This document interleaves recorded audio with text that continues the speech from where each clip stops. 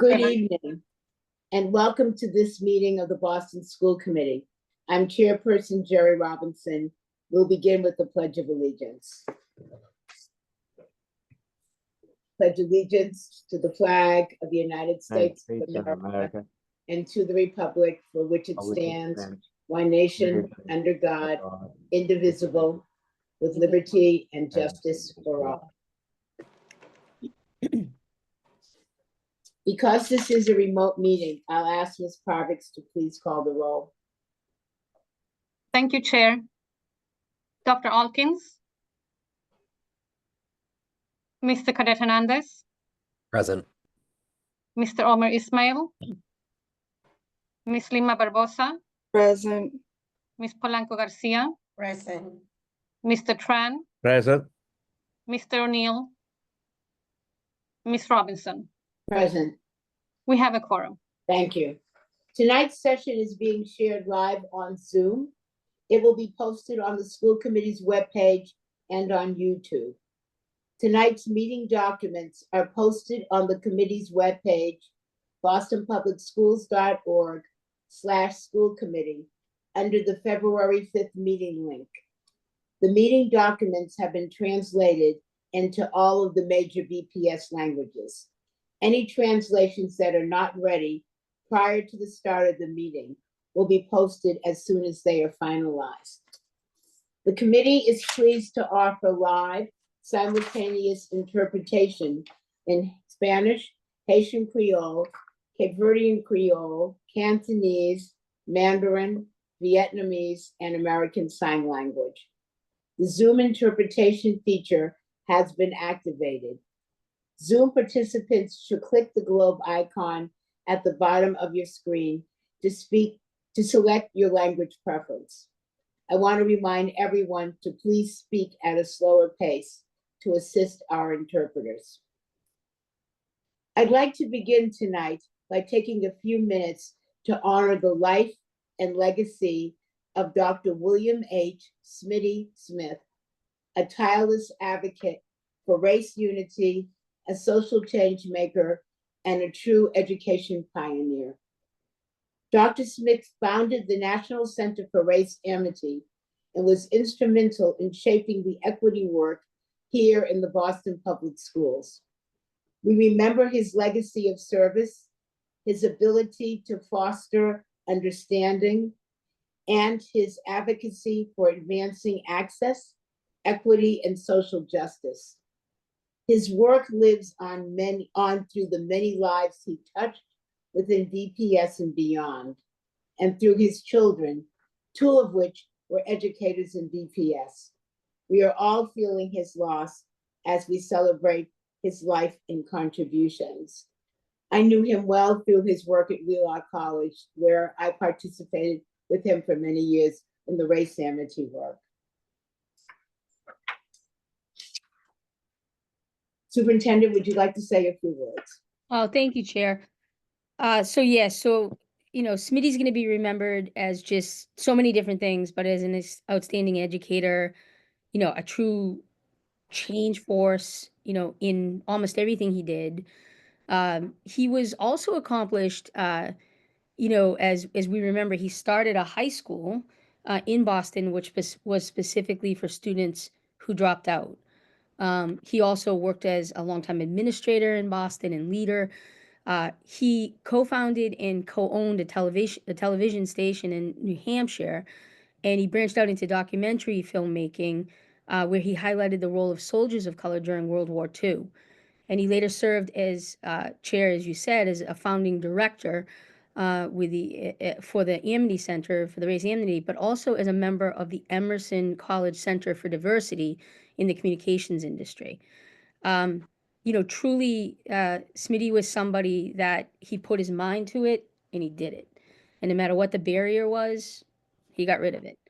I think perhaps most important was his role as father and grandfather and husband.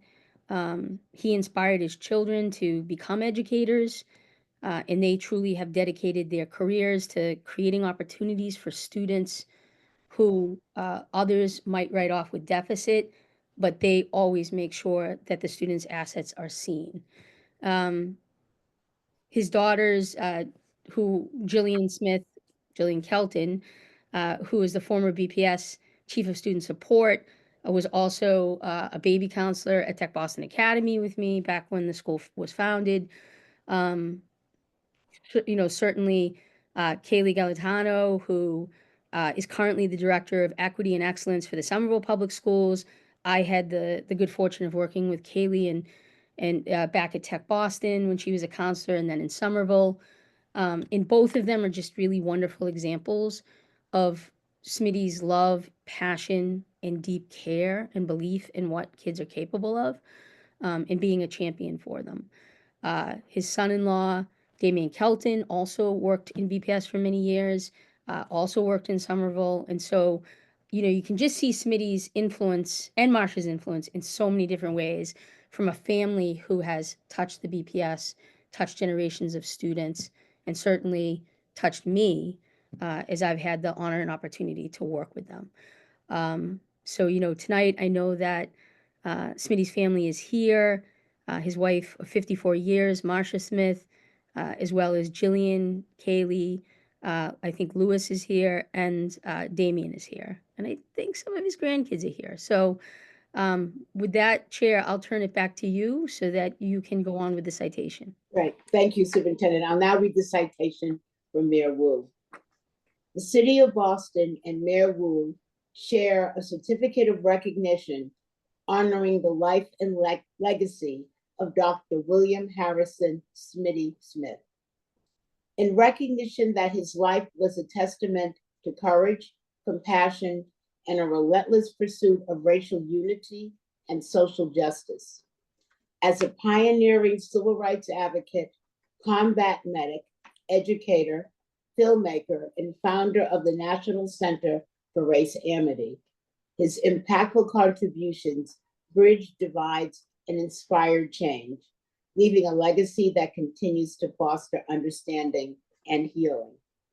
The City of Boston is honored to recognize the positive impact Dr. Smith had on countless others during his lifetime.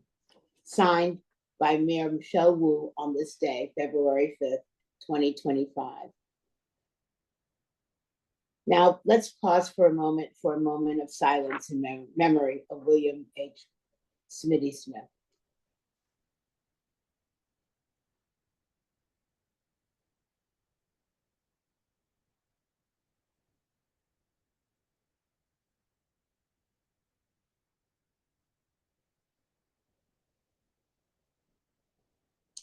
Thank you. Before moving on, I welcome anyone from Dr. Smith's families to say a few words. Thank you so much, Chair. Thank you so much, Superintendent Skipper. My family and I want to thank both the school committee, Boston Public Schools, and also the City of Boston and Mayor Wu for acknowledging the life and service of our father. He was a person who thoroughly believed that the future is in the hands of our young people. He saw education as a way to unite us and to lift us, a way to center and celebrate our differences, and to build a community that deeply embraces love, respect, and friendship. So thank you. Thank you. Thank you all for joining us.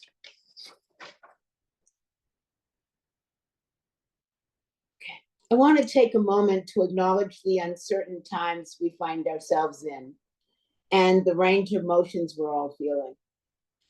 We have heard the fear and worry from our students, families, and our staff. Our commitments are unchanged. Boston Public Schools stands firmly in our commitment to being a welcoming district for all. We will continue to uphold our district and state policies to protect the safeties of our students. The diversity of our school communities and identity and experiences is what makes our district who we are. Ensuring students feel safe and seen in their schools and are provided with an education that prepares and inspires them for life after graduation continues to be our core priority. We will be steady in moving forward, and we are unwavering in our commitment to our students. Superintendent, would you like to share a few words? Yeah, thank you, Chair, and thanks for reiterating, as always, our commitment to students and families. We understand and acknowledge fully that members of our community are feeling a lot of the anxiety and fear that you spoke about, and it is taking a toll on our community's mental and emotional health, our students, our families, our whole community. My team has been monitoring the implementation of the new federal immigration policies and, frankly, any other administrative directives so that we can understand them, we can evaluate them, we can mitigate any impacts of the decisions that are negative on our students and our families. Central office departments are in constant communication with our regional and school-based teams, providing guidance and support as we navigate these changes.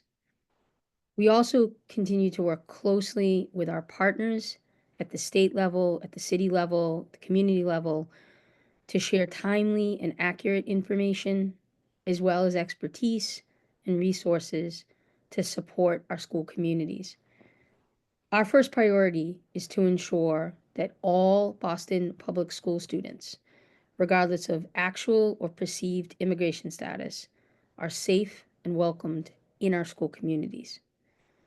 We have a legal obligation to provide every student a free public school education, regardless and inclusive of race, ethnicity, religion, country of origin, or gender identity. I recently sent a communication out to the BPS community to reassure them that we are fully committed to continuing to welcome all families and to supporting them while honoring our responsibility under the Constitution. Every day, we are driven by our values, our firm conviction that our work is always in the service of children and their families first. Our obligation is not only legal, it's ethical. And when we lead with compassion, respect, and understanding, we set an example for the students that we serve. On Monday, I also sent a second communication regarding the protections for LGBTQ plus students and their families and staff, and what they're entitled relative to the classrooms and buildings, and while engaged in BPS activities under our district's non-discrimination policies. These communications also serve as a reminder to our school communities that as public school educators, our responsibility is to ensure that every student who resides in Boston has access to a quality public education. BPS is also ensuring that our school administrators have an understanding of all of their legal obligations to students under federal and state law, as well as district policies. Our team has also provided guidance to school leaders and family-facing staff. We've been in regular communication with our families, and we will continue to be in partnership with the central office departments, school communities, and community partners.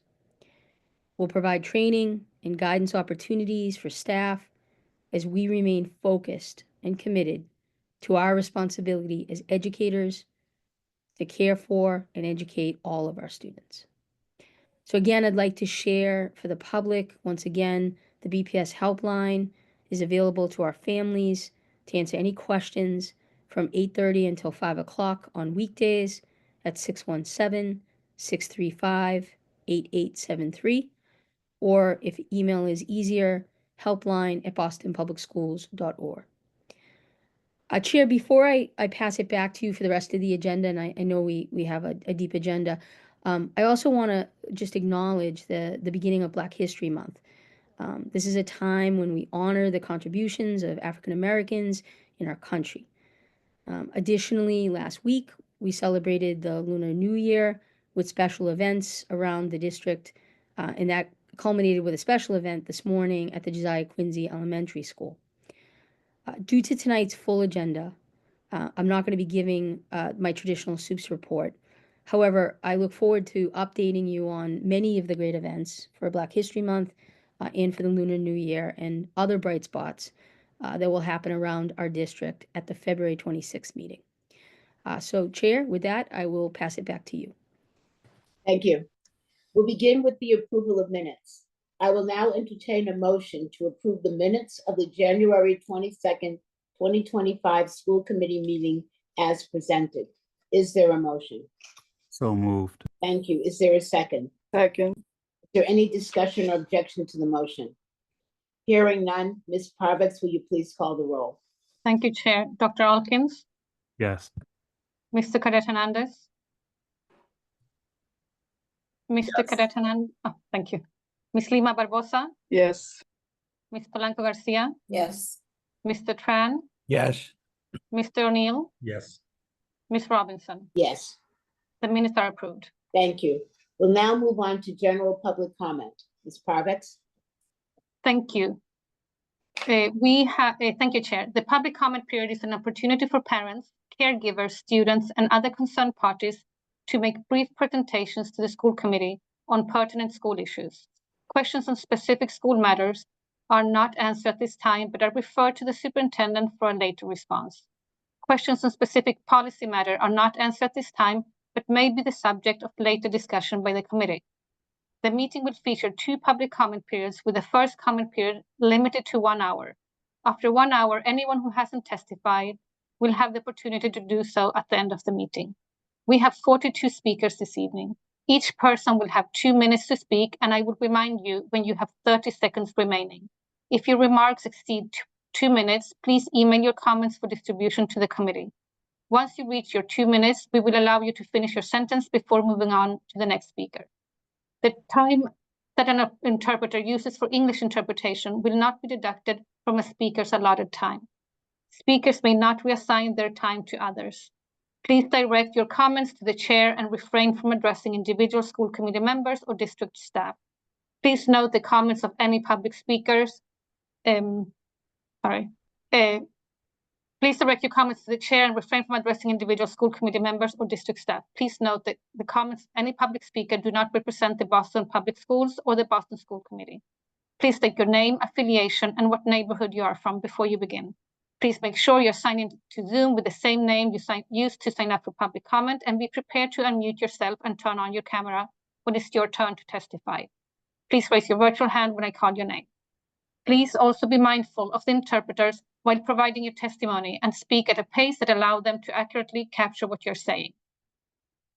Our first group of speakers are Jalisa Fernandez, Kylene Velasquez, Winter Rose, and Gianna Rodriguez. Jalisa Fernandez.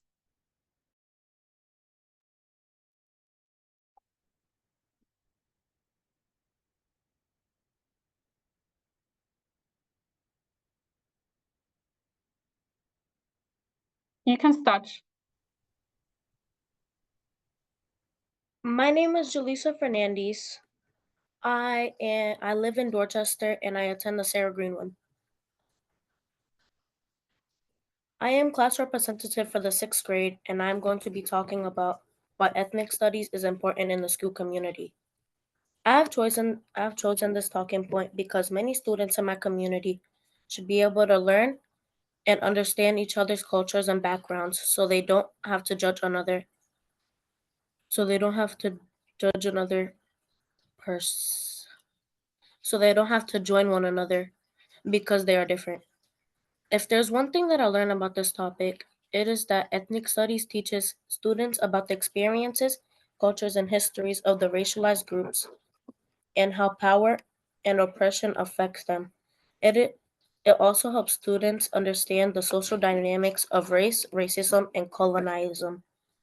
In closing, my name is Jalisa Fernandez, and I believe that anyone should be able to learn and not judge people for where they are from or their looks.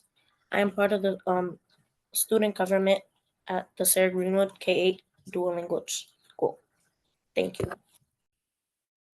Thank you very much. Our next speaker is Kylene Velasquez.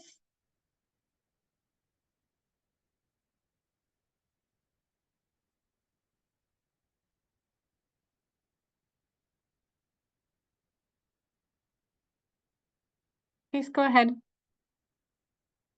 Hi, my name is Kaylin Velasquez. I live in Mattapan.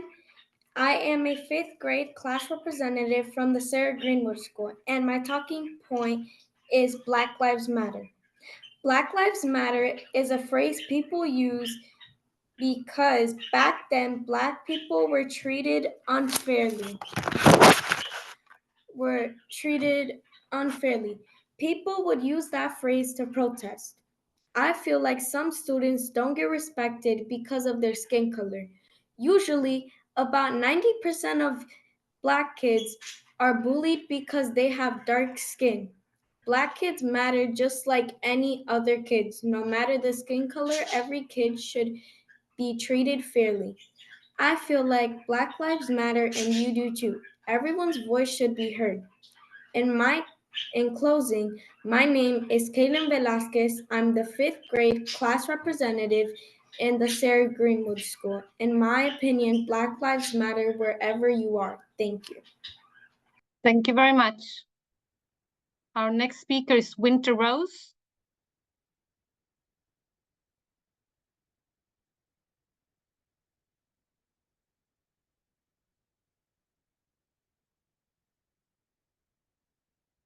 Winter Rose, you can start.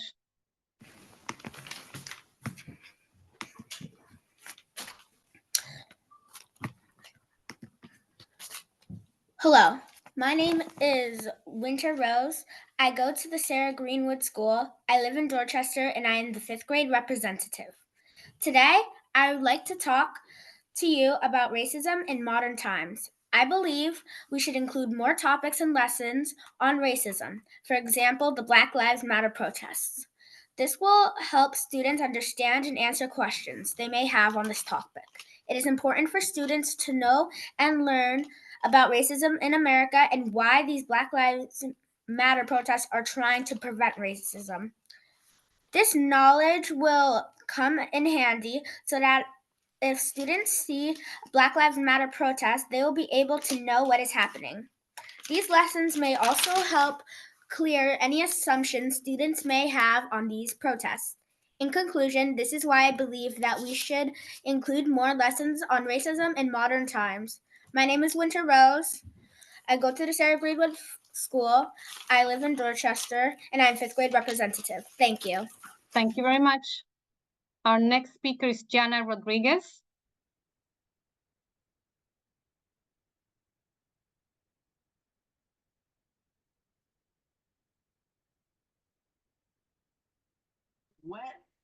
Good evening. My name is Gianna Rodriguez. I go to Sarah Greenwood. I am located in Dorchester. My name is Gianna Rodriguez. I proudly serve as the 7th grade representative of Sarah Greenwood School. Today, I want to empathize the importance of Black Lives Matter, an organization that is actively fighting against racism and empowering the Black community. Black Lives Matter started in 2013 in response to ongoing racism and violence against Black people. The movement seeks to stop police brutally and promote equality and justice in all areas of life, including education and economic opportunities. Why do we say Black Lives Matter? It means we recognize and support the importance of Black lives and their experiences. We need to educate ourselves and engage in conversations about these issues. We can also get involved in local initiatives that aim to create positive change. Just as Martin Luther King said before, all white children and Black children should love among themselves. It shouldn't matter by color or race. Everyone should be treated equally. In closing, my name is Gianna Rodriguez. I proudly serve as the 7th grade representative. I believe that all lives matter in the Sarah Greenwood School and in the city of Boston. Black Lives Matter. Thank you. Thank you very much. Kenika Kindle is not in the meeting, so we will continue with Nazik Mohammed, Michael McGuire, Jess Madden Foko, and Deidra Lewis Farmi. Nazik Mohammed.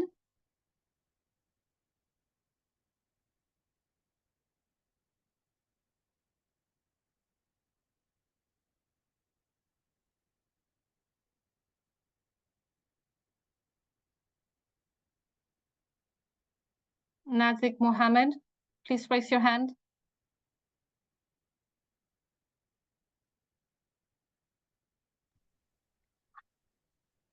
You can start. Thank you.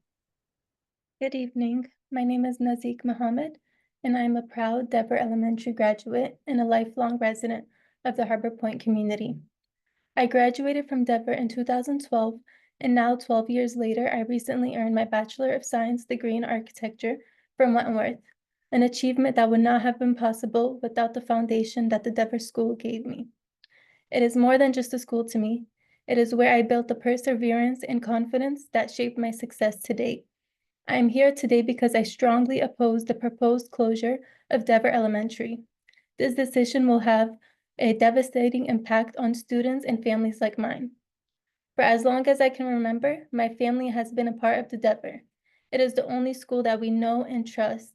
Whether it was myself, my siblings, my cousins, or other relatives, every year there has been family members walking its hallways and thriving in their education. You could say that we are a loyal Dever family. Over the years, we have seen generations of successful graduates within just our family alone, and I stand before you today as one of them. Proof of what is possible when students receive the right support within their own community.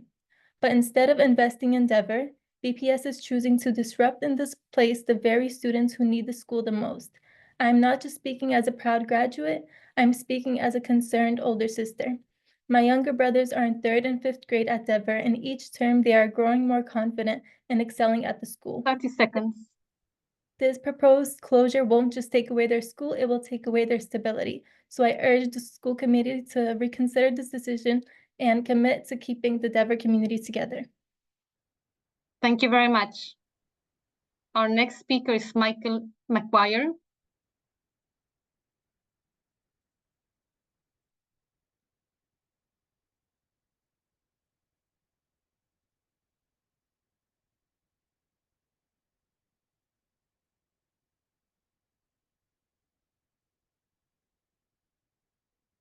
Michael McGuire.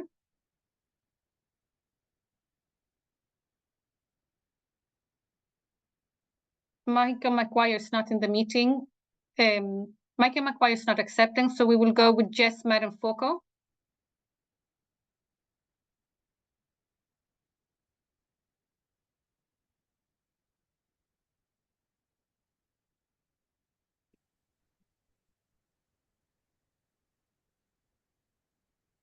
Hi, my name is Jess Madden Fuoco, and I live in Hyde Park. I'm an English teacher at Greater Eggleston High School and the mom of 2 BPS students. I have not come to testify at school committee since 2020-2021 when I spoke in favor of the more equitable exam school admissions policy that you ended up adopting. I spoke about how too often BPS prioritizes the needs of privileged and white families and explained that it's like the 38 bus that goes from West Roxbury to the door of BLS, a special route that runs at the beginning and end of the BLS school day, and which, unlike most MBTA buses, is filled with teenagers who are white.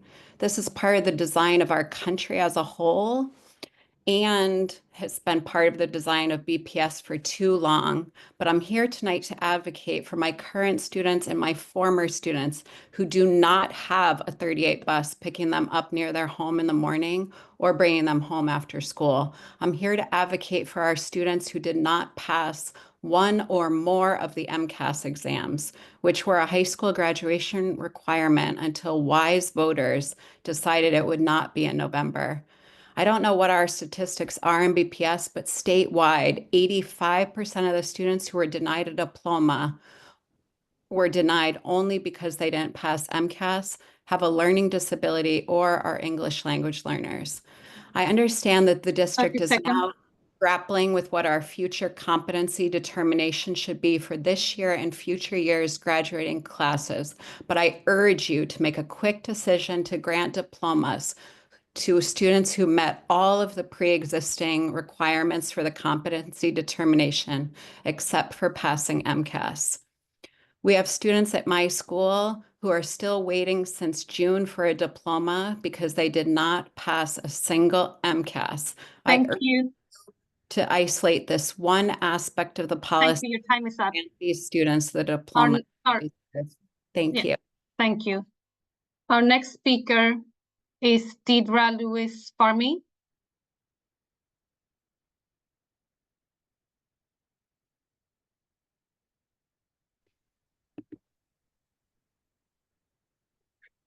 Good evening. I'm Deidre. Can you hear me? Yes, we can hear you. I'm Deidre Lewis Farmer, parent of a BPS elementary schooler, school counselor at Greater Eggleston High School. And I'm here to also urge to make a decision on the MCAS competency. I currently have 4 students from last year who are waiting for a high school diploma, one in which who would have been our valedictorian last year in 2024, who could not get a diploma and could not walk the stage because of the MCAS test, which was also 2 appeals were denied for these 4 students from last year. I also currently, half of my class of 2025 would be impacted because we don't have a decision on the competency determination for the MCAS. So I urge you to please make a decision quickly as it affects my current student population. Thank you. Thank you very much. Our next group of speakers are Lisa Clausen, Deidre Manning, Edith Bazil, and Maria Barbosa. Lisa Clausen. Everyone, please raise your hands when I call your name.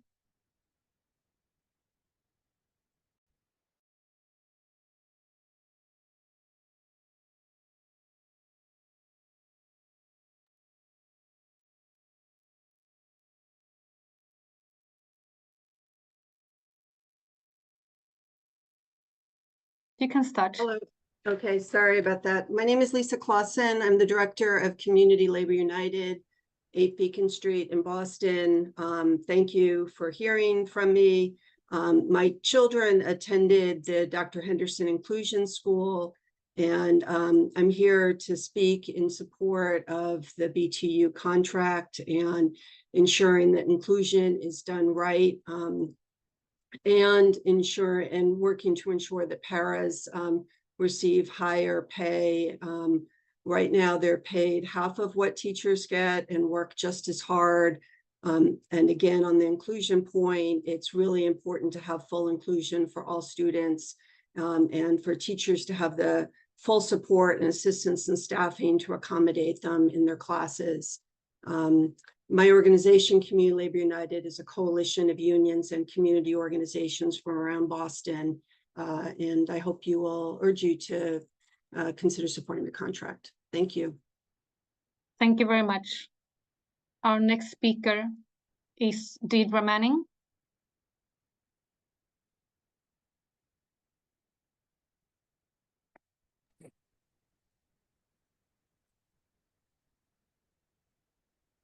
Can you hear me? Yes. My name is Deirdre Manning. I'm a single parent of 2 public school children. School committee members have frequently complained about not being provided with data that allows them to make an informed decision. Last April, the superintendent promised a discussion on exam school policy. School committee members have not been briefed on how students have been performing in exam schools. Chair Robinson has asked how many BPS students denied seats have remained with the district. School committee members should be concerned about high achieving students being denied educational opportunities and that students in elementary school are not being prepared to do well in high school, in college, and in the workforce. Voting to approve a consolidation of tiers does nothing to rectify the many problems with the exam school policy. A motion and vote tonight should be to allocate the number of seats per tier based on the number of applicants in each tier so that every applicant in the city has an equal chance of admission no matter where that child lives. Please don't let the 6th grade girl from the Manning School who testified last month that she had recently done so well on MAP testing, but just received a B+ in a single subject, which she believes is enough to deny her an opportunity for admission. The data supports her concern. Students with very high composite scores have been excluded from educational opportunities. She is a city resident and a BPS student and should be considered by BPS administrators and school committee members to be a member of our community. Please don't allow her fear to be realized by continuing to support a flawed exam school policy.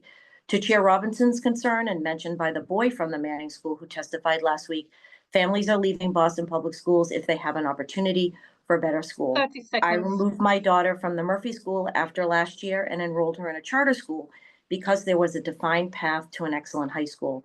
Families have received the message loud and clear that they cannot count on Boston Public Schools to provide their children with a future. I also want to mention that tier maps were promised to be available in midwinter.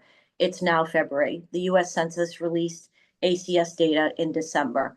People need information. The Boston Public Schools administrators are not providing us with information Thank or you a very fair much. policy. Thank you. Our next speaker is Edith Bazil.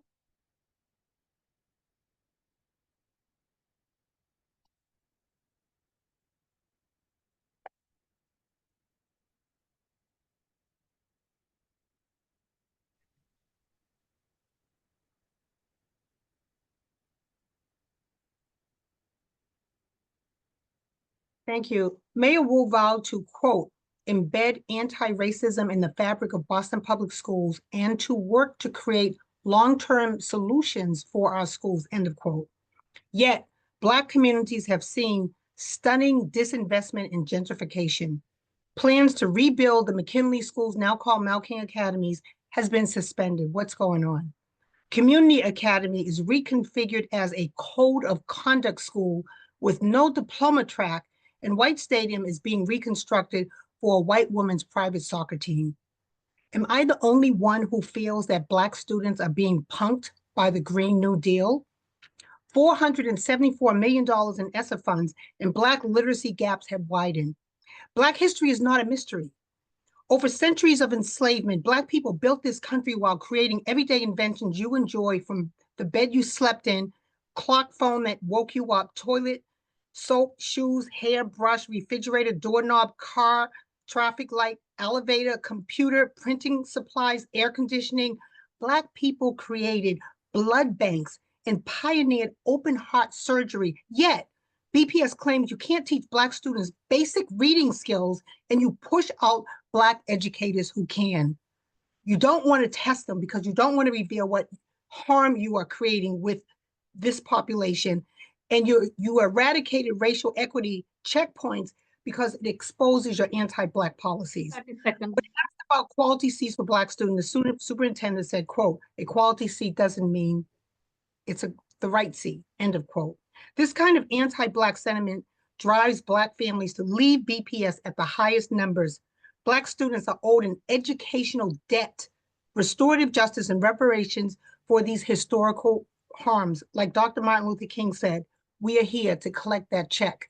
And thank you for all the brilliant young people who testified and the teachers. Thank you. Our next speaker is Maria Barbosa.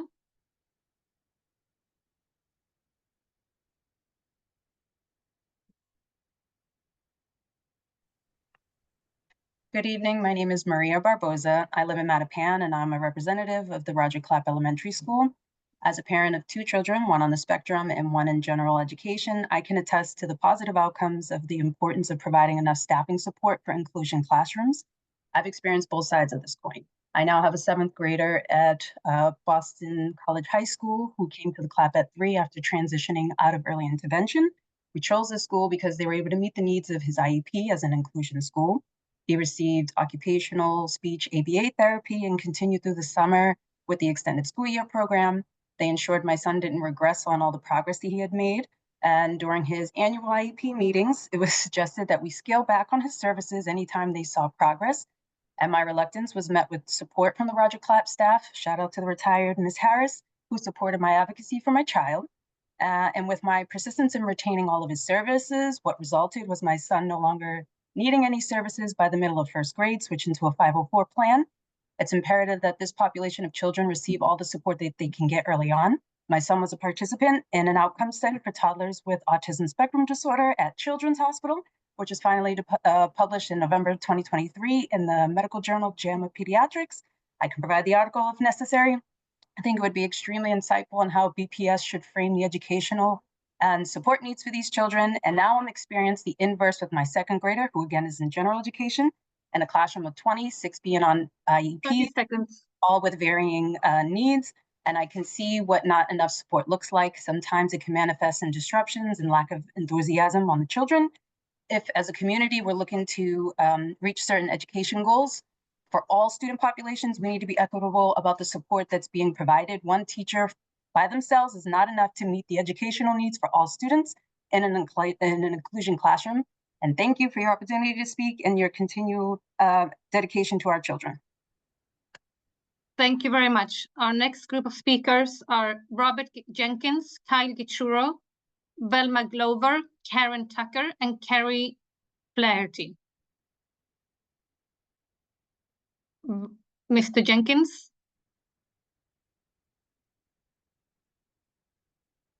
And please raise your hand when I call your names.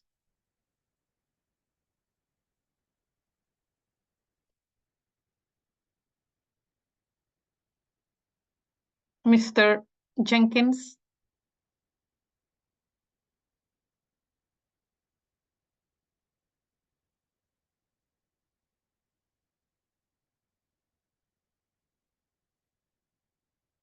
Mr. Jenkins, please accept the prompt.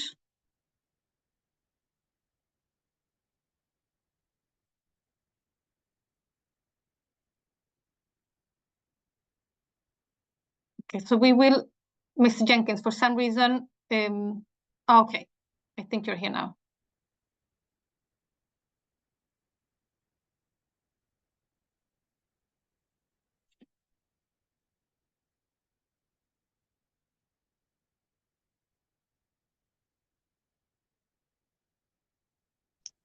Hello, can you hear me? Yes, can you turn on your camera, please? Can you see me? Can you hear me? Yes, we can hear you and see you. Yes. Robert Jenkins, President of the Madison Park Alumni Association. I'd like to say, good evening, Superintendent. Good evening, City Council members. Good evening, Chair. I'm President of the Madison Park Alumni Association. I would like to say everything. I support everything everybody has said, especially the students. I graduated from Madison Park in 1978, and when we came to the school wasn't even ready yet. But again, 50 years later, we don't have a complete school. The city has put, the renovation plan on hold, even though we have the assurances from the mayor and the superintendent that this is a priority. But it isn't really a priority the way we see it, because there are other projects that are fast-tracked, like the Philbrick and the Summer, also the Shaw and Taylor, going on the MSBA, okay? Again, it is something that needs to be really looked at on why Madison, after all these years of renovation, are still in the planning stages where we have to do this all over again. I'm not gonna waste a lot of time. Another point, school, the BTU, teachers on probably going on their 140th plus day without a contract is not fair. It is not fair. Another issue that is really plaguing me, and I'm trying to work with BPS, and it's not their fault, it's transportation. 30 seconds. As you know, I'm a sports official. Our kids are not being picked up for buses. It starts the games late. Today was the first day that we had enough time to start the game on time. And I want to say it's something that goes back when you mentioned Martin Luther King, Black History Month, equity. Thank you very much. Thank you very much. Our next speaker is Kyle Gichuro.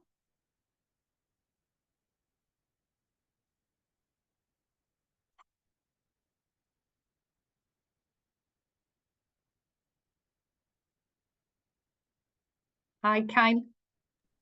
You can start. Hi.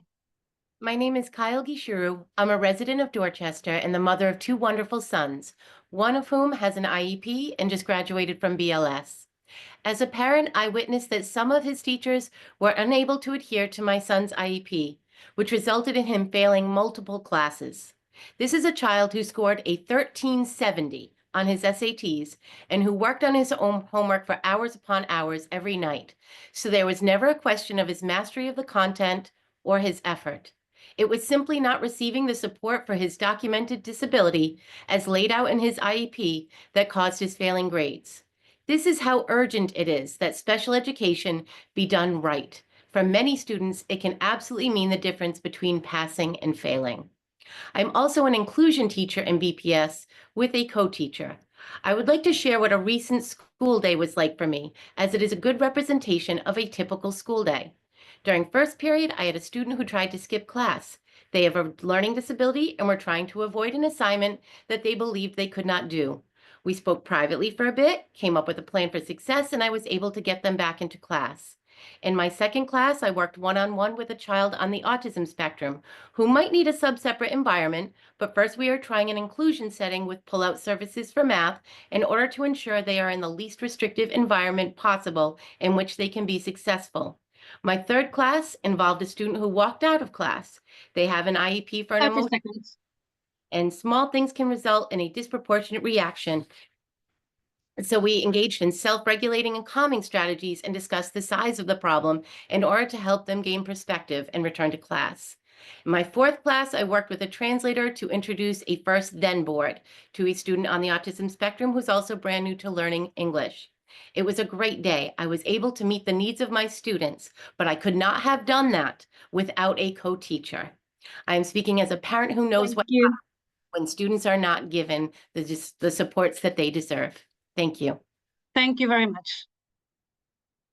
Our next speaker is Velma Glover.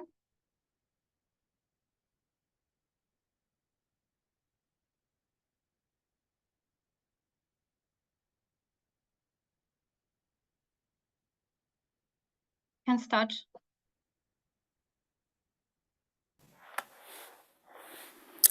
Good evening, everyone. My name is Velma Glover.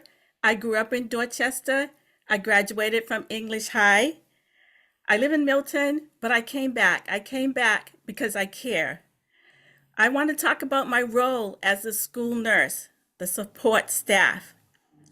I am the medication nurse, the Band-Aid nurse, the triage nurse, the case manager, the CAT team nurse, the physical and immunization nurse, the student support team nurse, the team grade level nurse, the treatment nurse, the individual health plan nurse, the field trip nurse, the sports physical nurse. I am the chronic disease nurse, the communicable disease nurse, the pregnancy liaison nurse, the emergency nurse, and I'm sure there's many other roles that I have not put up there, but that many of the nurses do. Who cares about the nurse? The expectation to get the job done. The expectation is to get the job done. How and when you get it done, who cares? Who cares? Can you hear me? Our absenteeism rate is high. Our connection with each other is low. Who cares? All of us are challenged with additional responsibilities with no extra support. Who cares? Our plates are full. The budget is low. United we stand, divided we fall. Who do you say I am? Thank you for letting me speak. Thank you very much. Our next speaker is Karen Tucker, followed by Carrie Flaherty.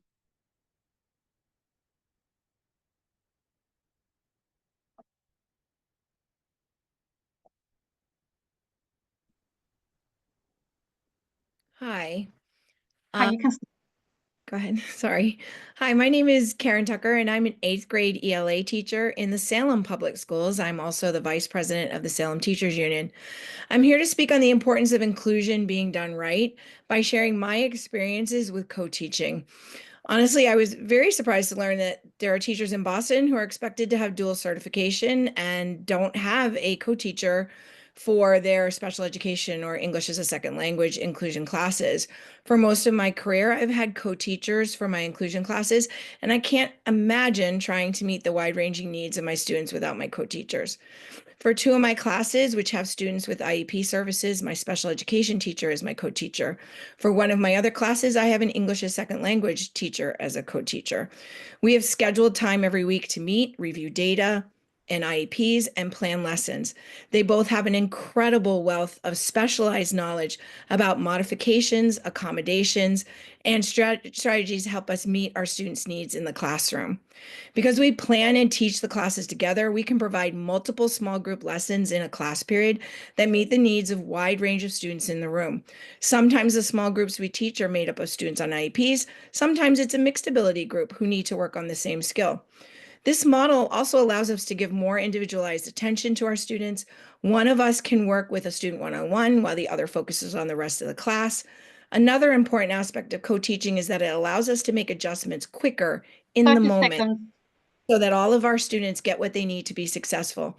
And that's what we all want, for students to have the education that allows them to be able to reach their goals and dreams. Ultimately, co-teaching empowers teachers to use wider range of strategies and tools, which leads to greater student engagement, stronger academic performance, and a more supportive, positive classroom culture. Thank you so much. Thank you. Our next speaker is Carrie Flaherty.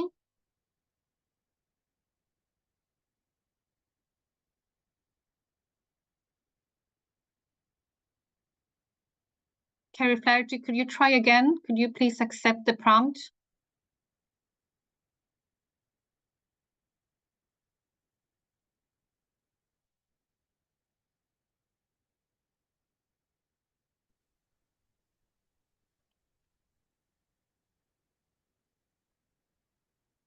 Can you turn on your camera? There we go. Thank you. Hi, my name is Carrie Flaherty. I'm from Brighton. I am the mother of an 8th grade at the Mary Lyon Pilot High School, where my niece is also in the 8th grade, and I've had 2 nephews graduate from. First off, to Ms. Glover, as a fellow nurse, I thank you for all you do. I am talking on why the Mary Lyon should not close. And as stated in an article by the Globe on September 27th, 2022, the article, The Mary Lyon Way, a Boston Inclusion School Successful Approach to Re-Engagement. Schools like the Mary Lyon, with its smaller classrooms, was built to give all students, those with special needs, particularly emotional and behavioral disabilities, and those with not, the best possible chance to learn in a supportive and integrated environment. They have learned to socialize, interact, and become a family along with their teachers. It is it's quoted as a unique experience in the Boston public school system, and it has offered a model for the district. Now the district is trying to rid that model and put them into larger schools where they will become a number and probably merely another statistic of another Boston public school student not graduating because they are being moved. Dr. Arnault was quoted as saying, "We see students as individuals." At the Mary Lyon Pilot High School, they are an individual, and they are taught how 30 seconds. to interact with other students, other adults, and the staff there will not let them just be a number or a statistic. In 2018-19, it was marked as successful in several metrics. And as a time where diversity is being challenged throughout the country, I ask you and I implore that BPS keeps the Mary Lyon Pilot High School open for the students that need it and that. Thank you. Thank you. Your time is up. you. Our next group of speakers are Cheryl Buckman, Christian Dubon Solis, Kathleen Boundy, and Ursula Alston. Cheryl Buckman, please raise your hand.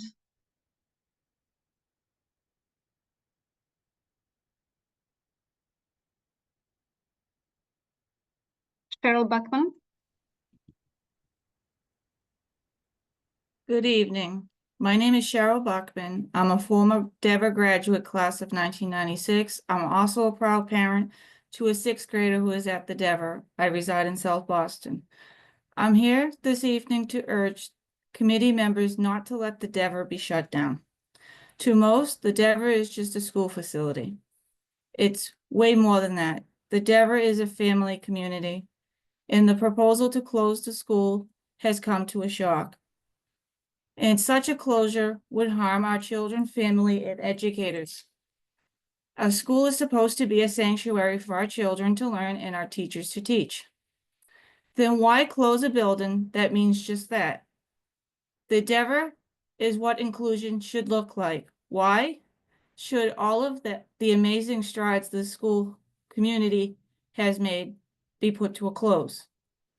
The Dever School has a lot of meaning to its students, educators, and families, where students thrive in learning and its teachers teach, and where families find reassurance in their child's overall academics.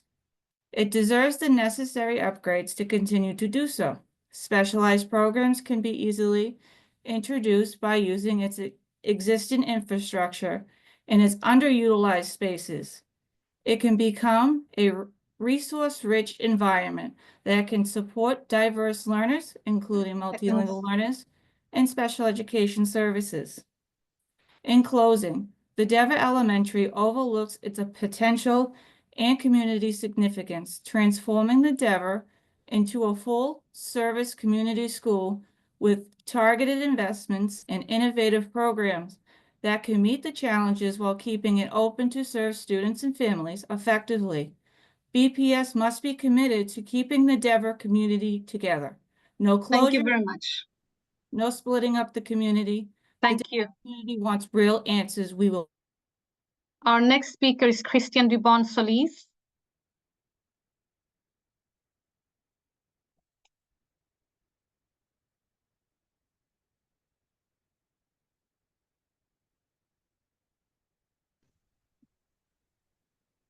Can you hear me? Yes, we can hear you. You can start. Good evening, members of the Boston Public Schools Committee. My name is Christian Duvon Solis. I live in the East Boston area, and I'm an organizer and leader of an organization known as Stories Inspiring Movements, also known as SIM. Tonight, I speak on behalf of Stories Inspiring Movements in support of the Boston Teachers Union, who are negotiating for a fair and just contract with Boston Public Schools. We are in solidarity with the BTU for the demands, and in particular, I want to emphasize a couple different points. The first is that educators, such as teachers and paraprofessionals in schools, need a living wage that allows them to stay in the communities they serve. I myself grew up in the BPS system, and throughout my time there, I can't overstate how much impact educators had in my life. My history and English teachers opened my eyes to the experiences of those whose stories never get told in textbooks, and how to craft effective arguments. My science and math teachers taught me a lot about the world around me and that our modern day world wouldn't be possible without numbers. BPS is full of educators who want the best for their students, and we should strive to see the best for them as well. Pay educators a fair and living wage. The second point is that Boston Public Schools must hire enough educators and specialized staff to meet the individualized and special needs of all students.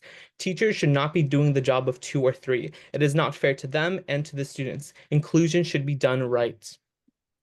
And lastly, I end with this.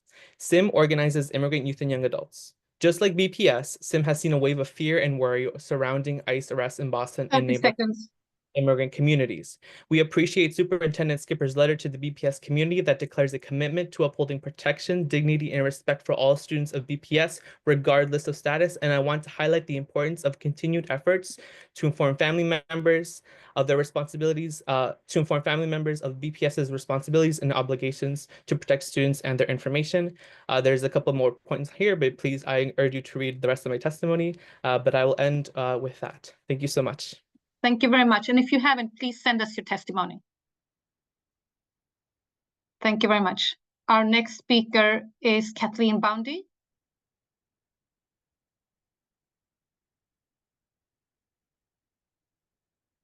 Kathleen Boundy, please raise your hand. There.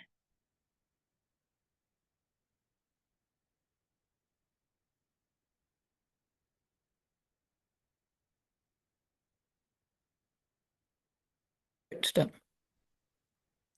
You can start. Nope. Go ahead. What do I? Okay, I'm not seeing your timer, but okay. Good evening. My name is Kathleen Boundy. I recently retired as co-director of the Center for Law and Education on Chauncey Street in Boston, where I represented students from low-income families for more than 46 years. I continue to provide pro bono assistance there. I'm here tonight to support inclusion done right. Based on my own experience advocating for linguistically and culturally diverse BPS students with disabilities, reports by Mass DESE and Great City Schools Council and student outcomes data, BPS is still not doing inclusion right.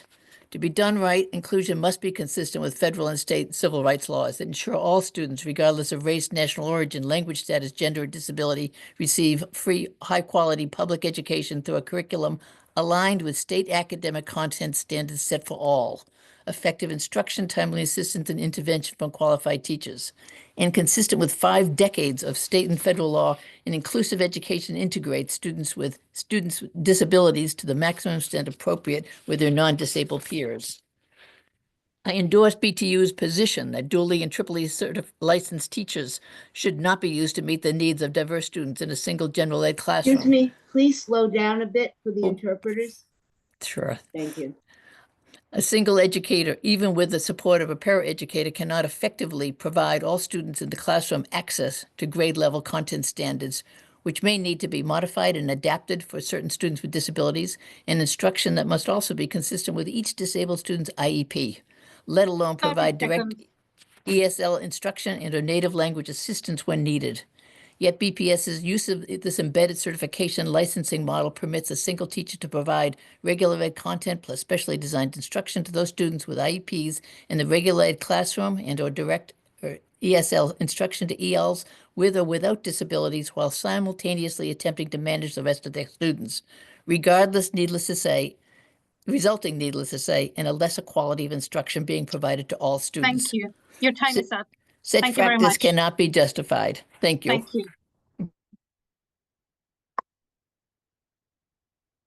Next speaker is Ursula Alston.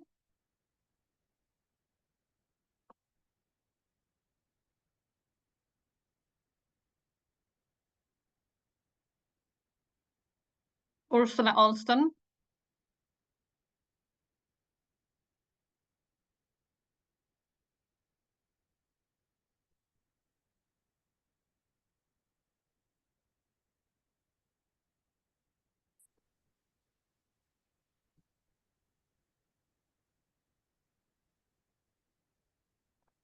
Hello, you can start. Thank you. Good evening. My name is Ursula Alston, and I am a proud resident of Roxbury. For 3 years, I had the privilege of serving as a parent mentor at the Orchard Garden Pilot School.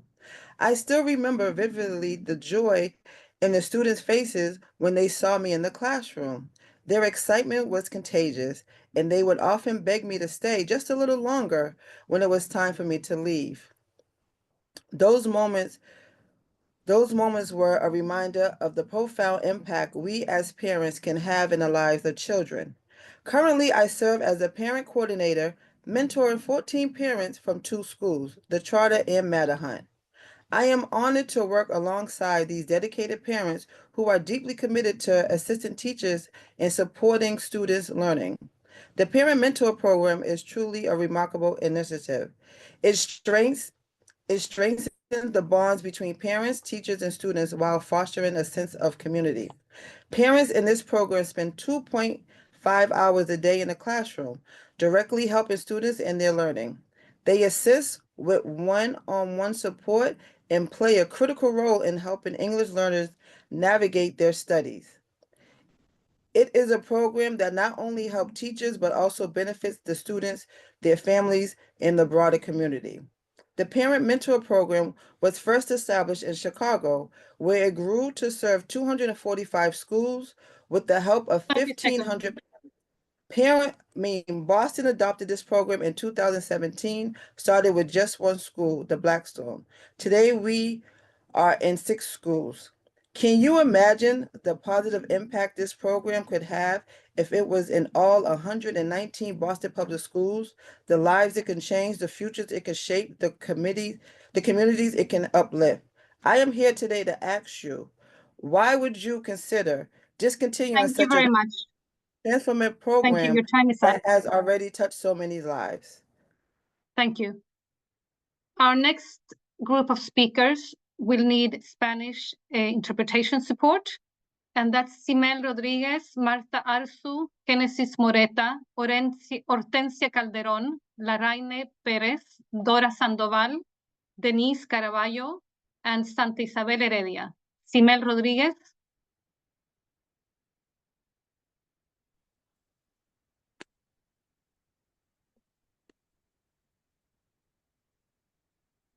And do we have our Spanish interpreter online? Preguntando si ya tenemos nuestro intérprete de español en línea. Buenas noches, comité escolar. Mi nombre es Simel Rodríguez, vivo en la comunidad de Roxbury y tengo una niña que asiste a la escuela pública de Boston. Antes le quiero dar las gracias por haber apoyado el programa de Padres Mentores el año pasado y espero que... Simel, Yes. Mr. Rodríguez, ¿puede parar un segundo para que le pueda traducir, le pueda interpretar el intérprete? Ok.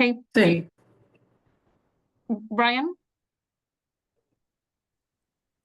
Muy buenas noches. Good evening. Mi nombre es Simel Rodríguez, Mi vivo en nombre la es comunidad de Roxbury y mi hija asiste a la escuela pública de Boston. Vivo en la comunidad de Roxbury y mi hija atiende las escuelas públicas de Boston. Brian, you need to interpret to English, please. I'm so sorry, but I thought I was going to... okay. Señora, me disculpa, ¿pudiera repetirlo nuevamente, señora? Disculpe. Mi nombre es Simel Rodríguez, vivo en la comunidad de Roxbury y mi hija asiste a una de las escuelas públicas de Boston. My name is Simel Rodriguez and my daughter attends one of the Boston Public Schools. Antes le quiero dar las gracias por haber apoyado el programa Padres Mentores el año pasado. I just want to congratulate for the program Mentor Parents from last year. Y espero que continúen apoyándolo. And I hope that you continue supporting it. Gracias a esto, yo pasé de ser una empleada en un restaurante a ser coordinadora en una escuela de la que llevo el programa. Thanks to this program, I was able to not just be a regular worker, I was able to become also a coordinator at one of the schools. Digo con total orgullo que gracias a este programa mi vida ha tenido un cambio transformador. I just want to say that thank you to this program, it has transformed my life. Por otra parte, este programa tiene un componente de escalera de oportunidad que a través de mi nivel académico está avanzando. And due to this program that has a strong component, it has helped me with and given me much opportunities academically. Estoy terminando mi GED y estoy estudiando inglés. I am finishing up my GED and I am also studying English.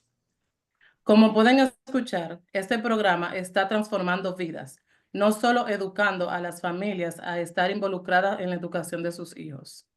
This program is not just helping me, but it's also helping families to be educated about the schools and the children. Sino que también está impulsando a muchas madres y padres que, al igual que yo, no tienen un nivel académico a que se preparen y para contar con el nivel educativo para poder seguir trabajando y ser pagados con un mejor salario. And also with this program, it's also to help families that may not have that academic knowledge, but to be able to gain and to be able to prosper with their education and work. Confío en que mi historia llegue a sus corazones y sigan apoyando programas como estos por el bien de nuestras familias y estudiantes. I hope that you guys continue with this program and support it because it is a well job or a well-being for students and the families. Gracias. Thank you. Muchas gracias. Our next speaker is Marta Arzu. Our next speaker is Marta Arzu.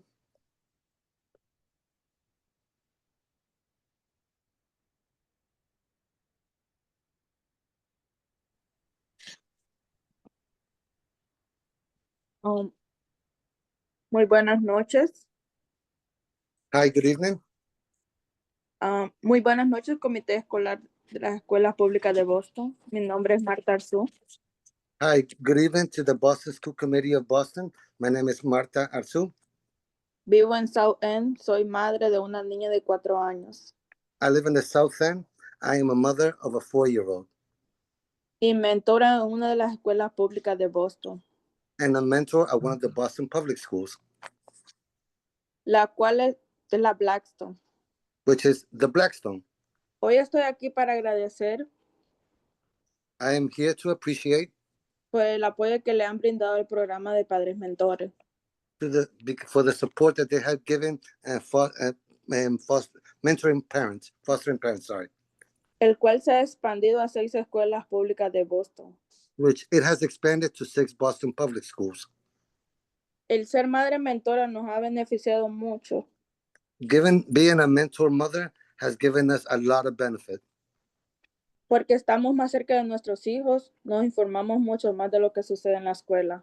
in which we are closer to our children and we get to be much more informed with the school. Ser madre mentora me ha ayudado mucho porque gracias al programa de Padres Mentores Thanks to the Mentoring Mothers or the Mentoring Parents program, puedo ir a practicar para recibir el examen de paraprofessional.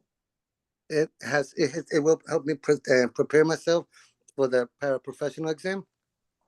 Pertenecer al programa de Padres Mentores abre muchas puertas a personas que queremos estudiar. Supporting that program, mentoring parents, it gives us a chance for us to progress. Personas que queremos sobresalir en nuestra familia. People that want to move on in our lives and come along. Esperamos que dentro de su presupuesto continúen dando el apoyo a programas como estos. We hope that within the work that you are doing, it's included to give the support for this program. Ya que estando en el aula de clases, podemos ver el apoyo que nosotros como padres, mentores, brindamos a la escuela.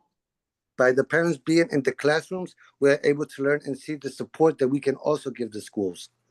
¿Por qué quitar algo que está sumando y no restando a la educación de nuestros hijos?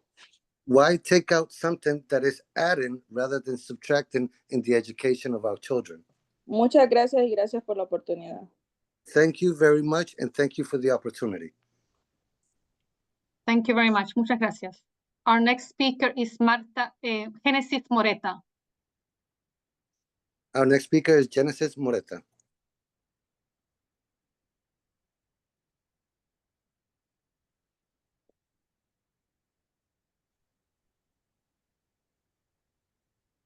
Puede comenzar. You can start.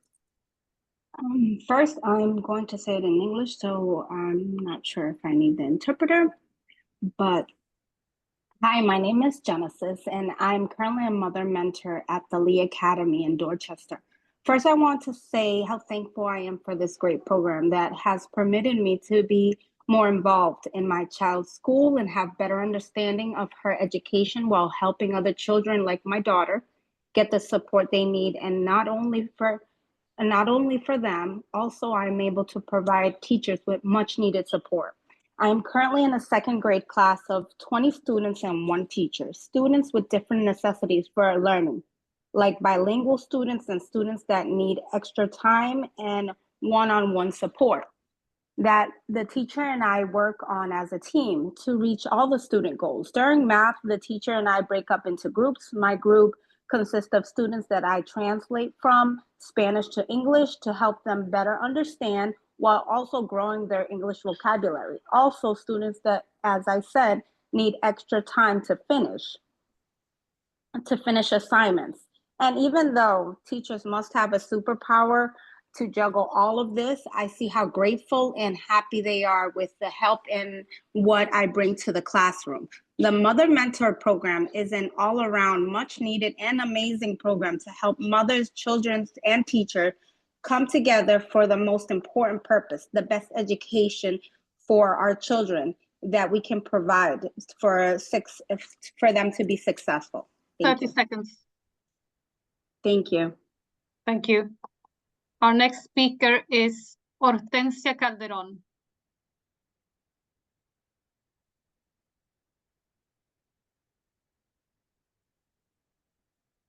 Hortensia Calderón. Por favor, acepte. Ok. Hortensia Calderón se negó de ser panelista. Lorraine Pérez. Lavaine Perez.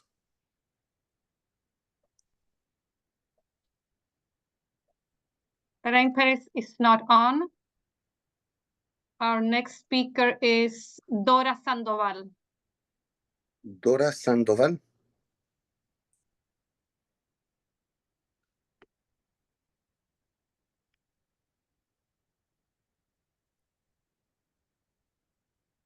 Hello. Sí, puede empezar. Sí. Buenas tardes, miembros del Comité de las Escuelas Públicas de Boston.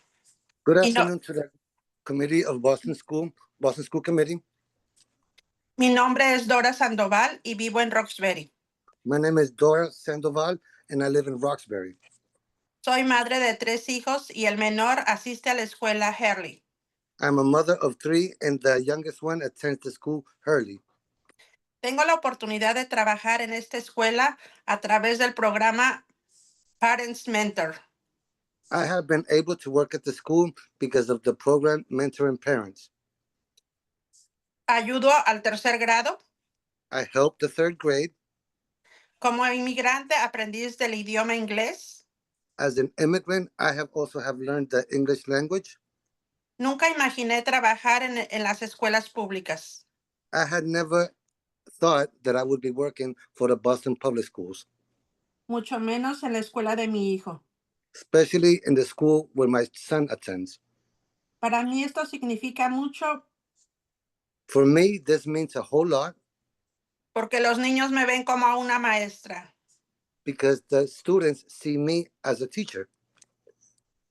Eso me llena de orgullo. That fills me with so much pride. Dentro del salón de clases, Inside the classroom, apoyo a los niños para realizar sus trabajos escolares, I help and support the students with their academic work, así como brindarle la ayuda necesaria a la maestra just like also giving the support to the teacher para desarrollar su clase. to help develop her class. Gracias a esta experiencia Thanks to this experience y a las escaleras de oportunidades que ofrece el programa Padres Mentores, and the ladder of opportunity that the program offers mentoring parents, pude inscribirme a la Universidad Urban College I have been able to sign up to Urban College para ser una asistente de maestra. so that I can become a teacher's assistant. Quiero dar las gracias por el apoyo brindado a este programa I want to give the thanks to the support that has been given to this program, y espero lo continúen haciendo. and I hope they continue to do so. Considero que programas como este deberían de ser la prioridad para el distrito. I believe that programs like this should be a priority for the district. De esta manera lograríamos involucrar más a las familias 30 segundos. With this manner, we would be able to involve more families en el ambiente escolar. in the scholastic environment. Soy una madre más involucrada en las actividades escolares I'm just another mother involved with the school activities, y conozco el esfuerzo de los maestros, and I also acknowledge the effort of the teachers, pero entiendo el papel importante que jugamos los padres. and I also understand the important role that the parents have. Espero que mi testimonio I hope that my testimony sea escuchado y valorado para este programa. will be listened and valued for this program. Gracias. Thank you. Muchas gracias. Our next speakers are Denise Caraballo and Santa Isabel Heredia. Denise Caraballo. Denise Caraballo.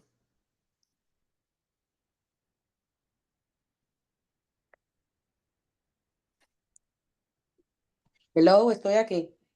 Hello, am I here? Puede empezar, señora. Ok, mi nombre es Denise Caraballo, vivo en Roxbury. My name is Denise Caraballo. I live in Roxbury. La escuela donde asiste mi hijo es Mason Elementary. The school that my son attends is Mason Elementary. Quiero agradecer al distrito por haber apoyado el programa de Parent Mentor. I want to thank the district for supporting the parent mentor. Me gustaría, Me gustaría que continúen apoyando este programa y lo introduzcan en el presupuesto del año escolar. I would like for them to continue with this program and for them to also introduce it to next year's budget. Soy una madre del BPS que estoy aquí para compartir mi historia. I am a mother from BPS, and I'm here to share my story. De cómo el programa de Parent Mentor ha cambiado mi vida con un antes y un después. How Parents Mentor has changed my life from before and after. Como yo, de ser una madre inmigrante que vino con el sueño americano, As a mother, immigrant mother that has come here for the American dream, me enfocaba solamente en trabajar, donde llegué a tener hasta 3 trabajos. where my only focus was just to work, which I even had 3 jobs at the time. Casi nunca tenía tiempo para estar involucrada en la escuela de mi hijo. Siempre tenía excusas. I never had time to do part of the time or activities in the school for my kid. I always had excuses. Y estaba muy ausente en la educación y en el progreso de mi hijo. And I was very absent in the progress or in the education of my son. A tal nivel que cada vez que me enviaban el sobre de los IP de mi hijo, yo solo firmaba para llenar requisitos. In which, when I would receive the envelope with the paperwork for the IEPs, I would just sign it and send it back. Pero muy pocas de las veces lo entendía o sabía lo que pasaba con el plan. And very few times I would understand it, or very few times would know what was going on with the plan.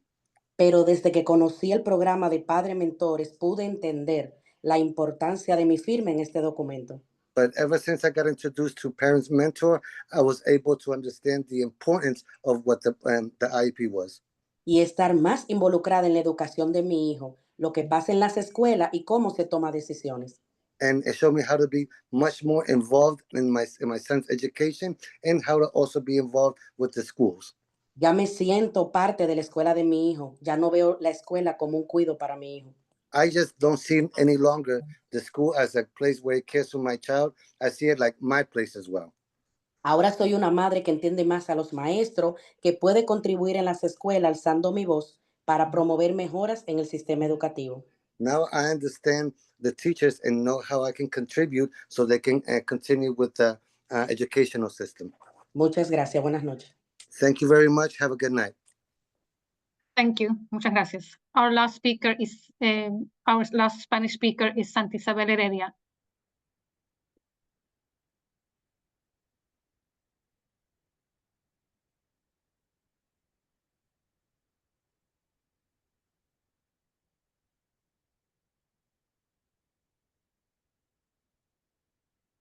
Santa Isabel Heredia.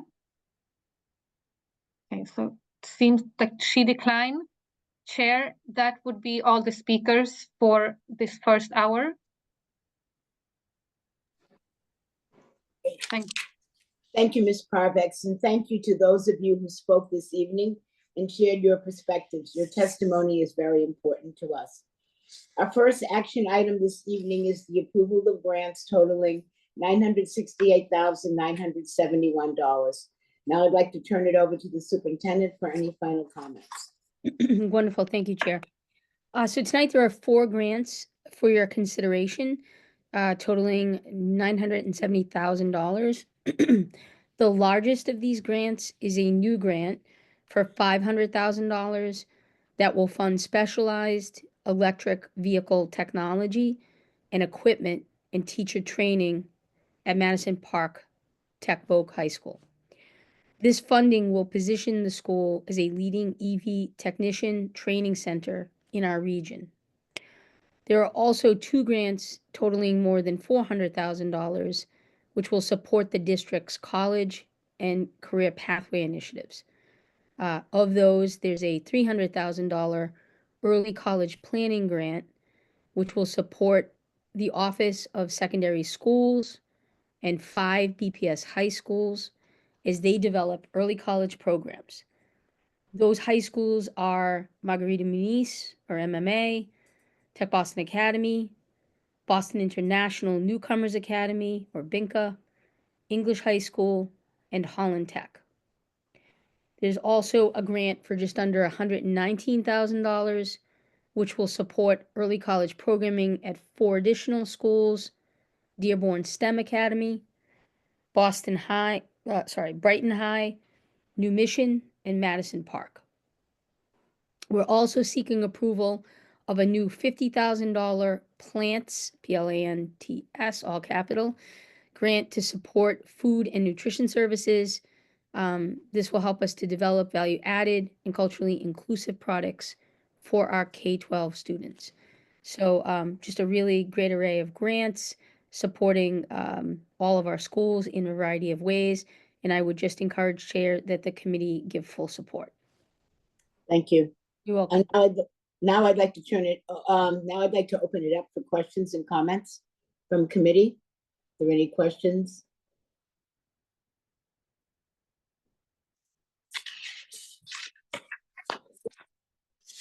Okay, if there are no, okay, there are no questions, I now would like to entertain a motion to approve the grants as presented. Is there a motion? So moved. Is there a second? Second. Thank you. Is there any discussion or objection to the motion? Ms. Parvati, will you please call the roll? Thank you very much, Chair. Dr. Alkins, Yes. Mr. Cadet Hernandez, Yes. Ms. Lima Barbosa, Yes. Ms. Polanco Garcia, Yes. Mr. Tran, Yes. Mr. O'Neill, Yes. Ms. Robinson. Yes. The grants are approved. Thank you. Our second action item this evening is the approval of the exam schools admission policy recommendation, which was presented at the December 18th, 2024 meeting. I'll now open it up to any questions and comments from the committee. Mr. Cadet Hernandez. Yeah, we were talking about this earlier, Chair, so thank you. I am curious, in previous conversations, we've been talking about how to further localize points to individual students. And so I'm wondering, from last year to this year, what have we done to sort of address those questions? So I'll have Monica Hogan come on to also talk about this, but I think that one of the things that we looked at and we discussed here at the committee was that in order to do anything like this, we would have to develop a mechanism for collecting documentation. And that this would be like an example of something where it may address a particular group of students who are low income at our no point schools, but it would also, because of the collection of documentation, and particularly in this environment, a nervousness with that, it would actually screen out potentially a lot more students than that. Anytime you're asking for documents, financial documents or any of the sort. There was also the remaining issue of the students who are not ours, who are applying from other variety of schools, and how to actually be able to get that documentation in a timely manner so that the process itself could happen. Monica, do you want to, is there anything else you would add to that? And Monica, while you're adding to it, just one clarifying piece here. There is underlying data that tells us that a school is low income, which is based on the student information that's already there. And so I know there was also conversations, and we had said last year, the state has that information. We wouldn't have to collect it from an individual student if we were to get, if there was a relationship with the state to have that information in a safe way so that we were able to sort of further target those points. And that could be true across other districts, other schools. And what I left understanding last year was we were going to look into that further. So I'm curious what happened there, less about the collecting of some sort of forms, but more about an agreement with the state to get the level of data that they have that informs how we're able to say a school is 80%, economically disadvantaged. Yeah, I think we've had some initial conversations. I think at this point in the process, we're not ready to move forward with that for this admission cycle, but it is one of the questions that you might remember was in the presentation in December that we're continuing to look into this spring as we do a fuller look at the policy. So we have had some conversations. I think there are some limitations around data sharing and what those agreements look like. And additionally, just thinking about what information is actually captured in that system and what that would mean to use it at the individual level as opposed to the aggregate level. So I think it's something we're continuing to look into, but not something that was ready to sort of move forward with in this timeline. Right. I will say, and sometimes I create lots of noise, but I actually think the noise I make is quite consistent year over year. This predates you, Superintendent. I have been talking about this since I got on the committee. So for whatever it's worth, just as a member of the body, it is a tough moment where you're like, I've been asking the same question for multiple years, and every year I'm just sort of told, we're looking into it, wait till next time. And so I trust that it is happening. I just, I fear that my concerns don't ring as urgent. And I think that's tough. Yeah. Thank you. Okay, thank you. Are there any other questions? Okay. If there are no further questions, I'll entertain a motion to approve the exam school admission policy recommendation as presented. Is there a motion?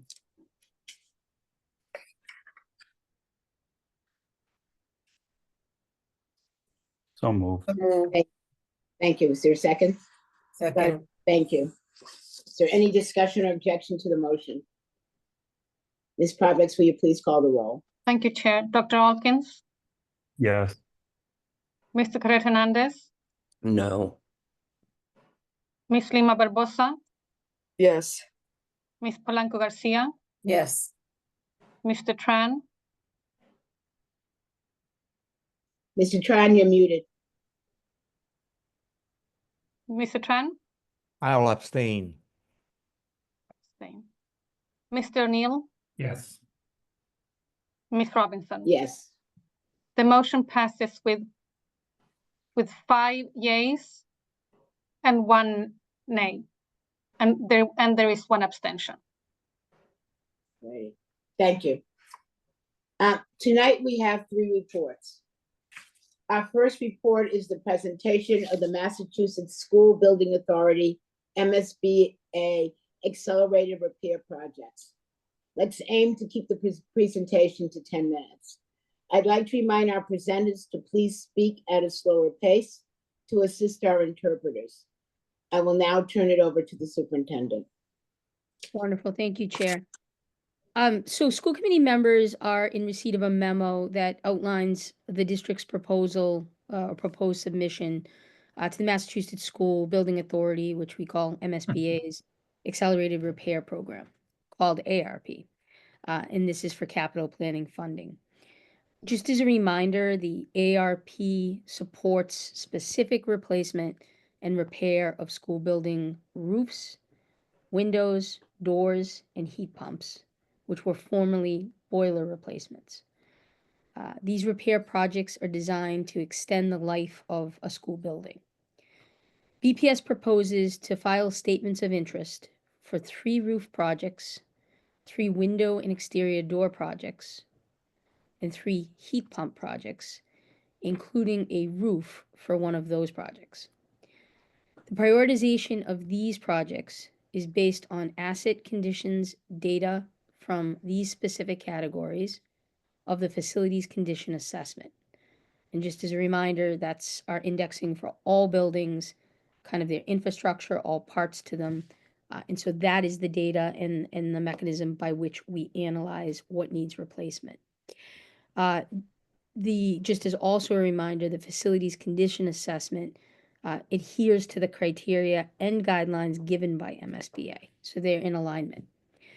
As you may remember, the district submitted 8 applications that you voted on for window and roof projects last year, all of which were approved and all are in the pre-design phase. Starting this year, ARP will operate on a biannual basis instead of an annual cycle, which means that after 2025, this year, they will not accept applications again until 2027. ARP is so important to extending the life of our buildings, especially given the age and the condition of our facilities. and it's critical to improving our building infrastructure while we take on other large construction and building projects through the long-term facilities plan. We'll ask the school committee to approve this application with these admittance at the February 26th meeting before we seek city council approval, so this vote will take place March 5th with city council. The submission deadline is March 21st. So we want to make sure we have your approval and then city council's for that final submission where the deadline is March 21st. So at this point, I will turn it over to BPS Chief Operating Officer Brian Ford Jr., and he will just do a short presentation and answer whatever questions you may have on this group of ARP projects. Brian? Thank you, Superintendent, and good evening, and thank you for having me. Just give me 1 minute while I pull up the presentation.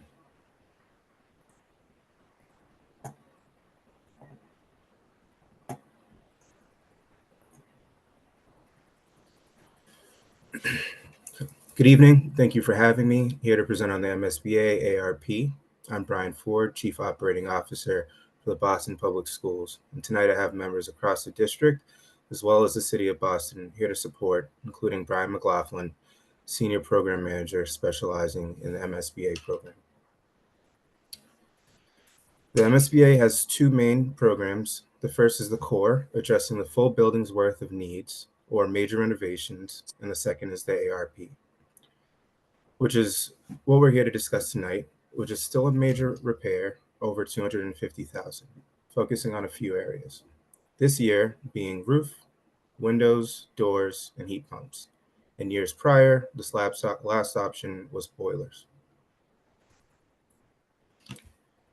In order to be eligible, we must meet the standards set forth by the MSBA every year, which means roofs that are older than 25, windows older than 30, cost that's over $250,000, no overcrowding within the school, educational use cases that are applicable to our uses today.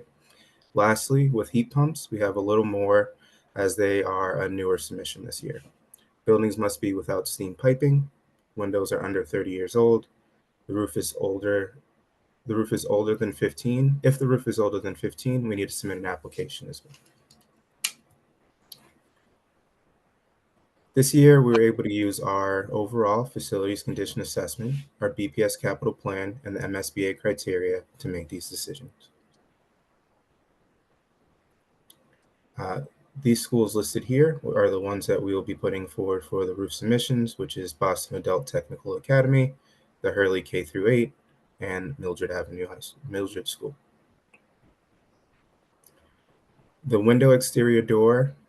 On this slide, you'll notice that we also have included the Mary Lyons High School in this submission.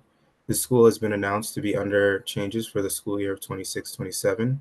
We are continuing to envision this school to have educational capacity to serve the district, in part or in full for the Mary Lyons community.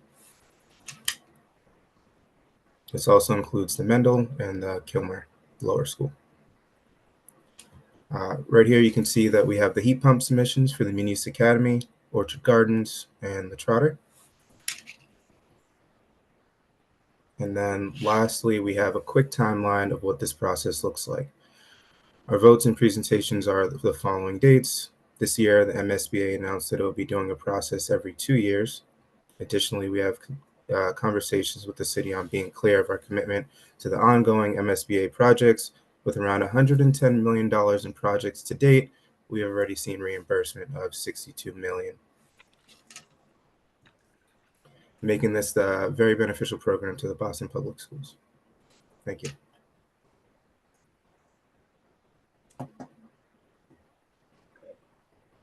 Sorry. Yes. Thank you, Chief Ford. I'll now open it up to the committee for questions and comments. Dr. Alkins. Thank you for the presentation. So could I just get a little bit more clarity on how this process also speaks to our long-term facilities plan and how yes, buildings, of course, need to continue to be repaired. But is there any communication around this process, speaking to the long-term facilities plan, that might be forecasting closures and mergers, that might just be on the immediate horizon?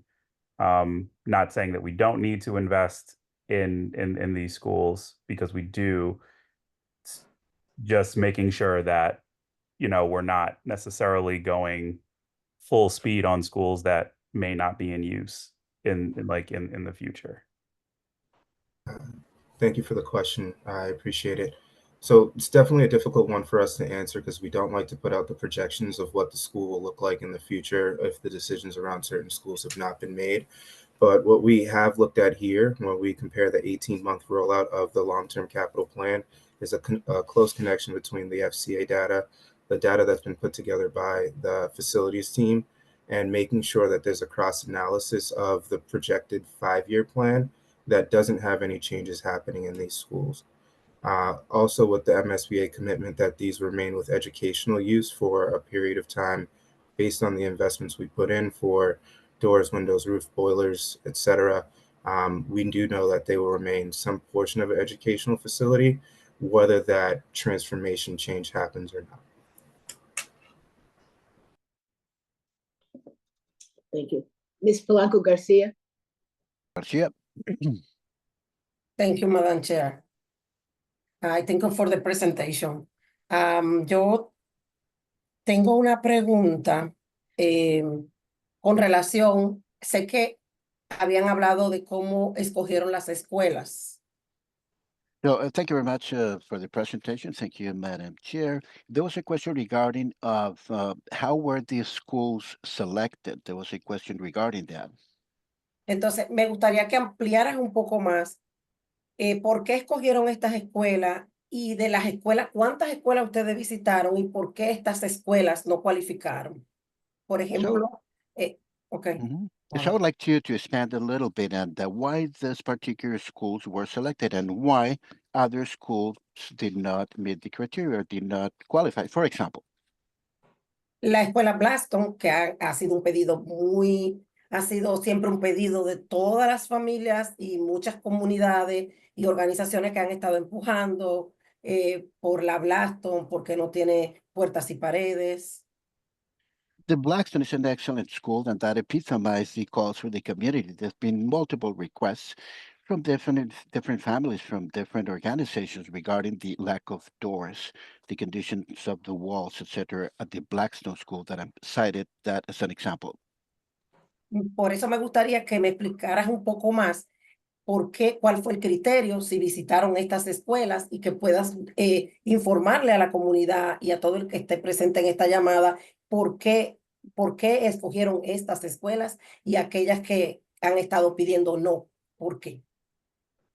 So I was wondering if you could please expand and elaborate a little bit on what was the criteria by which some schools were visited and some schools were not, and why did that happen? If you could please expand on this, and the community will appreciate very much if you inform them as well. Good evening. Thank you for the question. Very much appreciate it. I'd like to dive into the details. With the facilities condition assessment that was done in the district a little over 2 years ago, it allowed us to rank every specific asset within a building and give us different conditions in the heavy metrics that lie underneath those reports. It gives us the remaining useful life of many different parts of the asset, such as the boilers, the windows, the doors, and every affected part within a school. It will let us know the current condition ranked from failed, poor, good, and kind of in perfect condition. We then take those metrics right now for what are Excuse me. Yes. Excuse me. Nobody interpreted in Spanish on the line. I'm sorry.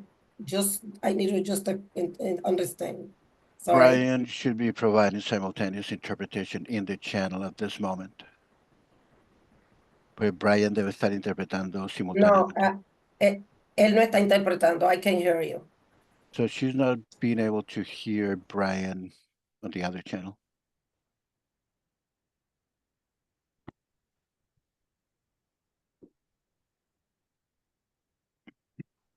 ¿Ya está escuchando, Rafa? No, no está, ahora no están hablando.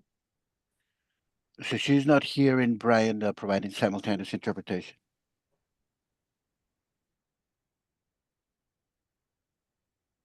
Brian, are you there? He needs to unmute. Is he frozen? Oh, you need to unmute, Brian. Parece que tiene el micrófono apagado, Rafa. Okay. Yeah. It's important because Lara community hispanohablante is connected in this call right now. You need to understand exactly what happened, why some school not qualify, you know, and that's it's important. Listen the interpretation in Spanish channel.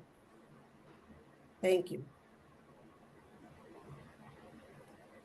Is Brian all set? Ready?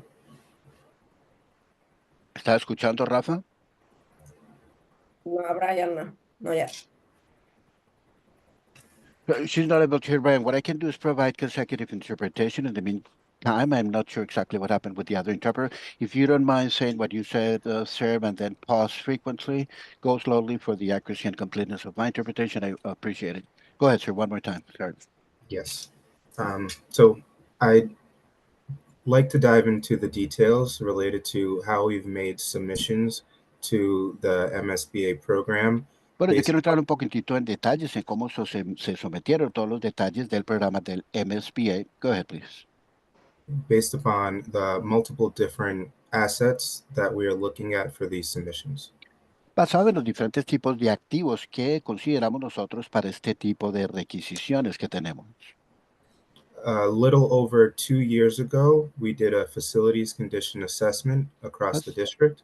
Hace más de 2 años nosotros estuvimos evaluando las condiciones de nuestros edificios, instalaciones a través del distrito. This gave us industry standard and non-objective way to look at our district's assets compared to one another. Y esto nos permitió evaluar de una forma objetiva los activos que se tienen en el distrito, comparándolos los unos a los otros en términos generales de los estándares que se requieren en la industria. This allowed us to look at areas such as the remaining useful life and installation dates and conditions such as poor, failed, good, and excellent across all of our assets. Y esto nos permitió evaluar nuestros activos en términos de cuál es la vida útil que le queda a cada activo, cada edificio, cuál fue la fecha de instalación, y poder evaluar en esta escala que tenemos para poder atribuir una escala de está pasando la prueba, pasa la prueba, no pasa la prueba o está en condiciones de pasar la prueba. Diferentes categorías para evaluar cada edificio. This allowed us to make a list of all of our schools in order of which they need to have major improvements or repairs to each one of those assets and the dollar values associated with those repairs. Esto nos permitió evaluar o ordenar cada uno de estos edificios basado en lo que necesita cada tipo de edificios, qué mejorías necesita y cuáles se necesitan y cuál es el valor financiero que pueden tener estas mejorías de estos activos. With all of these analysis done from the facilities condition assessment, the next was to make sure we factored in the MSBA requirements needed for each of those asset submissions. Bueno, habiendo evaluado todo esto, ya necesitábamos evaluar un poco más cuáles eran los requisitos que exige el MSBA para que se puedan someter estas solicitudes una vez terminado el análisis que le acabo de comentar. So at this point, we have removed the human error from most of this by making sure all the buildings now qualify for all of the MSBA metrics and all of the facilities condition assessment metrics to be put forward for a repair. Por lo tanto, ya hemos podido eliminar el error humano, por decirlo de esa forma, para asegurarnos de que todos los requisitos del MSBA se estén evaluando estas medidas y estas métricas para que se pueda poner el plan de facilidades, instalaciones, edificios y se puedan someter a reparación habiéndose eliminado el error humano de acuerdo a los requisitos del MSBA. The last piece that we factor in is any ongoing projects and the long-term capital, the long-term facilities plan to make sure there is no overlap in our submissions, in our intent and funding. Tenemos también que evaluar cuál es el plan que tenemos de los edificios en el largo plazo para que no se estén entrecruzando los unos con los otros en lo que tiene que ver con nuestra planeación, en lo que tiene que ver con nuestro financiamiento y por eso tenemos que ver, bueno, cuáles proyectos se están llevando a cabo en este momento. When it comes to buildings such as the Blackstone, it's not because we do not want to submit it. It's just the metrics and the data around these points didn't have that building ready for selection. Habiendo evaluado todas las medidas y los parámetros y la información que necesitábamos, se determinó no porque no queramos incluir al Blackstone, sino simplemente los requisitos y los parámetros no llenaban los requisitos para poder someterse esto a consideración de parte del Blackstone, no porque no queramos considerar esa escuela. This doesn't mean that we are not able to submit more buildings in the future that may or may not include the Blackstone or other schools that are in choice communities. Esto no quiere decir que no vayamos a incluir el Blackstone o cualquier otra escuela en diferentes comunidades para que lo sometamos a consideración en el futuro. El Blackstone puede ser una de ellas también. Thank you. Muchas gracias. Thank you. Thank you. La próxima pregunta que tengo, la última, es con relación a qué están haciendo, qué estrategias se implementarán para minimizar la interrupción en las escuelas cuando estén en estas reparaciones. Sí, ¿qué estrategias han pensado ustedes? ¿Cuál es el plan para no interrumpir? So the other question that I do have, it has to do with the continuity of the projects themselves.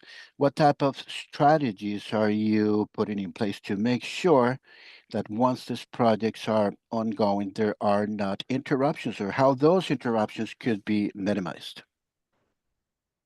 One clarifying, are you referring to the MSBA projects or Yeah, all? MSBA project. Exactly.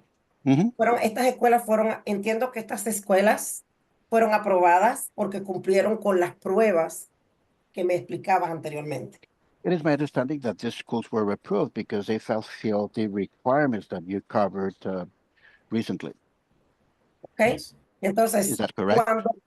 Mi pregunta es si han pensado, estoy curiosa por saber si han hecho una estrategia o un plan para minimizar el impacto cuando estén en la construcción, en las reparaciones, en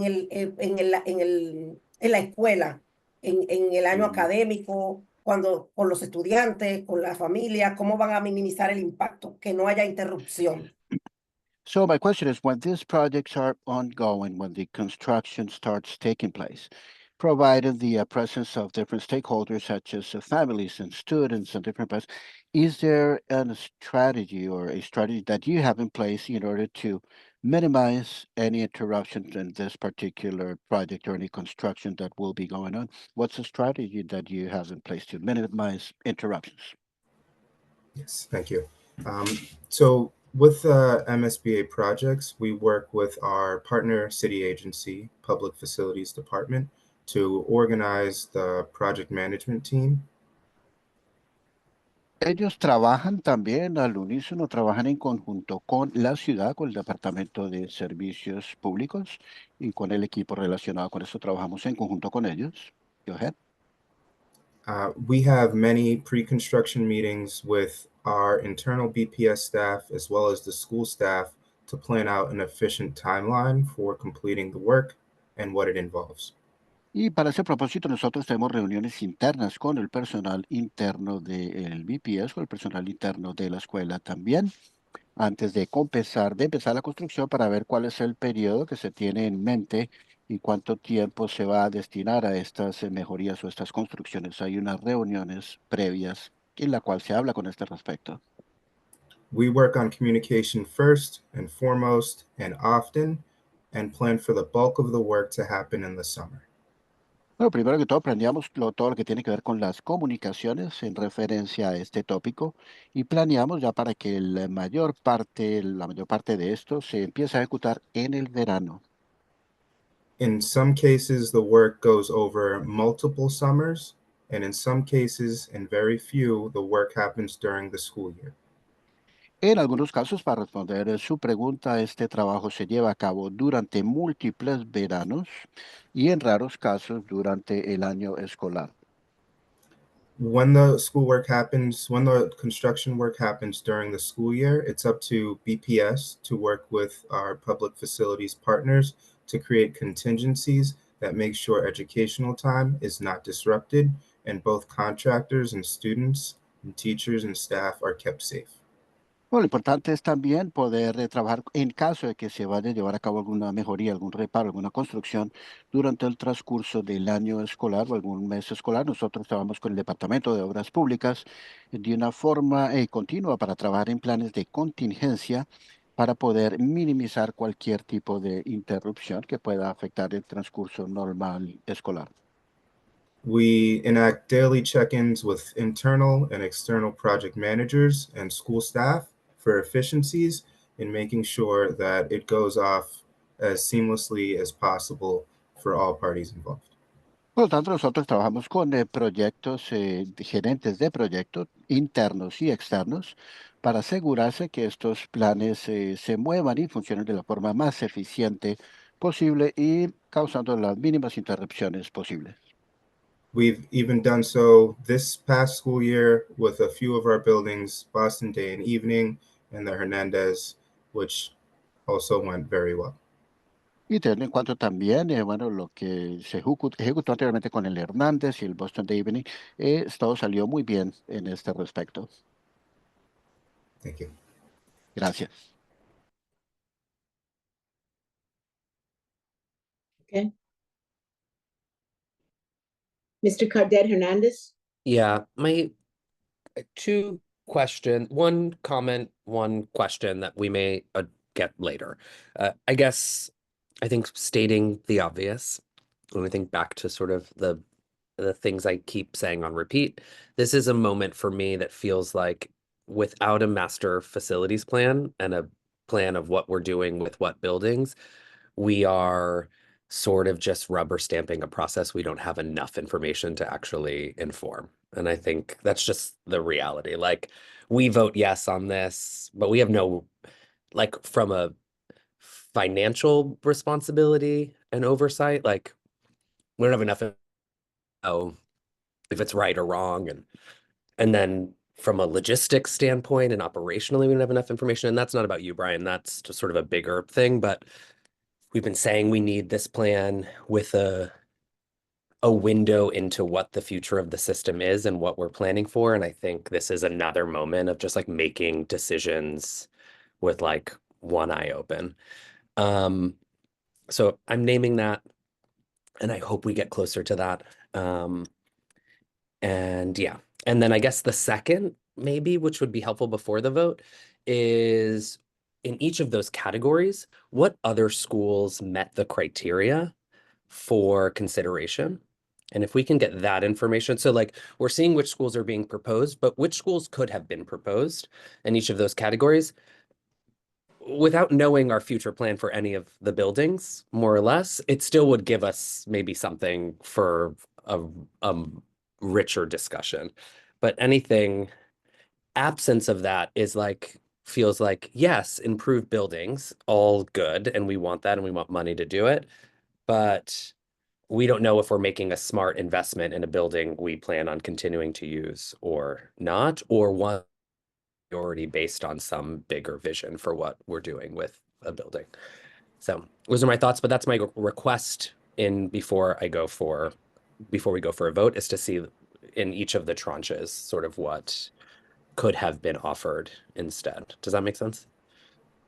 Yes, absolutely. That does make a lot of sense. I'm not sure if I'll have that information for you at this moment in time, but I can tell you that the opportunity index is a factor in this, so that it is racial equity in the opportunity index. The FCA all of this data put together does kind of give us an order that we start looking at the submissions. And it's not just we went from 1 to 5 because we thought the Muniz should be selected over, any other school. That's helpful. And with that frame, you were incredibly clear. So I appreciate you and your communication too. That frame is really helpful to see. And what would be helpful is like, here's who qualifies, and then the opportunity index. And then we can sort of see from there the sort of the thinking. And then I think for us on the body, then it also, I can imagine, hopefully, if we're making smart long-term decisions, then people can begin to start sort of seeing the tea leaves, like this is what that means more broadly for the system. Superintendent? Yes, thank you, Chair. I just wanted to say, again, on our long-term facilities plan, the 5-year window with projection is about as comfortable as we can be based on the enrollment projection. I think if you would have looked 5 years ago at the enrollment and to look at what's happened in the last 3 years of stabilizing and actually growing in populations, that was not on the radar at that time, neither from census nor from us. So we know we're a district that has the ability to swing in enrollment, and particularly for particular populations. So I think what Chief Ford has indicated is based on the 5-year, looking at the buildings that we put forward, we feel very confident that these buildings will be used for educational purposes, and therefore the repair work is justified in them. Beyond 5 years, that is where each year we have to continually look at those projections to be able to see how BPS is changing and in what ways. But for the next 5 years, these buildings, which is the amount of time that the ARP program covers for usage for educational purposes, these buildings, we feel very confident that they will be used for educational purpose. So hopefully that helps a bit, Mercadal Hernandez.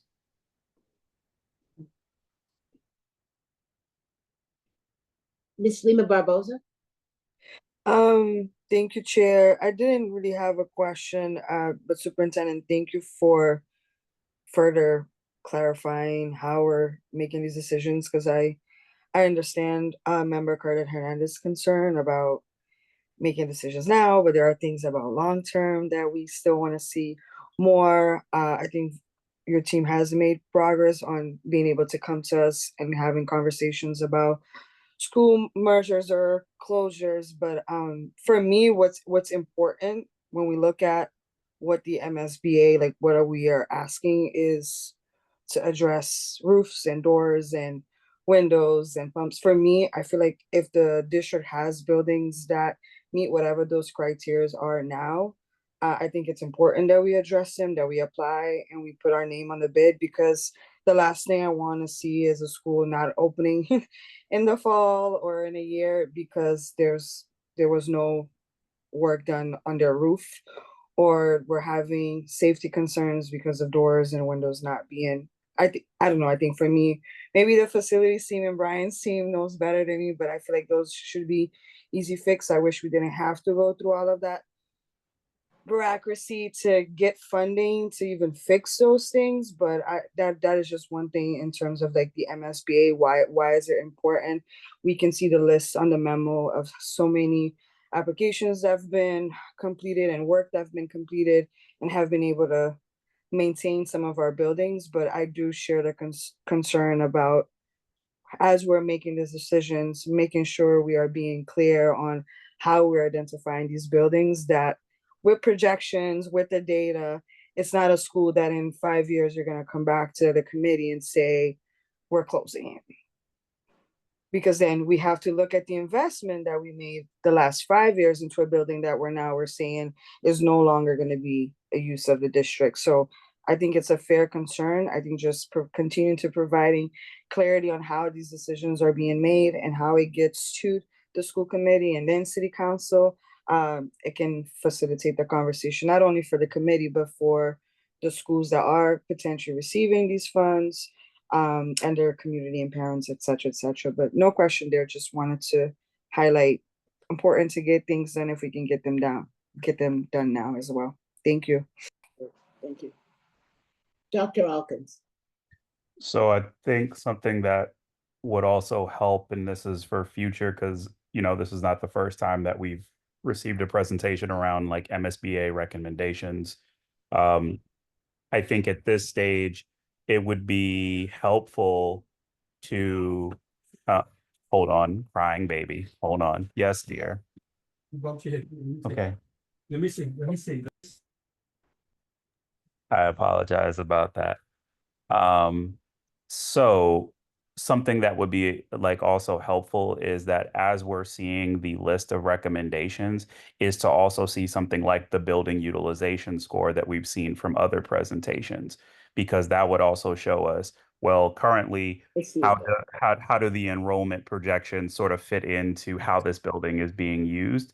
And then maybe we might have some insight to project whether or not a building will maybe in the next 18 months or whatever be on track to either be merged or closed potentially. And that can just allow us to just have that crosstalk that I was talking about earlier. And I trust that some of that was taken into account. I'm just saying for us as a body, it would probably be helpful for us to also see that data alongside the list of recommendations. Thank you. Yeah, I'll definitely make sure that we start to capture that information. Thank you.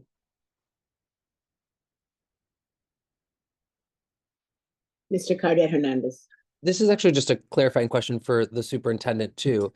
I guess in this 5-year plan, is the plan then only to show us the future every 5 years, or will next year there'll be a revised 5-year plan that goes 1 year further? So I think the intent on the projections, at least, is to continue to update them, right? So that as each year passes, we can say whether the enrollment stayed steady in particular groups and how that might impact facilities needs. But in terms of the 18 months, the reason we picked the 18-month cycle is because it can take into account enrollment change. So we're not closing too much or merging too much, but we are being efficient about what we're choosing to do in the different areas of the city. The other thing, as you know, with any of the long-term facilities plan, is this is also about having the capital dollars to be able to move the work as we do it. So it also, capital planning happens in a 5-year cycle.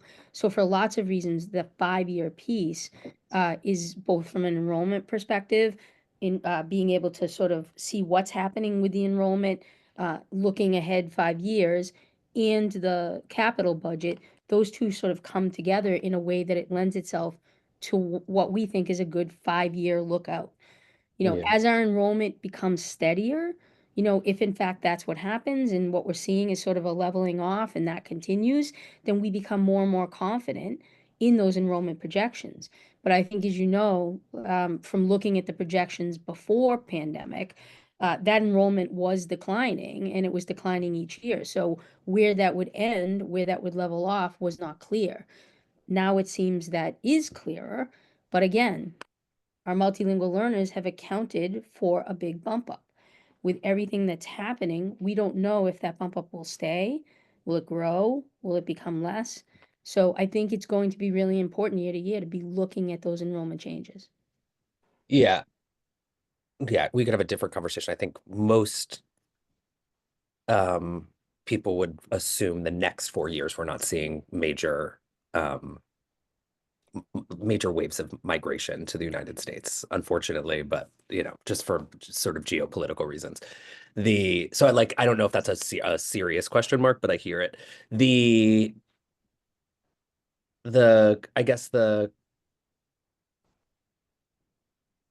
question still remains. It took us 3 years to build this plan. So I guess I'm just sort of like, if it takes us 3 years to stop and analyze to build the plan, I just don't know the speed that we're moving in. So this is a conversation for later, but it does, I think, deeply connect to a sophisticated vote on MSBA. Yeah, I think it took 3 years to build the sets of tools that the district never had to be able to look at all of this in a more strategic way, such as the facilities condition assessment, the design study, seeking community input. Those all took time. So it wasn't 3 years to the plan. It was 3 years to have tool sets that were transparent, school committee could look at, the public can look at, we can look at for planning purposes. And I think like a perfect example is the work that Brian's putting forward tonight on what we're recommending, having used that facility condition assessment that the district in all of its time never had. And now it does for every single building, Yeah, you know? interesting. Yeah, it'll be good to see the request from Dr. Elkins plus the sort of the tranche of what schools would have qualified for submission and then how we made the choices. Thank you. Any other, before we move forward? I have one, I guess, really a request. I know that each time we come forward to look at MSBA, et cetera, there are always several schools that get named that are not on the list. And it would be helpful, separate from this conversation, to get an update on what our current thinking is, particularly on the Blackstone and on the McKinley. These are two critical schools that we've been talking about for several years now. You know, we know many of our schools need this help. It's great to be able to go forward with the ones that we can, but I think it would help this committee if we could get a little bit more solid information around particularly those two and any other schools that have come up that don't seem to fit current criteria for our ability to move forward. Okay, thank you. So with that, thank you, Chief Ford, for your presentation, and we look forward to taking action on this at our next meeting on the 26th. Thank you for your time. Appreciate it. Okay. Our second report is the competency determination for the class of 2025. Let's aim to keep the presentation to 10 minutes. And I'd like to remind our presenters to speak at a slower pace to assist our interpreters. And I'll now turn it over to the superintendent. Great, thank you, Chair. So I think as everybody knows, the ballot initiative number 2 was passed by Massachusetts voters in the fall of 2024, which was eliminating the MCAS as a graduation requirement for public school students in our Commonwealth.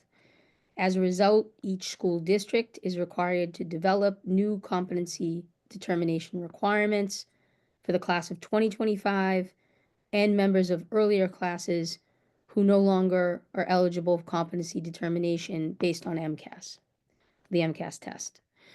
We're proposing that students in the graduating class of 2025 and earlier, who are no longer eligible to meet the competency through the MCAS retest or the MCAS appeal process, show competency with a passing grade in identified eligible English language arts, mathematics, and science courses.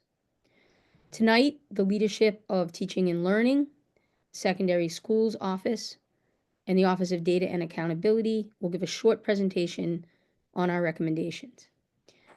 Tonight, we're joined as for presenters, Ted Lombardi, who's the Secondary Superintendent for College Career and Life Readiness, Leslie Miller, the Chief of Teaching and Learning, and April Clarkson, who's our Senior Executive Director for the Office of Data and Accountability.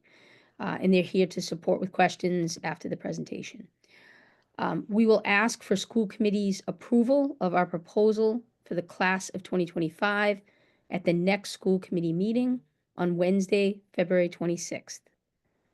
A highly qualified and talented team of school leaders and representatives of several BPS departments, the ones I've named, and also including specialized services and multilingual and multicultural education, work together to develop this proposal. If approved, the Office of Secondary Schools will support students in determining which students in the class of 2025 and earlier meet the new competency determination requirements.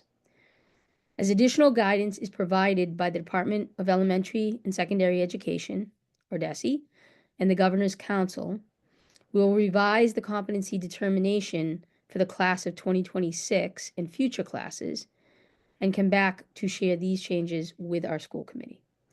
We'll also stay in close contact with DESE and the governor's office for future recommendations beyond the class of 2025. So at this point, I will turn it over to our team to do a short presentation. Great. Thank you, Superintendent. Appreciate it. And thank you, members of the school committee, for your attention to this tonight. Share screen here. Great.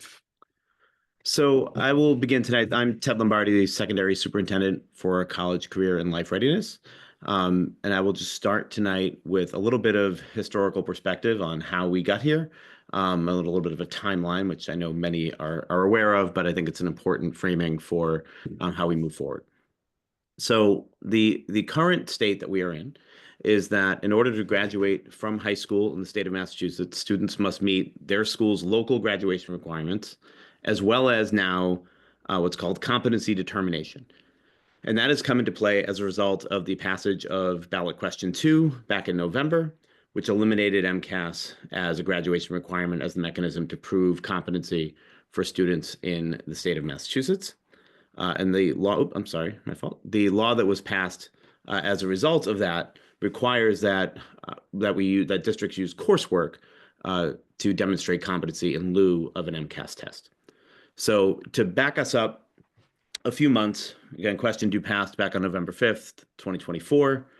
There was a set of guidance released from the Department of Elementary and Secondary Education in the middle of December that implored districts to come up with a competency determination, I'll say equivalent, I don't know if equivalent is the right word, but as a substitute for the MCAS test in graduation. We have now gone through this process. Again, the colleagues that you'll hear from tonight, my office, the Office of Secondary Schools, along with Data and Accountability and the Office of Teaching and Learning, have a proposal for a competency determination requirement for this year's senior class, the class of 2025. We have reviewed that with our school leaders. We did that last week. Concurrent with that, Governor Healy announced at the State of the State address that there will be a Governor's Council formed to establish a set of graduation requirements or to determine to what extent there should be universal graduation requirements at state level. This month, so right now, we are working with schools to ensure that this class of 2025 that students are in the necessary coursework to meet the competency determination. We can talk a little bit more about that in a bit.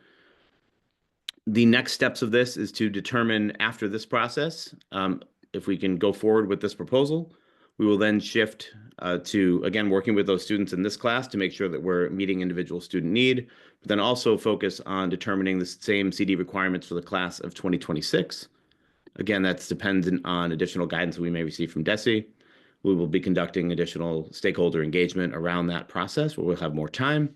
And then at the end of the calendar year, this December, we do anticipate recommendations from that Governor's Council, which could impact the graduation requirements, as there could be more of a state level set of requirements moving forward.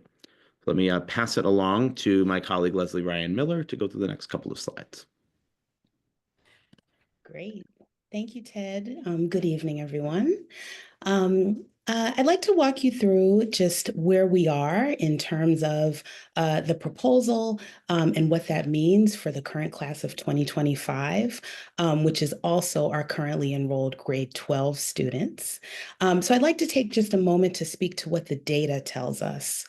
So what we know is that 80% of students have met their competency determination in all 3 subject areas across ELA, math, and science. That leaves about 20%, or approximately 841 grade 12 students who have not met their competency determination through MCAS testing. These 841 students will be eligible for the following proposed competency determination process, which we are suggesting this evening. It's important to note that about half of these students, which is about 408 or is 408, need to meet the competency determination in a single subject area. Approximately 200 students need to meet the competency determination in 2 subjects, and 238 students across 3 subjects. The table to the right shows the proportion of students who have met competency determination in all 3 subject areas. 80% for all students, 58% for students with disabilities, and 58% for our multilingual learners. We also see that about 46% of students in alternative ed schools have not met the competency determination that we're outlining in all 3 subjects. This data is really critically important because it really alerts us to where we need to focus our efforts as we go forward to make sure that all students have an opportunity to meet the competency determination based on this proposed process, which I will outline on the next slide. Just to share, this week, by the end of the week, schools will receive student level data so that they know exactly who the students are in their building that may be in need of supports to achieve the competency determination across all subject areas. Next slide, Ted. Thank you. So in essence, bullet 1 is a statement of our proposal. The competency determination for the class of 2025 and earlier. Our proposal is that students in the graduating class of 2025 and earlier can meet competency requirements by earning credits in eligible ELA, math, science, and courses identified by BPS. This approved list of courses, which you also have access to, was procured by Teaching and Learning and shared with the Office of Data Accountability, Office of Secondary Schools, as well as our secondary school leaders. That process took place over the last few weeks. And these courses align with state academic standards and MCAS high school test competencies. That is critically important. If the proposal is approved by the school committee, the Office of Secondary Schools will then support schools in identifying students who meet the new competency determination requirements, as well as supporting schools with those students that do not meet the requirement. And there are a number of ways that we're already thinking about supporting those students, which Ted can talk a little bit more about. I wouldn't be me if I didn't bring up HQIM at some point, but this is one reason, or just one of the reasons that HQIM is important, high quality instructional materials. The fact that we know high quality instructional materials are standards aligned, that gives us some assurances that the work that students are doing, that competency-based work, is aligned to standards and demonstrates their proficiency within the standards. Also, just to share, the courses that are being proposed are, again, across ELA, math, and science, and they are standards aligned to the mastery of skills and competencies and knowledge contained in the state academic standards and curriculum frameworks, and also as measured by the MCAS and the one that was administered specifically in 2023. These courses are not new. These are courses that all students should be taking. They are related to MassCore. They have long been established as part of the district course catalog. And these are courses that the current 12th grade students would have had opportunities to receive credit in the 9th and 10th grade as part of their preparatory coursework for both MCAS as well as graduation. Very quickly, just to give a quick synopsis of the courses that we're suggesting. So in science, looking for course credit in one approved science course, which is outlined in the document that is in the slide deck. In math, a passing grade in both Algebra 1 and geometry. And then also credit in English language arts in 9th and 10th, ELA 9th and 10th. But we also, on the approved list, are ESL classes for 9th and 10th grade, ESL 1 and 2, as well as HILT 1 and 2, which is interrupted literacy training for students that may have had interrupted schooling. That said, we will open it up for questions.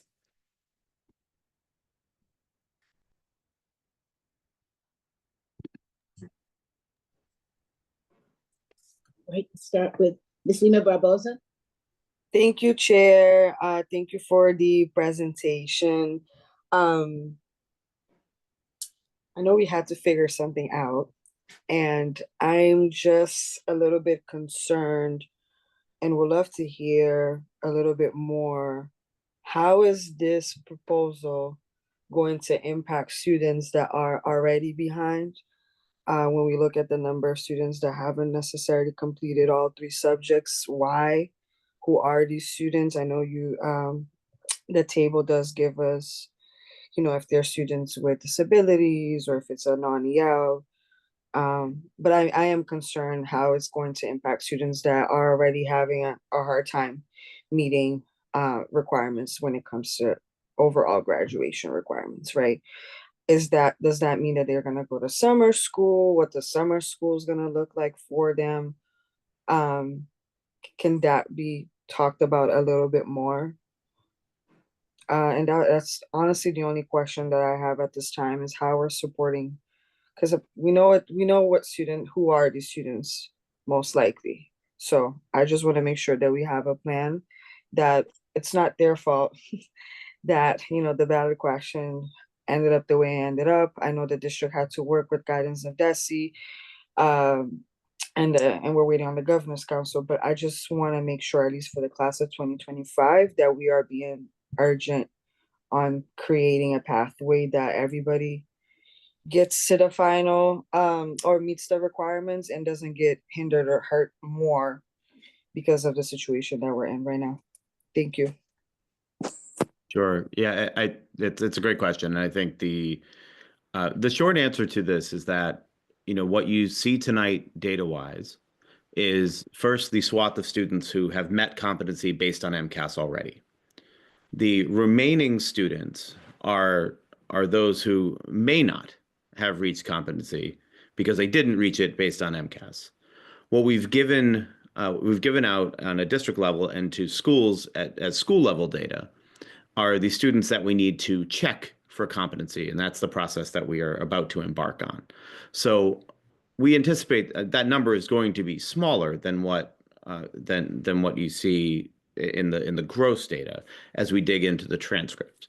I think the key to this is getting this in front of you all to be hopefully approved to move forward with as a policy allows us then to move forward at the individual level where this work has to happen. This is truly a set of individual work at school level with students that we will be supporting from our various offices in the ways that we can across the 3 offices that are represented tonight. But this is truly work that will happen meaningfully at an individual level now that we have a district plan that we can hopefully move forward with. But the very long answer to your question that is fairly simple is that we need to get into the student level transcripting, which we will be doing at school level with our counselors primarily. Sorry, Chair, just a follow-up. Also just want to confirm. So what I'm hearing is right now, the only data that we have in terms of students not meeting their competencies is through their MCAS completion, right? And their scores that they got, if they were proficient or not. So we don't have any projections of like on that individual or by school, how many folks could potentially have a challenge meeting this. My concern is that we don't have that, but we are already talking about a proposal. And I get it. Everything is happening. It just happened in December or November, so I just want to name that. But I just feel like we would need to know how it's going to impact students. I'm not saying, like you said, going through the transcripts of checking everybody, like where they're at. So we're not making a decision and then it's actually still a good chunk of people that are being, left behind lack of better words right now. So that is my only concern, is that we don't actually know what that looks like by school. Because I really want to see what population, which schools this is going to be impacting in a positive or in a concerning light. So just keeping that in mind, if that's something that can be shared prior to voting, that would be wonderful. Thank you.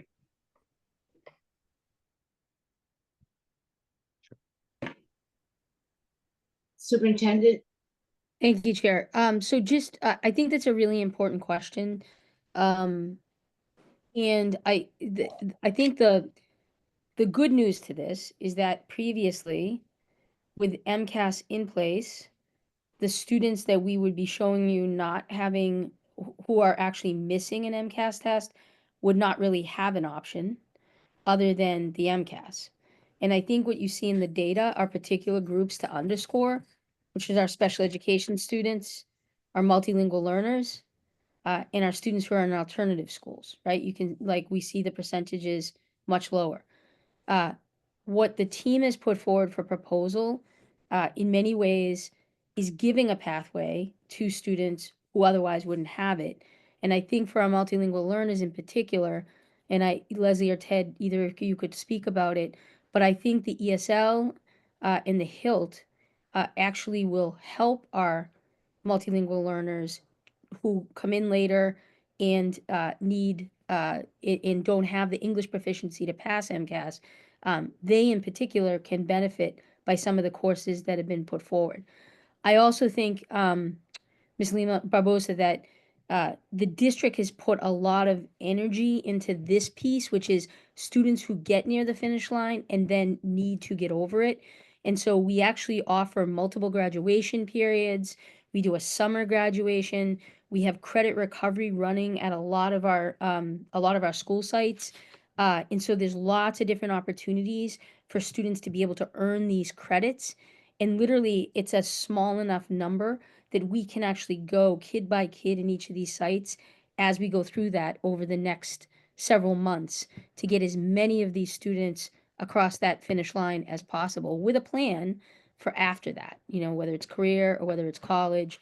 So in some ways, what's being asked with the competency determination is to give us that ability to actually get a larger group of kids, particularly those that in the past with MCAS would not have had that option of special education multilingual learners.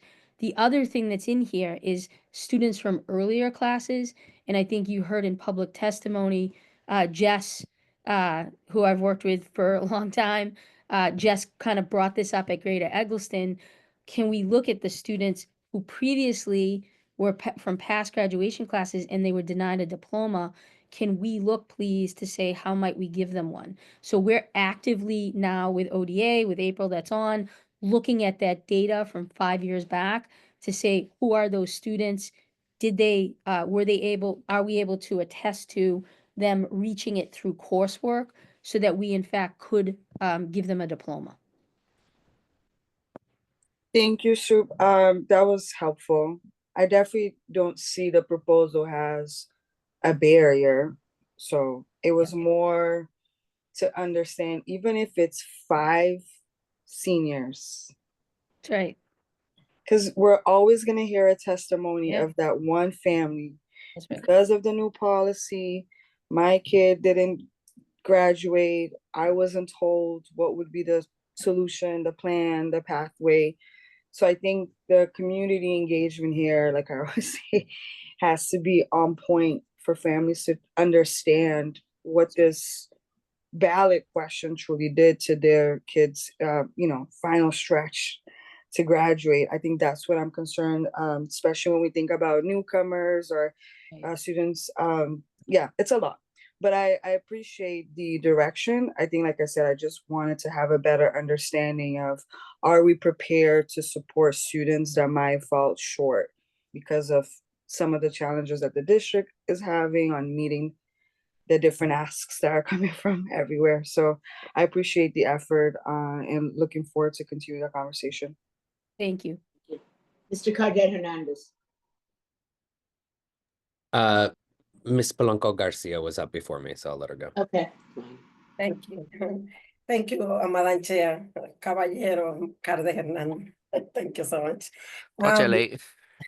Yes.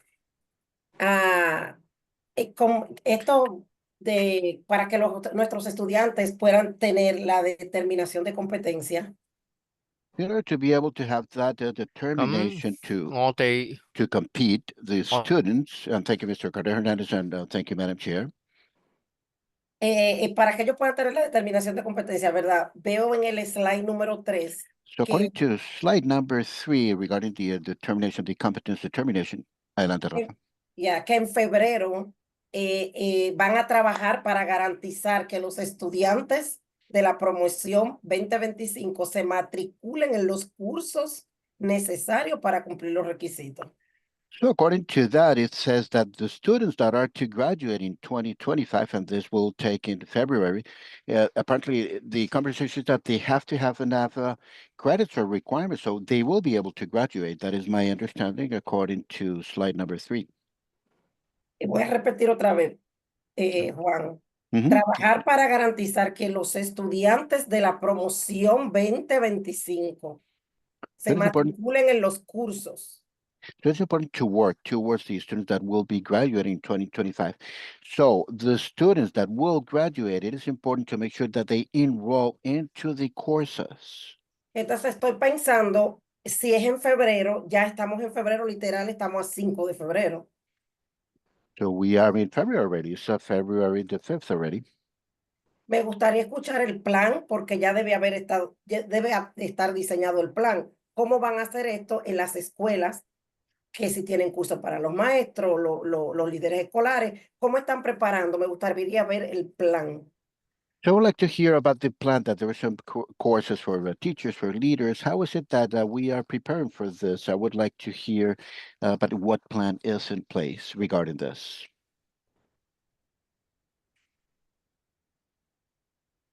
Yeah, it's an excellent question. I think again, to sort of go back to an earlier point, we are not trying to create any further barriers for students to graduate. This is truly the opposite of that. And as we move into the student level data, what we are hoping is that there are obviously as few students as possible. Perdón, I'm sorry. Don't listen to the interpretation. So apparently Raf is having the same difficulty. The other interpreter is not providing the simultaneous. Somebody have to do it consecutive, sir. If you pause and then I'll interpret after you. If you don't mind, go ahead, sir. No problem. Do you want me to start over one? Yes, please, if you don't mind, and pause frequently for the accuracy of my interpretation. Go ahead, sir. Thank you. No problem. So as we get into student-specific data. Bueno, lo que tiene que ver con llegar, Rafa, a la información precisa de los estudiantes. What we anticipate is that there are hopefully very few students that we need to take a lot of intervention with in this process. Lo que esperamos es que en este proceso se espera que sean pocos los estudiantes que vayan a necesitar intervención en este proceso. And just in general, what I would say is these are all students that are currently coded as grade 12, as seniors. Lo que puedo decir también es que se consideran que estos estudiantes están en el grado 12, que se llaman de seniors. And the requirements set out in competency determination are essentially 10th grade requirements for ELA, for English and math, and then the one science that would be testable for MCAS. Y básicamente estos requisitos son requisitos para el grado 10 en lo que tiene que ver con la determinación de la competencia en estas 13 materias, en lo que tiene que ver con el ELA, las matemáticas y las ciencias, son requisitos del 10º grado. So our hope and our belief is that most of the work we would need to do is really with the transcripts to just confirm that students have passed the coursework that is set forth in the competency, and that there isn't a ton of intervention that we would have to do. Y lo que esperamos ver por medio de la evaluación de las notas de por sí es ver que estos alumnos ya están llenando los requisitos de esta competencia, determinación de competencia, para tratar de dar la intervención necesaria en lo posible. Okay. Thank you very much. Mr. Cardet Hernandez. Two questions. Was there a consideration, and if so, why not, to just keep the exam for this year to not overcomplicate the experience? And because, yeah, I guess that's the first question. So I think one of the things we were thinking about was how this might support some of our students who to give them more access, thinking about our multilingual learners, our students with disabilities.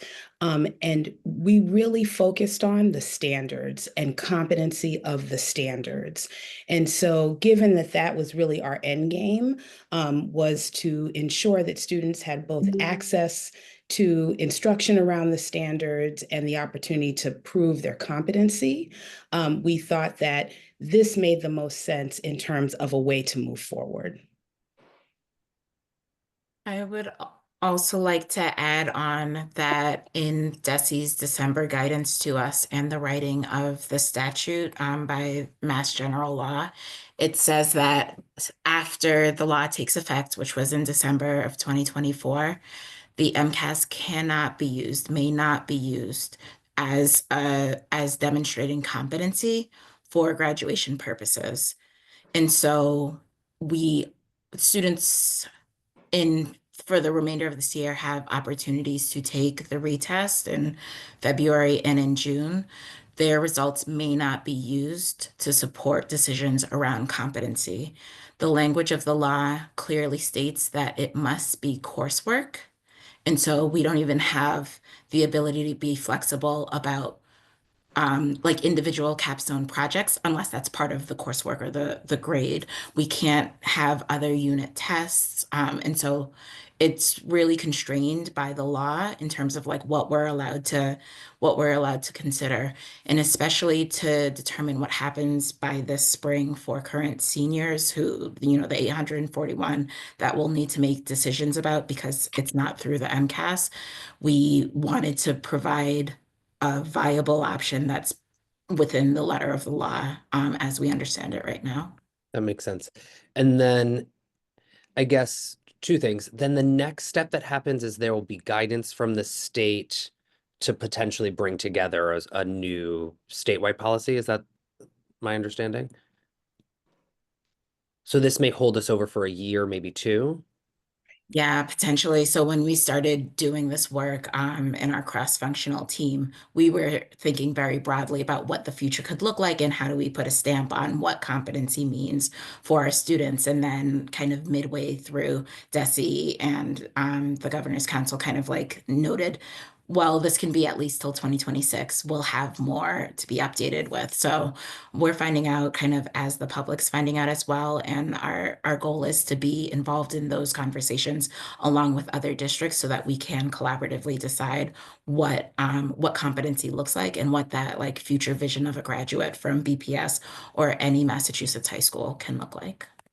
Thank you. It is, I think I brought this up as we were going into the vote, which we didn't really speak about or give a public stand as a body, but the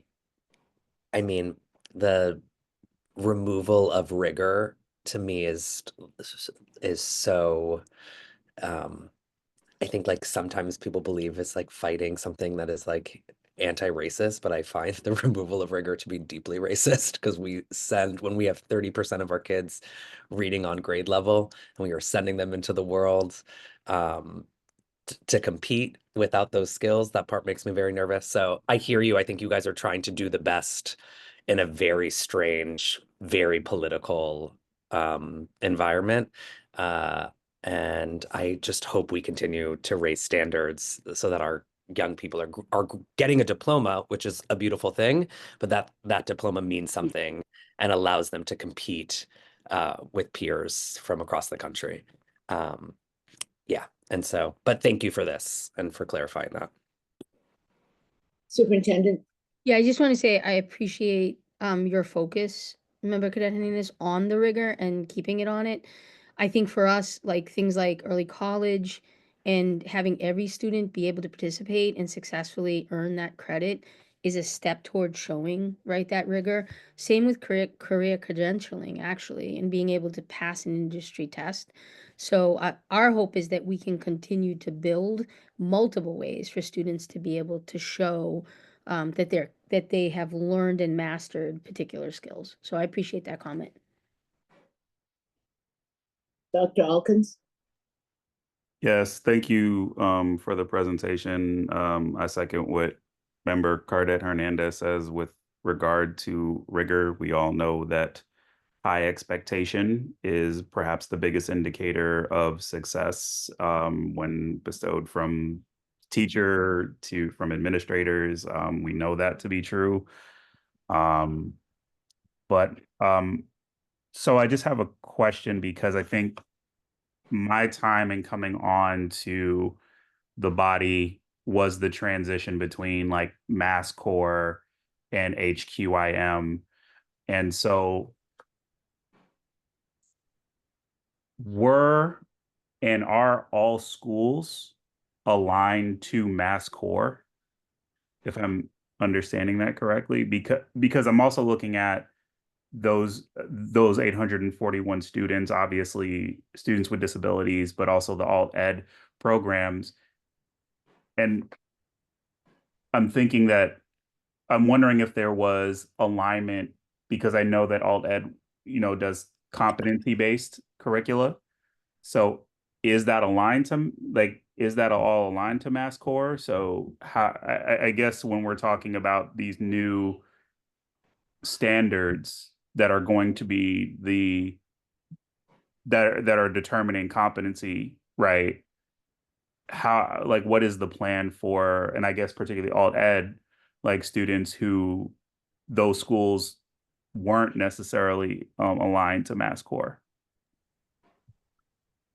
So that's a sort of deep swath of questions there, and April, I'll probably call on you to clarify a little bit of some of the coding issues with competency-based coursework in a bit. But I think the initial question, Member Alkins, is that our Mass Core work, which I know we talked about a couple of months ago, is really work around aligning our local graduation requirements, and our adoption of local graduation requirements that mirror the Mass Core framework from the state.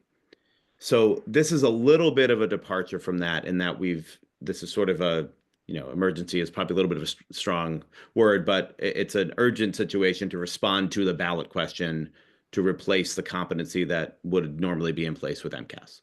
So this competency determination framework is not meant to be at the sort of rigor level of graduation requirements. It's meant to be more at the rigor level of the MCAS competency, which is a 10th grade test and one subject course in science.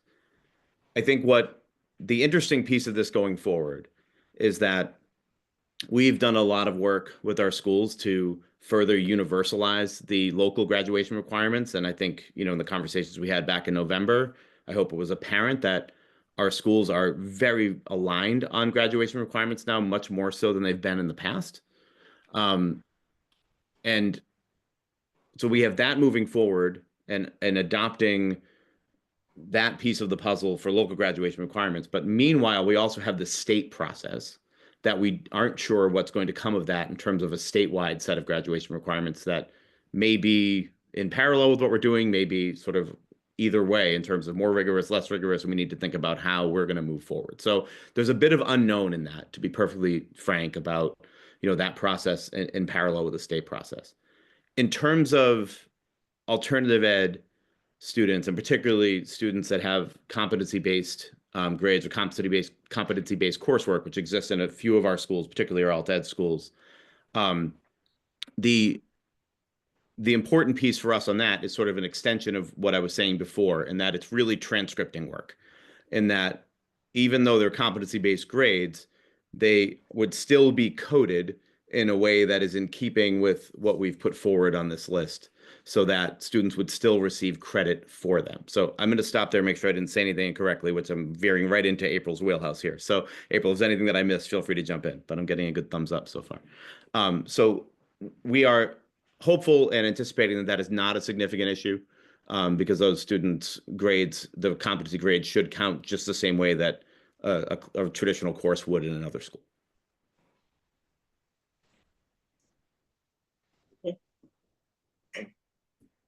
Mr. Ishmael? Hi. So first I want to start by thanking you for the presentation. I just want to ask and I just wanted to get know more specifically on after you check the seniors that didn't qualify for didn't pass the MCAS, and then see if they passed the competency courses for any seniors that who do not have a qualifying grade on them.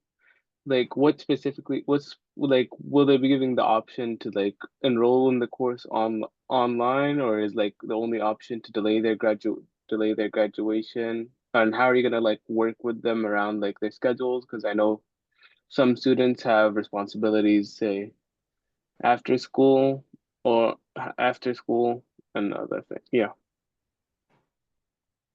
It's a great question, and it's fortunately, I think in this case, the work that we will do to help students get to the finish line based on this context is actually very similar to what we've done in prior years. So there are some district supports that exist in terms of credit recovery, in terms of online coursework, depending on sort of how far a student needs to go to get back to on track to graduate.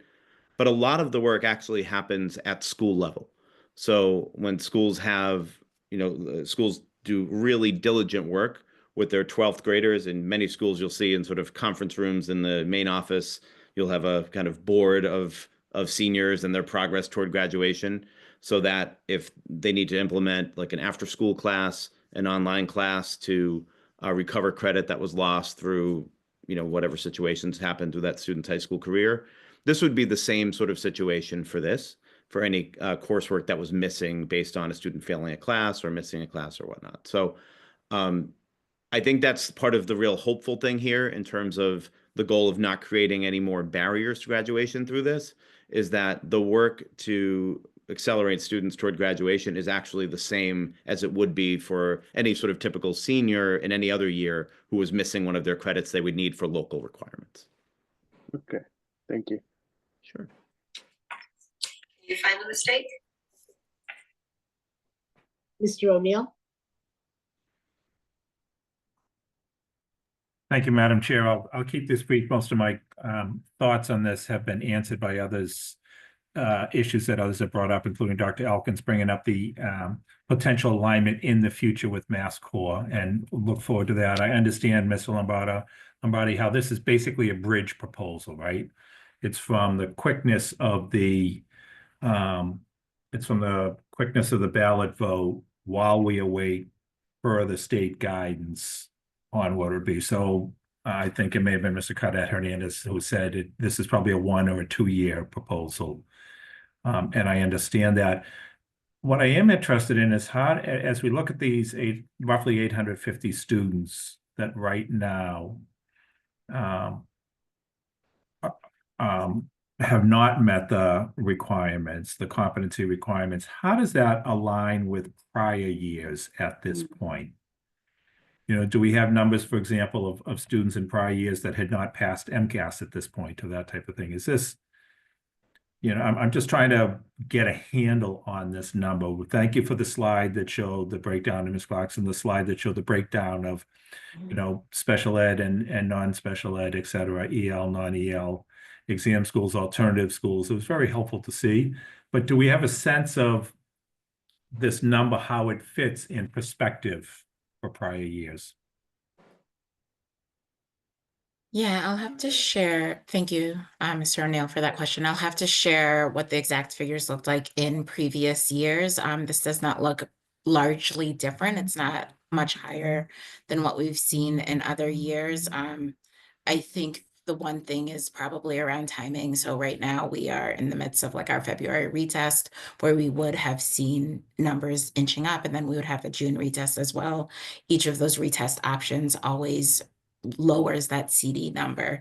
And so what we can do is we can give you, as of the November retest, how those numbers compared to previous years. Okay. Thank you. And I appreciate that you have a plan to work with the students. I wanted to get a perspective on how that number was. Thank you. Thank you, Madam Chair. Mr. Ishmael, do you have another question? Okay. Your hand was still raised. Yes. I forgot to lower it. I'm sorry. Okay, fine. Again, thank you again for the presentation. Most of my questions also have been raised. Just one I had. What is the conversation that you're having with other districts that are facing this also, particularly others that, of some of the larger districts? How are others thinking about these issues? Yeah, thank you for that question, Chair. It was one of the first things that I did in this process. As someone who has worked in a couple of other districts before coming to BPS, and I reached out to folks sort of in my network that work in districts around the area, and we are very much aligned with what other districts are doing. There's really only very slight degrees of difference with how other districts are approaching it. So I mean, I think the hopeful piece here that felt good that was the case, because I think part of what my hope is that we can help shape some of DESE's thinking moving forward with this sort of universal approach to how we do this as districts in the area. And so we are very much aligned with what most of our sort of parallel-ish districts and larger districts are doing in the state. And I know, because we're almost at the end of this year, and so there's probably very little students can do, particularly the 25, this year's graduates, with regard to courses and course selections. But moving forward, particularly for next year's students, et cetera, will there be a different level of guidance around course options, particularly as it's looking at competencies, to making sure that students are taking the courses early enough so that if they fail them, et cetera, there will be, again, timely manners by which they can redo or retake a course so that they can walk in June.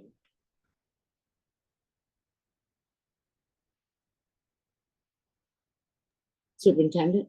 Yeah, it's a great question, Chair. I think this is a process that we continue through MyCap to try to strengthen, which is a readiness with the coursework, students understanding what courses they're taking, what they need to take for graduation, parents understanding that. And so I think as we've gone deeper and deeper into MyCap and it's become routine, students are seeing that. These courses are, again, traditional sophomore level courses.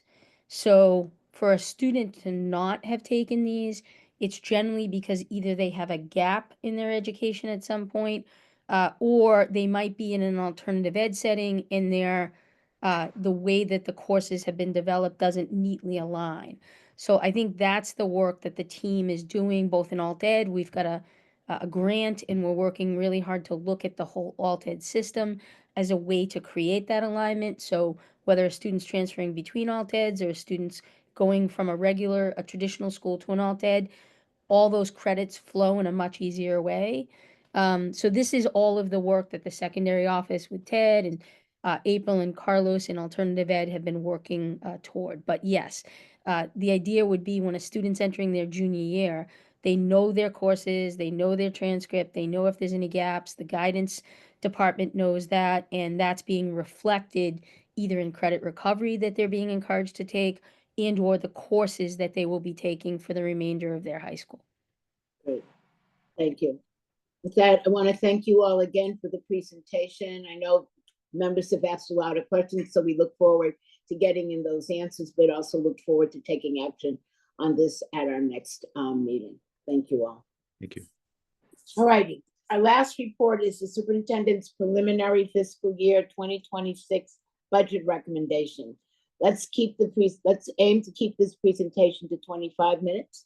And I'd like to remind, again, speakers to speak at a slower pace to assist our interpreters. And I'll now turn it over to the superintendent for opening comments. Wonderful. Thanks. Oh, sorry. Go ahead, by Chair. David Bloom and others. Okay, thank you. Great. So thank you, and thank you to the committee. I know we had a lot on our agenda tonight, so thank you for your good questions and patience with all of it. So at the December 18th school committee meeting, Chief Financial Officer Bloom presented the district's annual financial update. This was, in fact, the first public preview of the FY26 budget and our financial projections for the coming fiscal year. Tonight, I'm joined by Chief Bloom, who will present our spending plan, along with Dr. Linda Chen, who's our Senior Deputy Superintendent of Academics. Tonight, we'll present our preliminary $1.58 billion budget for FY26 and officially kick off the 2025-2026 budget season. Before we dive in, though, I want to take a moment to just share some context about the different macro trends that affect this year's budget. To begin with, this is the first year entirely without ESSER funds. And because of our careful planning over the last 2 years, we are able to sustain the investments that are showing real impact on our students after transitioning these costs over to our general budget over the course of the last 2 years. Secondly, we're continuing to see inflation impact our maintenance costs, meaning it costs more next year to continue the same levels of service as this year in particular areas of the organization. Finally, over the last 4 years, our students' enrollment has stabilized. This year, it actually increased for the first time in a decade. And although our total enrollment is lower than it was a decade ago, the number of students with disabilities and multilingual learners has steadily increased. And this means that the way we allocate staff and resources has had to change, which Dr. Chen will share more about a bit later tonight in the presentation. When we began this process in December in collaboration with school leaders, I directed the team to look closely at our investments and the outcome of that spending. We applied a zero-based budgeting approach to our central budgets and prioritized all available funds for our schools while eliminating what is not providing the desired outcomes for our students. We considered several guiding questions to build off previous investments and identify efficiencies. What do we already have for programming and staffing? How are we using what we already have? What are the outcomes from these previous investments? And where are we cutting, maintaining, and investing? The result is a budget that honors our commitment to putting students first while maximizing our previous investments and strengthening proven programs and initiatives. In each of the last 3 years, Mayor Wu has made historic investments in BPS. These new dollars from 2023, 24, and 25 made it possible to navigate these trends, putting resources directly into our schools so that our students could begin to recover from the pandemic, both academically and social emotionally. This year, working with the mayor and her team, we were able to put together a budget that continues our commitment to our core priorities while bringing annual growth back down to a more typical level of 3.5%.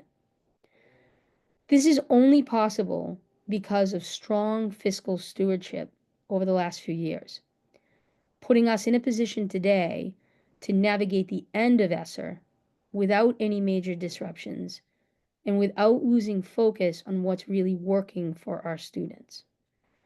The investments we're recommending this year will look familiar, as they represent the same core priorities we've been discussing for the last few years.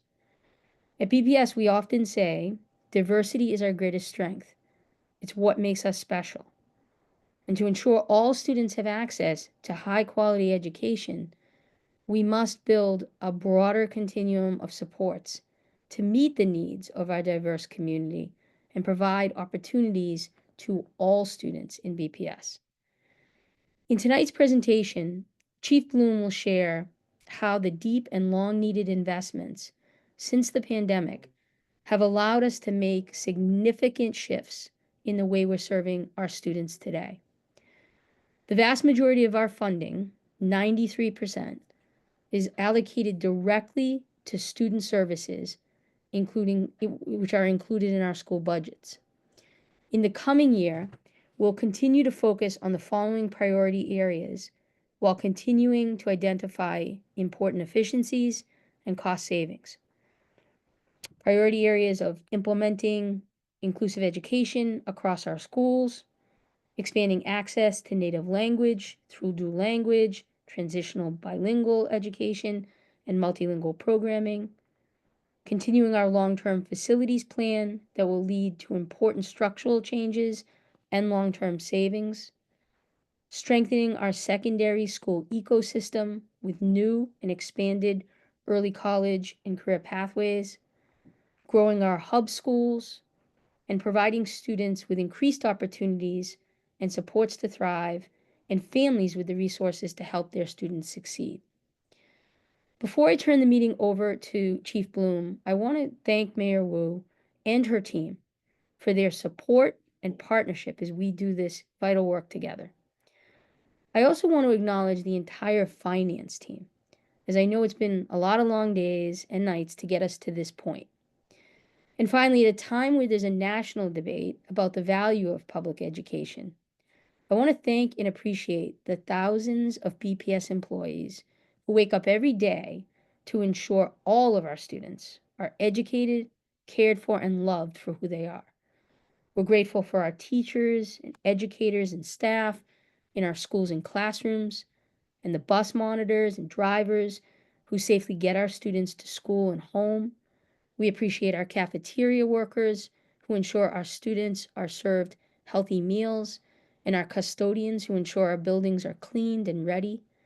We're thankful for our school nurses, our social workers, our school psychologists, our counselors, who make sure our students receive the social emotional support and guidance they need, and truly so many others who care for our students every day.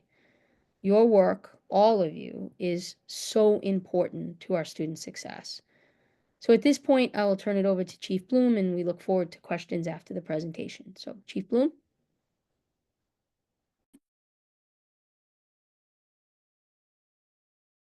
Thank you, Superintendent. And thank you, Chair and members of the school committee for having me tonight to present our FY26 proposed budget. I'm here tonight to present that budget for the school year 25-26 in $1,580,476. That is a $53.4 million increase over the budget you voted on last spring, or about 3.5%. This budget represents the work of hundreds of members of our school district and broader community, including the superintendent and her leadership team, but also more than 100 school leaders, dozens of district liaisons, and close to 1,000 school site council and governing board members, including parents, staff, and students. I do want to give a couple of special shout outs before I begin in earnest. A shout out to our budget director, Serena Larock, and her team, assistant director, Chris Williams, Ty, Christina, Salam, G, and Trey. They've all been really focused on keeping equity at the center of our work, as they've had hundreds of meetings over the last 2 months to plan the budget that you'll see before you tonight. I also want to shout out Henry Farnsworth, who does a lot of our data work behind the scenes, and our new Deputy Chief Financial Officer, Blair Dawkins, who got to step right back into finance and put on her old budget hat from when she was a member of the team to support during the budget season. Finally, a big shout out to the district's planning and analysis team led by Jamie Racanelli with Assistant Director Karen Book, Daniela, Maria, and Patty. They do a lot of work to project enrollment, as you know, but they also support schools in designing capacity and schedules that work for them. It's work that's rarely seen, but a critical part of our process. As the superintendent mentioned, this budget is grounded in work we've done with the school committee and with the community over the last several years to define a high quality student experience. We know that right now, not every student has access to that high quality experience. And historically, that's particularly been true for students with disabilities and multilingual learners, particularly coming out of COVID, where that level of need has only grown. The investments you'll see tonight and the investments we've made over the last few years are laser focused on closing opportunity and achievement gaps and ensuring that every single BPS student in every school, in every neighborhood, has a high quality education. Over the last several years, we've seen historic investments in BPS. This is only possible because the mayor and the city have recognized the tremendous value of investing in public education and in Boston's young people, particularly as we've emerged from the pandemic.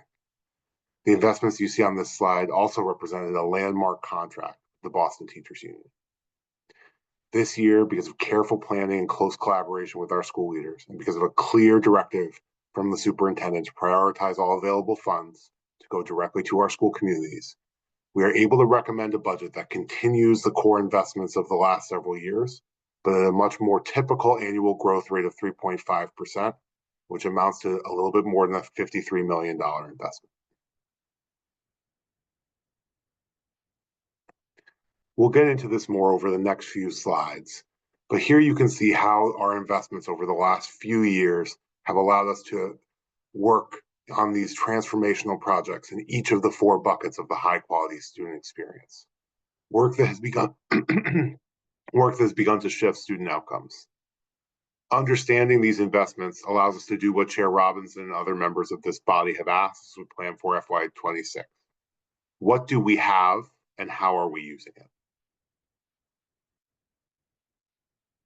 That's why before we go into the FY26 investments, I want to take a moment to review investments we've made over the last few years, because our FY26 budget isn't just what we are building, it was also about how we review and manage what we are already doing.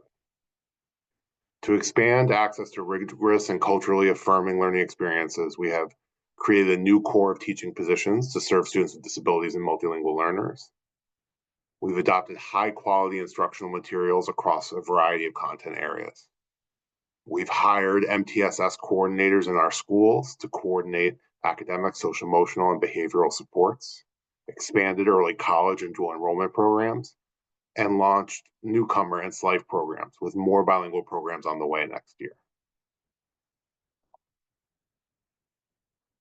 To support access to wellness and enrichment, we focused on experiential learning jobs for students, expanding mentoring and college advising initiatives, launched a successful campaign to reduce chronic absenteeism, and expanded athletic offerings and summer programming. It's important to note, as the superintendent mentioned earlier, some of these investments started on ESSER, but there have been intentional strategies through our last 3 budget cycles to move them onto the general fund. Recognizing the essential role of supportive adults in student success, we've invested in new family and student support positions like family liaisons, social workers, guidance counselors, and school psychologists.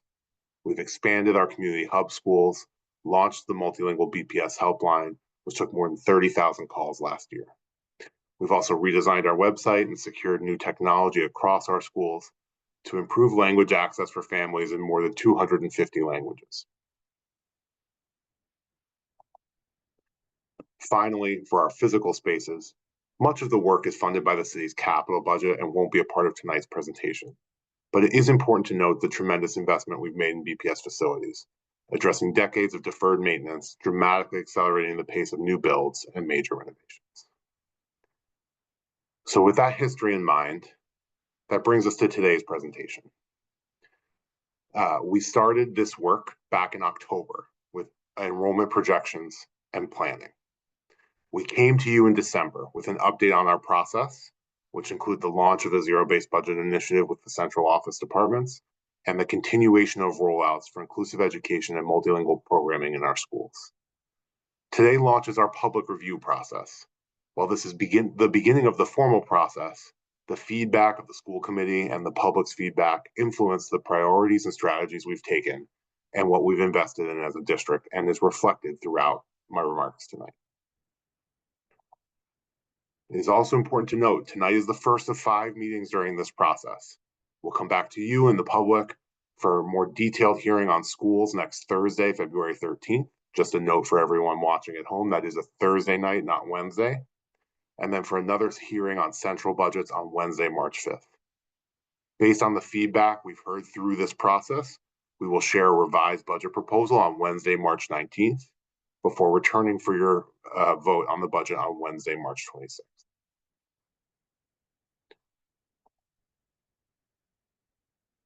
As I mentioned earlier, tonight's budget proposal reflects months of work from over 1,000 members of our broader district community: parents, staff, students, school leaders, district staff. Throughout that process, we reviewed 4 questions based on feedback we've got from the committee, in years past. What do we do already with programming and staffing? How are we using the resources we already have? What are the outcomes from these previous investments? And therefore, where are we cutting, maintaining, and investing? For schools, this meant engaging with a new method of grounding their work in the highest need students, which Dr. Chen will walk you through shortly. For our central offices, this meant starting with a true zero-based budget and engaging deeply with what is the most important work happening in their departments. We found efficiencies in central office that we are able to reinvest directly in our schools.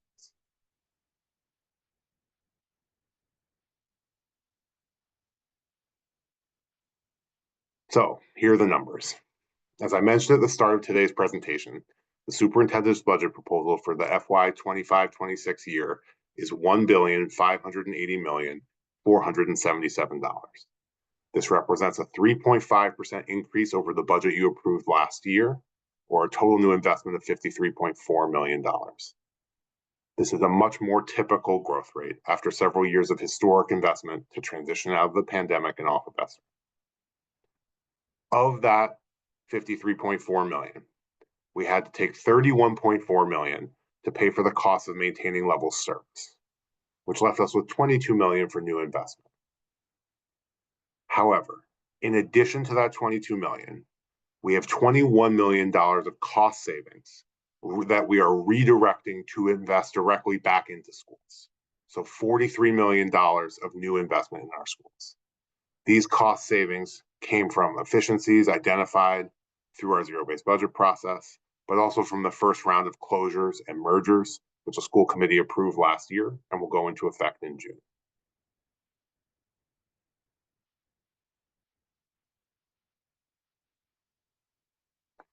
Through our zero-based budget process, the superintendent directed central office departments to identify offsets to pay for any additional costs on their budget before asking for additional resources. As we completed that review, there were some costs that we were not able to offset. Those make up $31.4 million of maintenance increases, what we call maintenance increases. That is not facilities maintenance, but maintaining level services. These expenses broke down to 4 main categories. The first was an increase in our health insurance costs. If you recall at my presentation in December talking about the current year, I discussed an overage we were seeing in our health insurance costs. This is a reflection of both the number of FTE in our district and the cost per FTE of that health insurance. We continue to work with our partners to confirm we have what we need for next year, but we believe we will need at least that $10 million increase. And so working collaboratively with the city, that is reflected in the budget you have before you today. Second, I mentioned that this budget is a $53.4 million since what you approved last spring. Well, in that time, we have brought 3 collective bargaining agreements to you for supplemental appropriation. These agreements represent over $8 million of additional costs for FY26.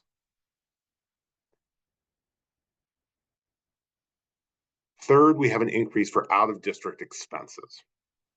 These include tuitions for special education out-of-district placement, transportation for those students, but they also includes transportation for students experiencing homelessness and those in the care of the Department of Children and Families. We are optimistic that we will see state reimbursement increases for these costs through Circuit Breaker, which reimburses up 75% of costs over a certain threshold.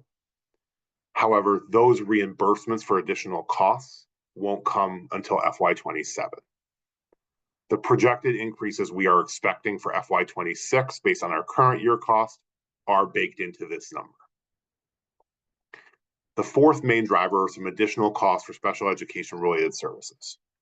This is based purely on the number of minutes and services required in students' IEPs, both for students in our district and for those that we are required to provide equitable services to outside of the district. Finally, that leaves about $3.4 million in assorted other smaller items, such as utilities, our employee T-Pass subsidy, that total $3.4 million. During our central office budget hearing, I will share more about some of the strategies we are using to examine both special education and transportation costs over the next several years. For example, since implementing the new technology that tracks student ridership, we've been able to identify over 2,000 students, or nearly 10% of our transported students, who do not consistently ride the bus. Through outreach to those families, we have opted out over 1,000 of those students. Once again, that is an affirmative opt-out, the contact with the family. This has the potential to save us millions of dollars of transportation costs in the future.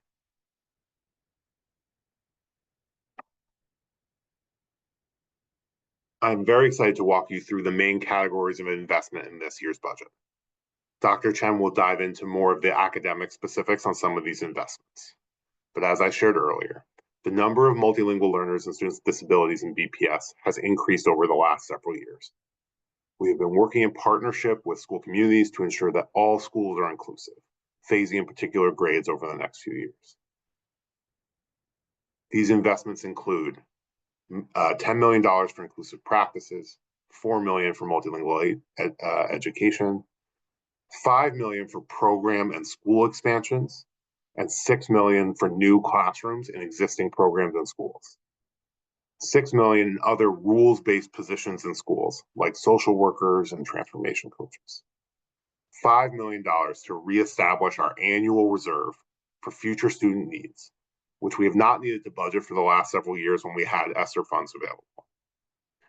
$5 million for maintenance and staffing for 15 pools, which includes the expansion of school swim programs. $1 million to support schools in buying replacement equipment and supplies for their high quality instructional materials that Dr. Ryan Miller mentioned earlier, and $1 million for continued investment in welcome services, the BPS helpline, and other community initiatives.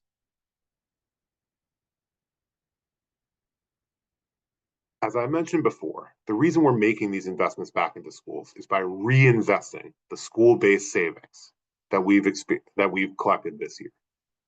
We had $21 million in school-based savings, including $12 million in savings from the closures and reconfigurations going into effect at the end of this year. As a reminder to the committee and the public, these are not any changes that were just announced, and those are not reflected anywhere on this slide. These are the changes that were voted on by the committee last spring, summer, that were going into effect this fall. There are also $9 million in classroom consolidations in under-enrolled schools. And once again, all of these dollars were invested directly back into schools. Finally, we are continuing to identify central office budget reductions. As the superintendent mentioned in her remarks, we had some strategic investments in the end of ESSER, which went through September of this year, and actually we could spend through the end of calendar year 2024. By intentionally investing in programs over that time frame, we were able to A, spend down all of our ESSER funds, and B, continue important programs like academic and mentoring initiatives, hub school expansion, and adaptive online tools. These programs will continue for next year, and the cost will need to move from this temporary funding from the end of ESSER to the permanent budget. The superintendent's direction to us was clear. Because these expenses do not show up on school budgets, we need to work to scrub our budgets through the zero-based process to identify offsets for these programs. And that is the work our central office teams have done. She also has directed us, based on feedback we've heard so far from schools and school communities, to identify another $5 million in reductions to help pay for continued investment in schools. And one thing I would like to note about this in the process, as we work to become more responsive to the community and take community feedback live, what that means is we are bringing you something in this budget which is not 100% complete, right? And that's because we are responding to what we are hearing through this process. So based on what the superintendent heard through the process so far, she told us identify $5 million of additional cuts. We are actively working to do that. We will have those ready for you by the March hearing on central office budgets to help explain more about what they are. And then those things will go right back into schools to help fund additional pools we can open, expand libraries, expand high school programming, and more.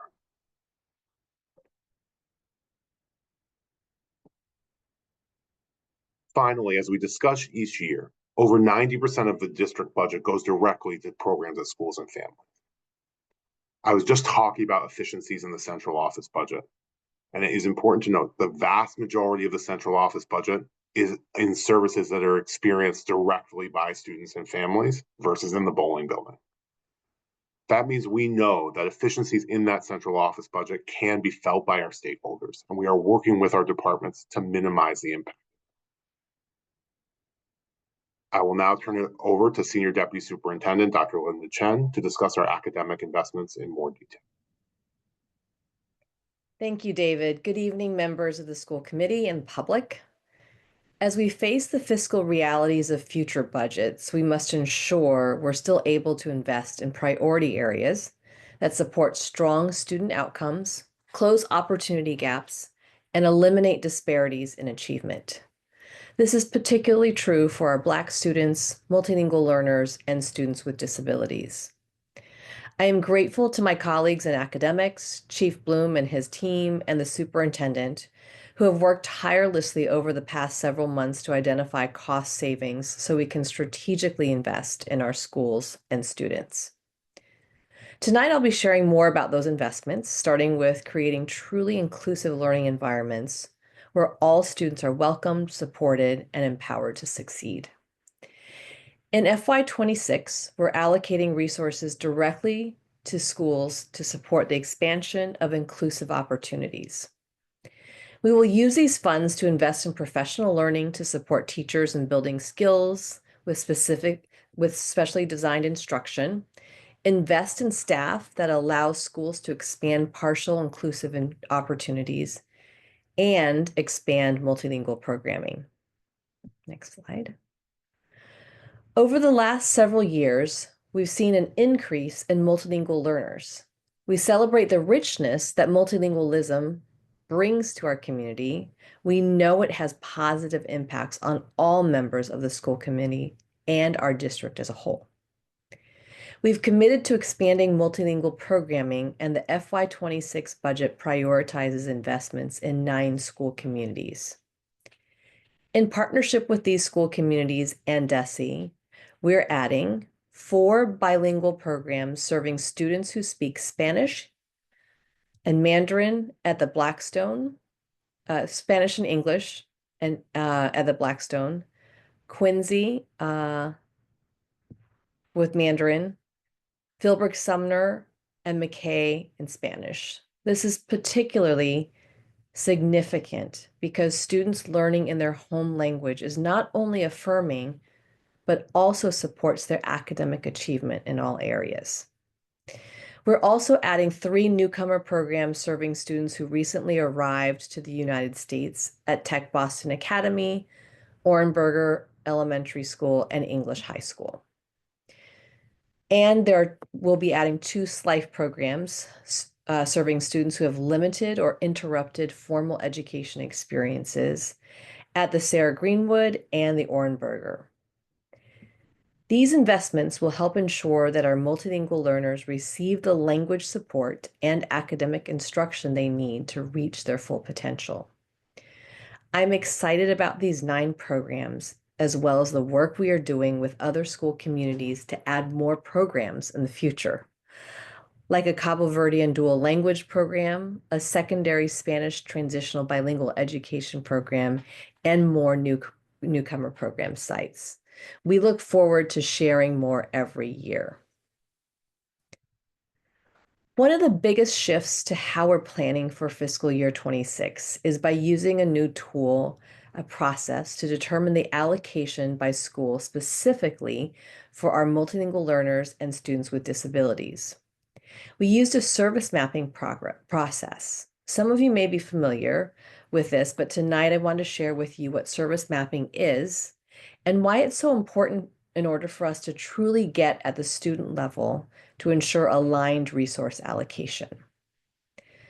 Service mapping centers your highest need students first and asks, who are you serving? What services do you need? And how will these services be provided? I want to note that this process is also intended to help maximize access to grade level learning for all students alongside their peers. At next week's school budget presentation, you'll hear from 2 school leaders who will share their real examples and experiences using service mapping as they plan their FY26 budgets. Mapping out service delivery in schools allows us to confirm the allocation provided to schools or work with budget teams to allocate additional dollars. Asking and answering these questions allows schools to build schedules that best group students based on their needs and utilizes staff and other resources to service students in the least restrictive environment. Some of our schools have been using service mapping for years in various ways, but what is different about this year's budget process is we did this with all schools in a consistent manner. This process allows school-based teams and central office teams to visualize and analyze the resources currently available to students, identify any gaps in service provision, and strategically allocate funding and support to maximize their success. Service mapping provides a clear picture of how our programs are serving students in order to maximize their access to grade level learning, which allows us to make data-driven decisions to improve outcomes. The $10 million investment that David mentioned earlier is what we are using to pay for services identified through this process. In addition to multilingual programming and inclusive education, this year's budget includes significant investments in targeted interventions to accelerate learning for all students. We're investing $1 million to expand access to high-quality curriculum materials that are evidence-based, aligned to grade level standards, and are culturally and linguistically responsive to our learners. This investment allows us to strategically complement grade level learning with high-dosage tutoring that provides intensive, individualized support to students who need it the most, and to bridge gaps in grade level learning. To further bolster literacy development, we have launched a cost share program with schools aimed at increasing the number of reading interventionists in our schools, ensuring teachers have expert support in implementing effective reading instruction. In addition, we're continuing to invest in access to technology-enhanced Tier 2 interventions, offering flexible and personalized learning opportunities for students requiring additional support in specific subject areas. All the investments here build on the previous investments mentioned around high-quality instructional materials and equitable literacy. We heard earlier about the investment made to expand college and career pathways for all students, growing the program significantly in just a few years. We're building on that work in this budget by launching innovative programs like the Aviation Flight Simulator and Robotics curriculum at Madison Park, expanding technology programming at Holland Technical Academy to include high-demand fields like clean energy and cybersecurity, and creating more opportunities for students in our alternative education schools. We're also continuing our commitment to dual enrollment and early college programs, giving students a head start on their higher education, and maintaining the vital support provided by our college advising corps. This work is so important to ensure our students are prepared for whatever path they choose after graduation. And finally, one last highlight is the investments we're making to expand access and opportunities for our students in need of alternative pathways to learning. We are excited to announce the opening of a new East Boston location for the Boston Adult Technical Academy, increasing access to vital vocational training. To meet growing demand for multilingual learners, we're also expanding seat capacity at Boston Collaborative High School. And finally, recognizing the unique needs of our students in alternative education programs, we're hiring a director of special education for these programs, ensuring that they receive the specialized support they deserve.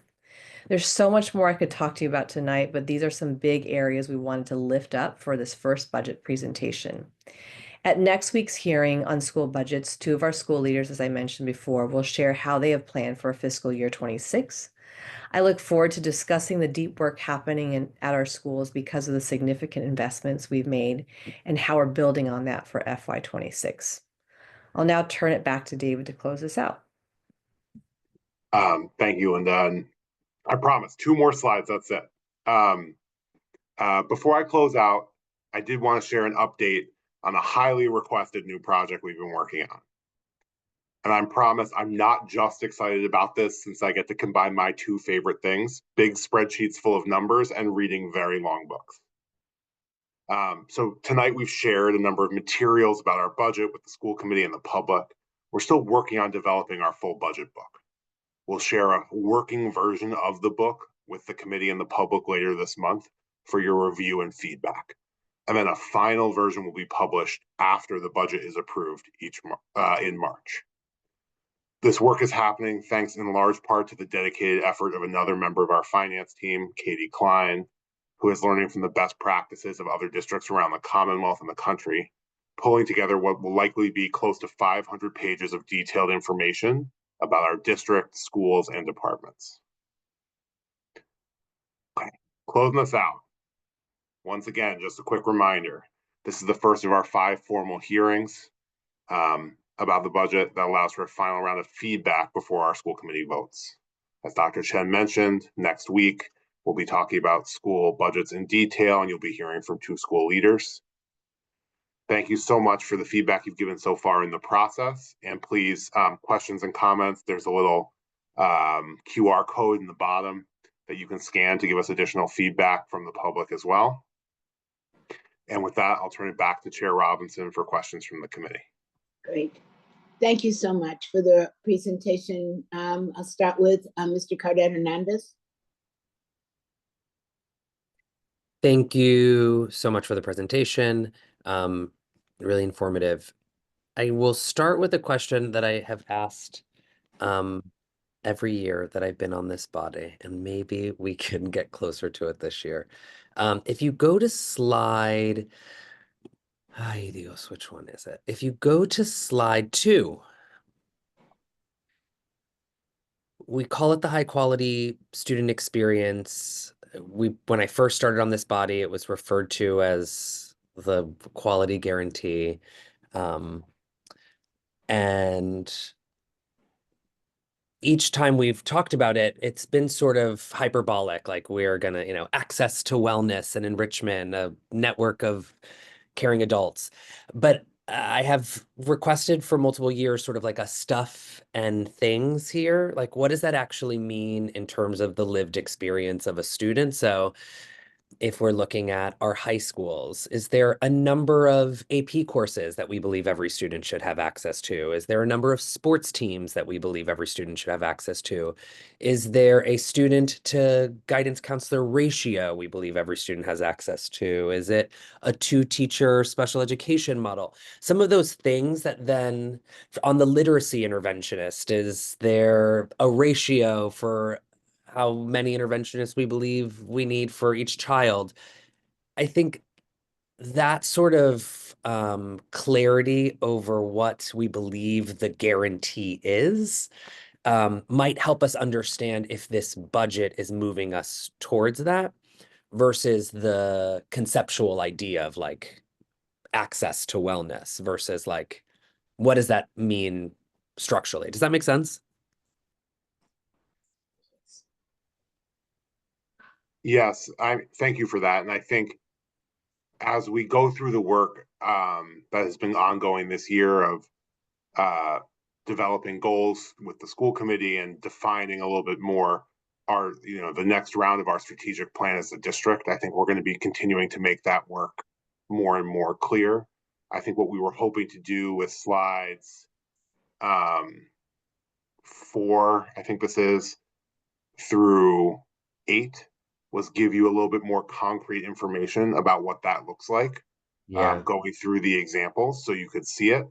I know this isn't fully what you just mentioned, right? That every student would take 4 AP courses or whatever the thing is. But I think that is work we are continuing to build out. This for us, just so you know, it feels important, and it is similar to the comment I made. You weren't part of this earlier in the evening about just like being taken seriously as a school committee member. Like I think it was my second meeting when I joined the committee and we heard about the quality guarantee. And I literally asked for that. Like, what are the things, if I'm a parent, like the hyperbolic, like culturally affirming curriculum and all of that stuff sounds really good to all of us. But like, if I'm a parent walking into the system, it's like, what does it mean? Is every classroom have a library in every elementary school? I don't know, right? Like, do you always have art? Do you always have PE? Yeah. How far are we from funding that? Because I never know what we're funding towards. And even on our previous, it's like, it's getting us towards what goal? And the goals that we're working on as a school committee is about outcomes. Yeah. Like our goals are about student outcomes. And what I guess what we're asking for here is the inputs that would get us to that output, but those inputs have to have a floor and a ceiling. Mm-hmm. And right now we're just getting like all this cool stuff we're doing versus what is it actually building towards? Does that make sense? It does, and I appreciate that feedback. And I think what I would say in response is a little bit of, and I'll turn it over to the superintendent, I apologize. But, I think we are trying to present that in pieces, right? And I think one of the challenges is as you build a system for 48,000 kids across 120 schools, it's not something that can fit onto a simple slide. And so I think, for example, as we present work about the facilities condition assessment and our understanding of the condition of our buildings, that helps answer the question of what are we looking for in our physical spaces and how far away are we from that. As Dr. Ryan Miller presents information about high quality instructional materials, and I believe the last time I saw it, the number was at like 95%. Right, that's a part of our answer on how we are ensuring access to rigorous and culturally affirming learning experiences. And I think I do hear your feedback that it would be great to have sort of a dashboard that says this is the number, this is how far away we are, and this is how much work we have to go.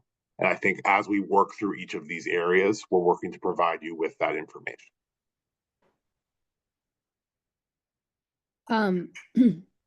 I can't see anybody because the presentation's still up, but oh, there we go. Okay. So I think so first of all, it's an interesting question about how to present the information. I think the quality school guarantee had a particular set of commitments that ranged with staffing and programming. The high quality student experience actually comes for the first time from community data. So this was what was directly attached to long-term facilities plan, that when we talked about school design, we talked about in pre-K to 6 and 7-12, what did families say they wanted? What did students say they wanted in that experience? So what we list in the high quality student experience are those elements. It was not granular in the sense of we want like a guidance counselor at this ratio or this or that. But there is far more detail that we've listed about the high quality student experience in the long-term facilities plan. We can certainly take that, and part of the goal with the budget is to sort of show how we're moving toward those things. I also think we can show with the school quality guarantee, which was the previous set of commitments, we can also show sort of where those things are, which is the libraries and the things that you just talked about, Member Cadet Hernandez. So we have a little bit of overlap, right, or that happens sometimes when administrations change. But I think what's unique about the high quality student experience is that really, for the first time here, came from our community. That is the elements, the data we collected. I think what David can do is we can go back and take a look from a budget perspective to sort of say, what are the easy figures or numbers that we can kind of speak to with that? I think certainly in the reimagining funding, as we move toward that as a budget mechanism, that's a great way to be able to sort of anchor the camera. So we'll definitely take that specific feedback on this. We know that it's important to you and to other members, and we'll do our best to figure out how to represent some of that information. I think you're muted. It was profound what I said. No, I think it is less about also just backing into it. Maybe it is a type of goal setting we have to do. It's like I'm appreciative of the community engagement process that got us to some of these categories. But then it's like, what are we funding towards? And that is, we do have to have like a vision for our counselor to student ratio, our vision for the number of sports teams a high school student will have access to, the number of music or foreign languages a student will have access to. Because without that, we just are going to keep funding, but to what end and to what purpose? And I've just felt that since we've been here. I'm like, we just say yes to a budget, but it's unclear what are the stuff and things it's trying to build. Yeah. I think that's the definition set that sort of, we've got, we know from the community what they're looking for, but there wasn't specificity of, I want music or art 3 times a week, or, right? So what we do know is that we want all students to experience art and music as a core, not just as an adjunct. So we have data that can show we are making that progress through budgetary investments that now actually says half of our high schoolers are able to experience at least a semester, right? And I guess, yeah, and then it's like, well, then what would get us to close the goal? So Yeah, like, without knowing what we want, it's like, if we're saying it's like as a, whatever the sort of frame was, then it's like, well, if half of them have it, what would it take for everyone to have? And then because that's the lever of funding then that we start moving, and then you start getting into actual priorities of like, I don't know, I think everyone knows where I stand. Like, if you ask me, the most important thing we do as a system is get kids to read, and 30% of our kids are reading on grade level. So like, then I would be pulling the lever around literacy interventionists to be like, oh, well, if your actual vision is we need 200 literacy interventionists, not 50, well, then that's the lever I'd want to pull. And then we'd make hard decisions around, I don't know, insert whatever.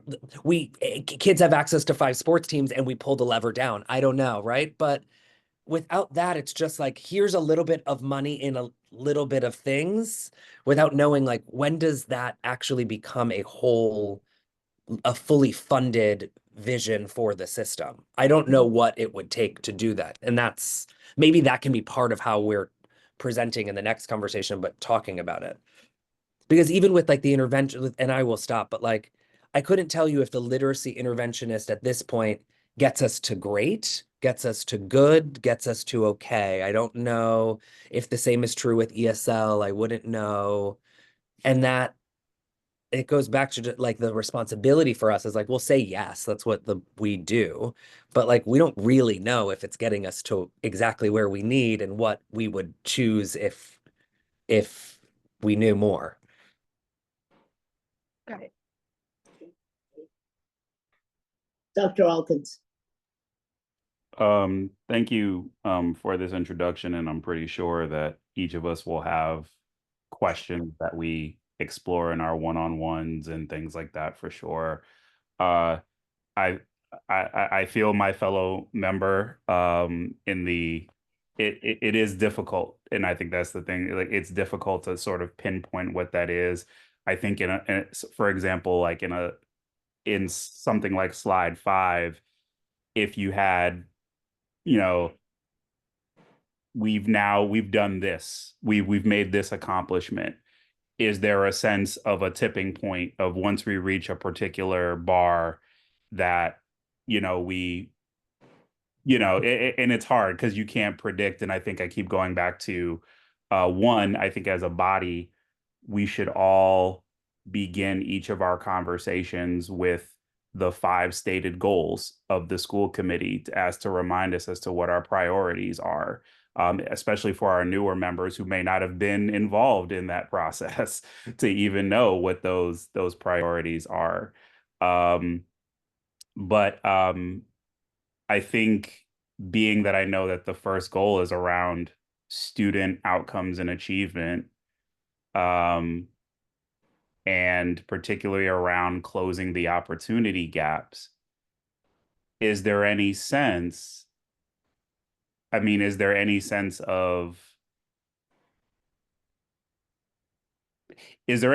the investments are actually helping to do that?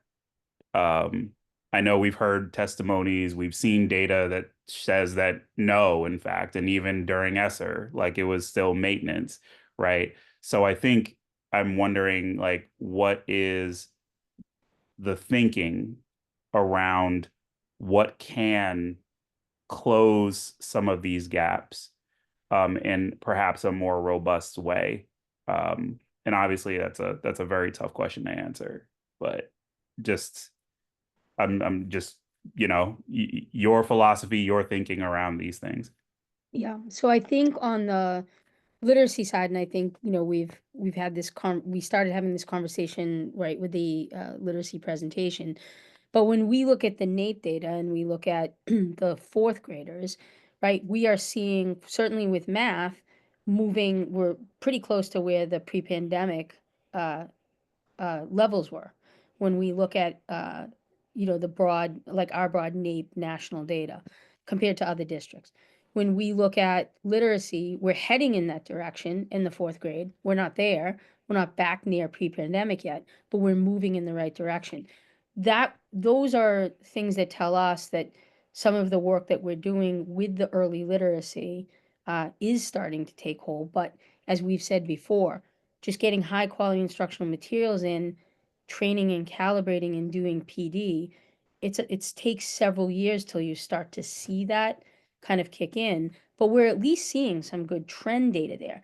But fast forward to the 8th grade, and that's where we get real concerned, because what we're seeing post-pandemic nationally, state, and district is kids are not recovered, right? And they're not moving in that direction, which is why in this budget, you'll see us deliberately shift and really start to talk about tier 2 and tier 3 for our middle and high schoolers, because we know that the gaps are significant and we've got to work harder to close those. So there's like a deliberate moving of resource in that direction. When we look at early college completion and we think about early college coursework as signs of readiness at graduation as one example, or career connecting, right? We see great movement of what we've put in for the budget. We see us moving from 21-22, where we had 179 students accessing early college, to where this year we have 790 students, to where with these budget investments we'll have over 1,000. And very similarly, what's also really significant is that early college isn't just what we were seeing before and who's accessing, but multilingual learners are accessing now. Special education students are accessing now. That's really meeting our mission of all students. So I think we are starting to certainly see some things in the data. And one big thing we did with the zero-sum budget that Chief Bloom talked about is we asked at our central programming and offices to look at program data to say what is moving the needle in the right direction for students and what is not. And if it's not, then we won't continue to do it. And if it is, then we need to continue to invest and do more of it. So I think that's the strategy that we have been embracing. We continue to sort of move with this. But Dr. Elkins, you're right. Like some of these things take foundation work, and it is several years before you start to get that indication of what's moving in the right direction or not. In this case, I do think our youngest data is showing us that we are starting to get traction because they've been the beneficiary of the deep literacy work for multiple years now. And thank you for that. And I think this also echoes, because I mean, I know we've talked about on this body about like what we've seen in some other districts and some of the strides that they've been able to make in certain areas, like talk about literacy, for example, right? And so I'm wondering, just in the process, like if you all are in communication with other districts and just saying like, what have you all been investing in particular that might be something that we could take in to our investment strategy as far as that goes. So that's like one question I have. And then the second I had was around, I think it's slide 18, just you all may have explained this, but the logic of phased implementation. Like for example, why in year 2, like which we're embarking like on, like why grades 1, 2, 8, and 10, like what's the rationale for that grade configuration for those 4 years? Right. So Dr. Chen might want to talk specifically about the rollout of the inclusion plan. But to your, I think it's like a great point, which is what are we learning from other districts? What are we seeking to learn and then investing? I think high dosage tutoring is a good example of this. You know, we really wanted to get tier 1 set. We wanted to get strong foundation in the classrooms before we added lots of intervention in. Now we're at that point and ready. So we've done, you know, Leslie Miller and her team have done a lot of looking at, talking with other districts, both at the national level and the state level. And that's how we ended up landing on some of the high dosage tutoring that we're going to be doing for math in the middle and the high schools. It's also both the formula of how we're going to do it, as well as the partner that we're going to do it with. So that's like an example where we took that in. And I think in the academics, there's several examples of that we could provide. I think there's lots of academic enrichment that we're working across between student support and the academics division. And a lot of that is coming from partners that we know are tried and true. They get good results with the kids, output is there. And so we're going deeper with them. Alt Ed, a lot of the revisions we're doing right now, that's with Spring Point with Spring Point really trying to learn from their work in the Alt Ed sphere and the Barr Foundation in their sphere, and tapping into different partners so that as we think about what design for our district could sort of bring Alt Ed to the next piece, the leaders are having the opportunity to have those dialogues both with each other and outside of Boston. So I love the idea that we don't have to reinvent the wheel, that we can in a lot of ways learn from others. And I think that's what a lot of the work that we do, whether it's with the Council of Great City Schools, whether it's with DMC, wherever it is, it's trying to bring that best practice back into Boston. And then Dr. Chen, do you want to just talk about how we arrived at the grades? Sure. As this group knows, we had an extensive review from the Council of Great City Schools on special education. And based on their experience with large urban districts across the country, as well as in-depth interviews with how the BPS has implemented various reforms in the past, they suggested a similar, not exactly this rollout, because we had to take into consideration our largely pre-K to 6, 7 through 12 configuration versus what other districts tend to have as more of an elementary, middle, high school model. So it's a variation off of their recommendation, and it's a couple of things. One is we certainly have learned that, you know, even in the first year, it takes time for the system to really build the capacity, both in terms of the structures for how, like, we enroll students in our processes for assignment of students with disabilities and multilingual learners, as well as just capacity for teachers and educators to really get the kind of professional learning and the resources that are needed. And so it's not really feasible to do all of that in 1 year, both on systems capacity and frankly, budget. And secondly, a lot of times what happens is initiatives start or a strategy starts in the early grades. And then when it inches along, it doesn't always get up to the higher grades. And it doesn't signal to a system that this will happen for all of us. Because too many folks, and a lot of our high school folks experience this, some strategy dies on the vine by the time it gets up to them. And so here, there's an intentionality around largely paired grades to work together so that those kids will roll up, but that every part of the system, every school would be expected to implement the inclusive education plan. And so overall, over time, initially it was suggested to do over 3 years' time.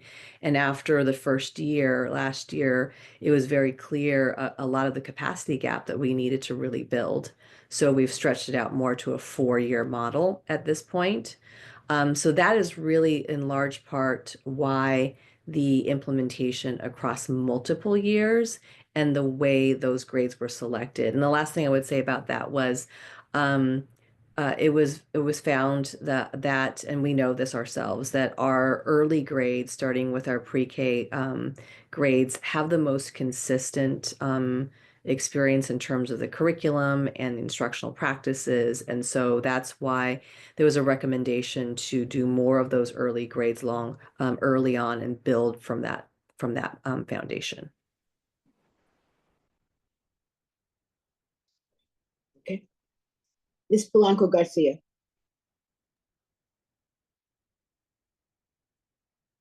Thank you, Madam Chair. Y thank you for the presentation. Yo siento que esta es la primera presentación preliminar del presupuesto. Thank you very much for the presentation, and I do appreciate very much that this was one of the first presentations regarding the budget. Entonces, definitivamente vamos a tener muchas preguntas. So definitely, there will be a lot of questions regarding this.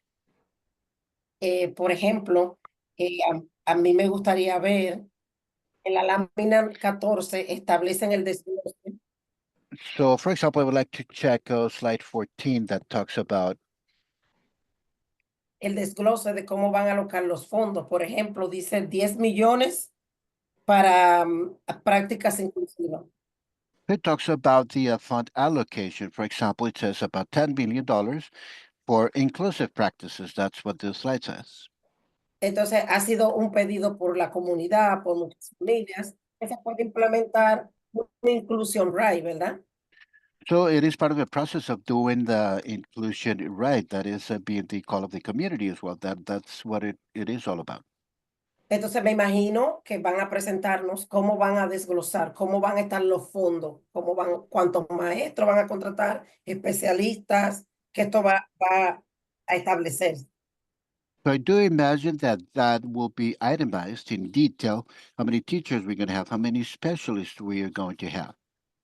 Para poder hacer esto, para que realmente se haga una inclusión bien hecha, ¿verdad?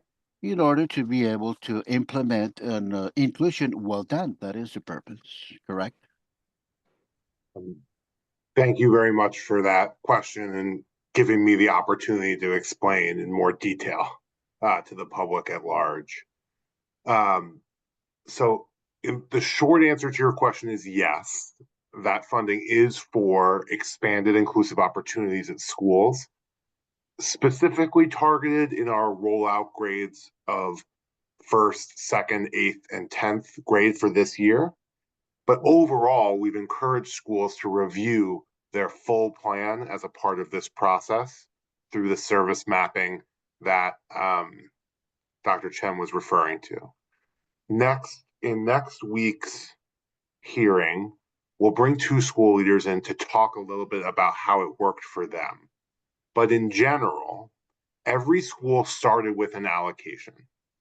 And what I said to the school leaders is, this allocation we're pretty sure is right on average, which we know means it won't work for some of you, right? Because anything you do right on average, there will always be some exceptions that need special review.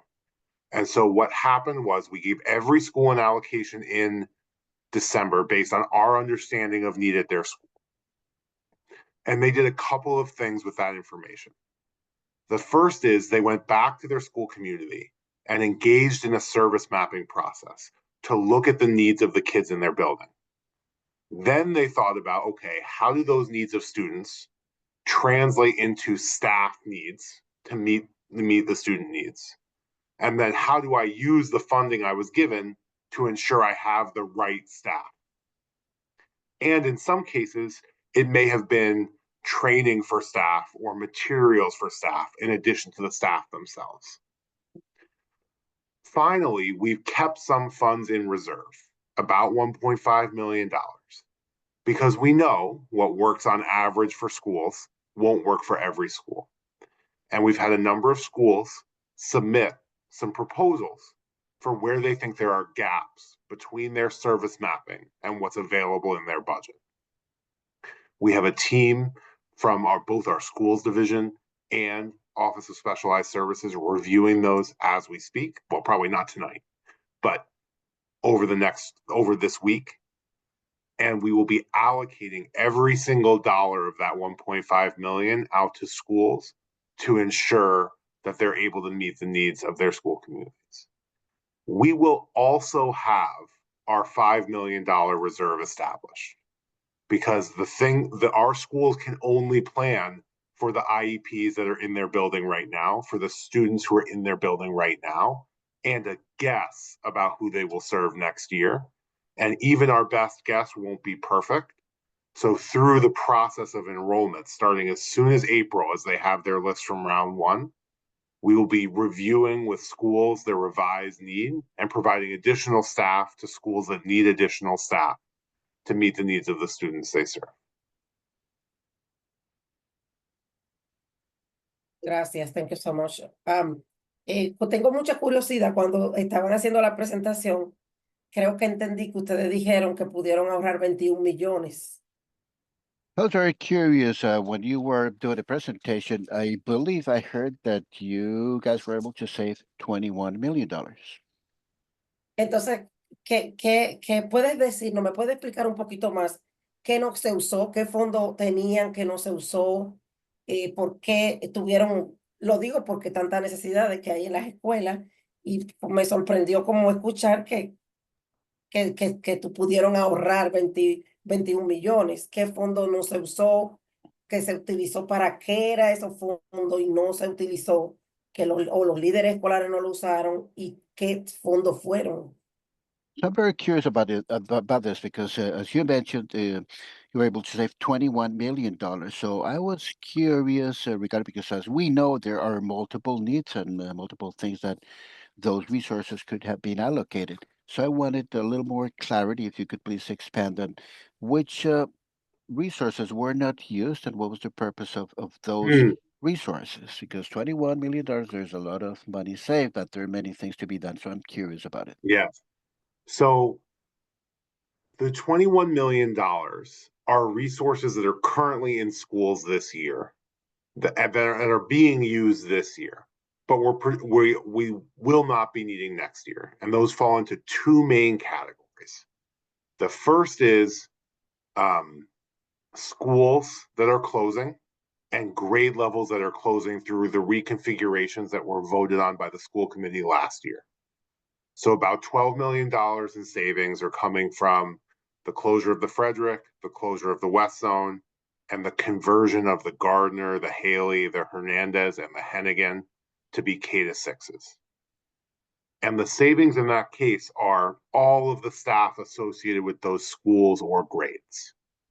So all of those resources are no longer going to be needed because those programs won't be operating next year.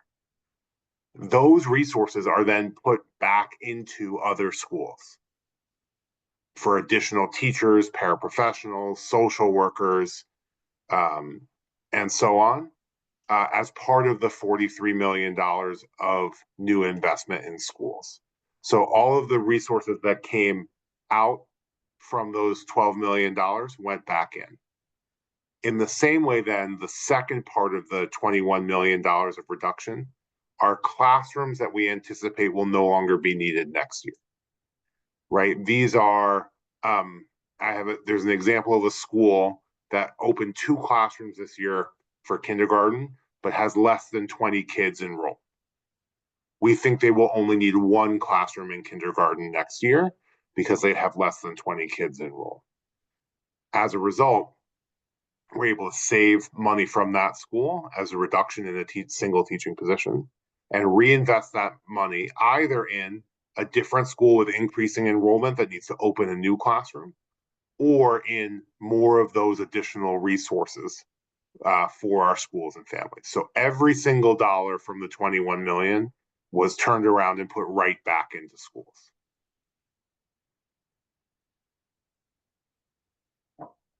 Okay, Thank you. alrighty. Mr. Tran. First of all, thank you for the all of the members on the committee. I thank you for your presentation, a thorough presentation on the proposed budget. I also share a lot of concerns from other members as well. I hear where they are coming from. Some like to see, or some question regarding inclusion, some questions regarding literacy. I hear all that. Well, I have a bunch of thoughts and thinking running around my head, and I'm trying to somehow create an interconnection between all of that in making my presentation to you. But here it goes. It's going to be kind of short in my mind. While I understand that the allocated investments that you have made or that you have proposed are based on data, factual, and educational support evidence, in making those proposed allocated investments. The investment that you are now trying to, and I appreciate that as well, you are now trying to pour into is the inclusion practice, which I, as you know, had always expressed my concerns regarding that. And I can see that what you are trying to do right now is to allay concerns from the teachers, from the union, even from me, even though it is not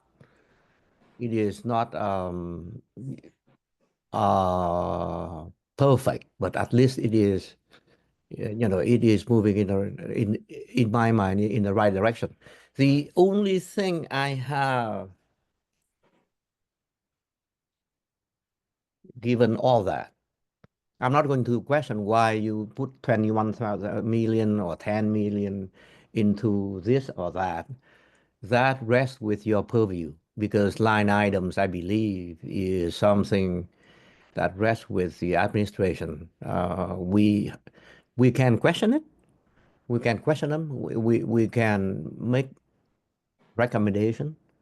The ultimate decision in allocating line items are with you. And I see that the central office funding take subsequent to all the funding that you are proposing for schools. I do see that as as a very goodwill kind of work, and I appreciate that.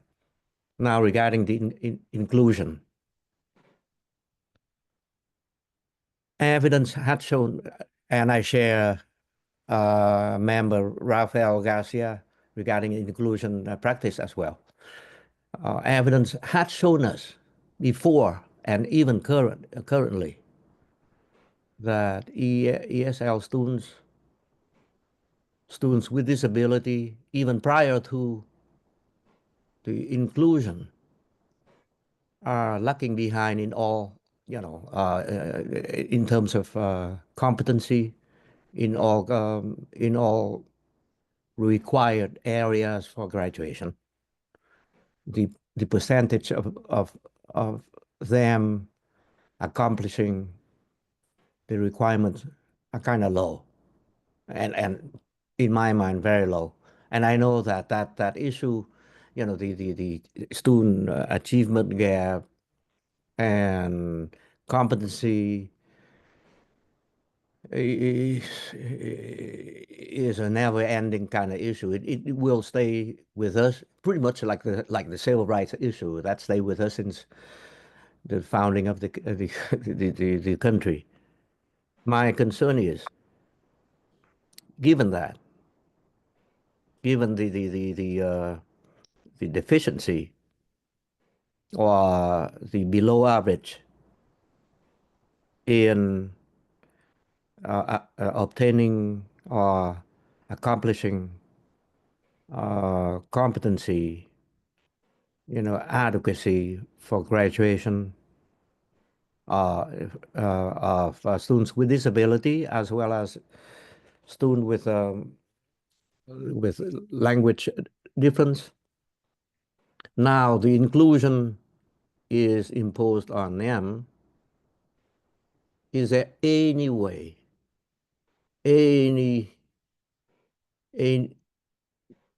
yeah, I know you're doing mapping, okay. Is there any way that mapping and all that tools that you are implementing will somehow contribute to a slight, I hope, just a very slight increase in their competency?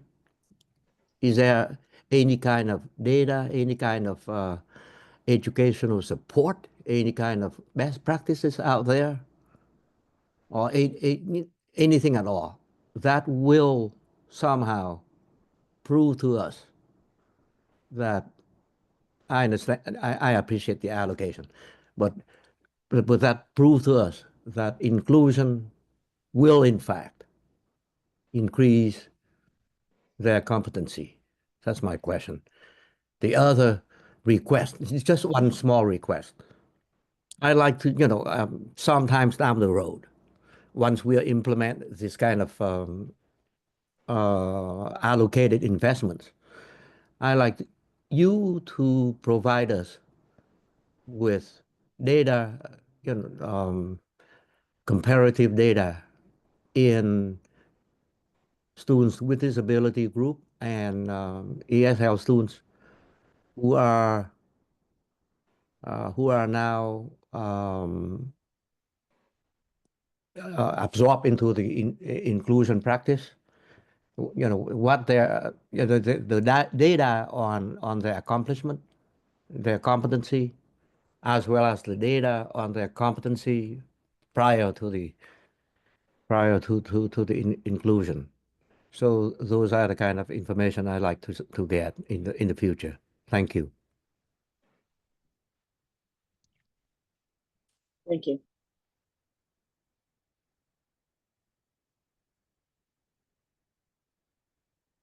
Ms. Lima Barbosa.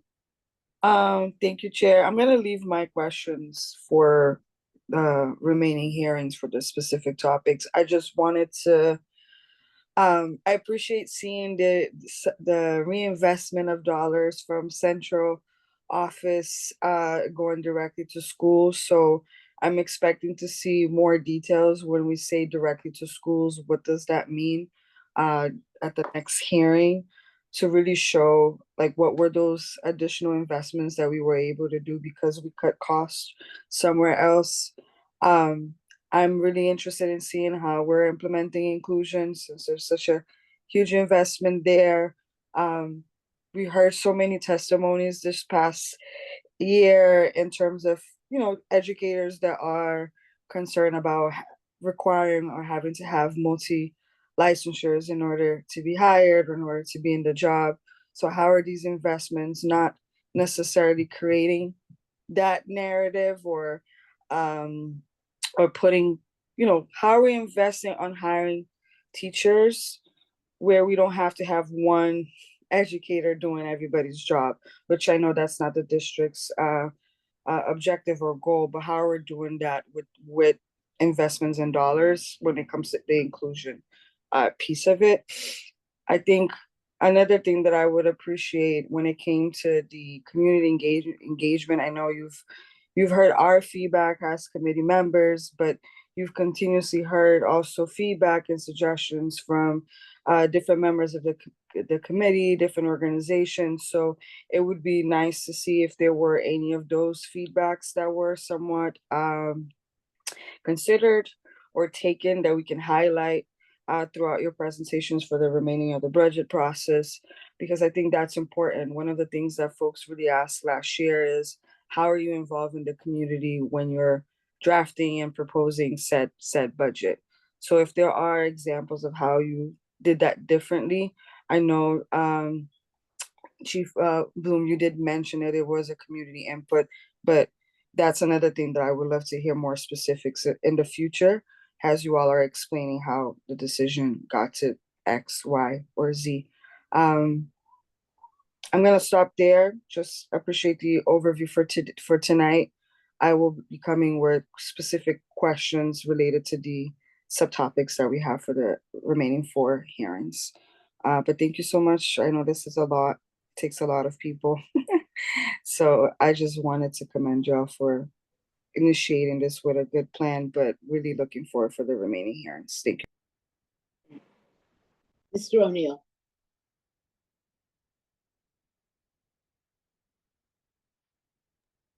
Thank you, Madam Chair. It's been a long night. It's the beginning of a long process, a 2-month process for us now. So, Mr. Bloom, thank you for the presentation. I'll be interested in future presentations if you could better align for us the investments that are made tying to goals that the school committee has set, right? Part of our responsibility as a board is to make sure that, A, we're setting policy, and B, that the budget aligns with the policy that we have set. And, I go back to, I think Mr. Cadet Hernandez made a great point. If literacy is job one for our students,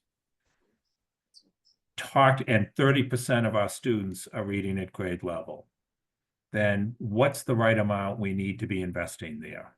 And oftentimes when I'm presenting in my day job to clients, we'll talk about good, better, best scenarios, right? Depending upon how much budget they have. And so I'm interested as superintendent and Mr. Bloom and Dr. Chen about, what is the right amount, particularly for literacy? So I'm using that as one example. It was brought up earlier, but it's a key goal that we have set as a committee, and superintendent was set as a goal for you, right? So how does the budget align with the goals that we have set to date? And that maybe fosters a conversation with us as a committee of what are the right goals that we should be aligned on as a committee. And so that is one question, and I appreciate that in one of the next presentations coming up. The other is, and I'm just channeling what I hear around the city when I talk with fellow residents, right? And $1.5 billion is a big budget.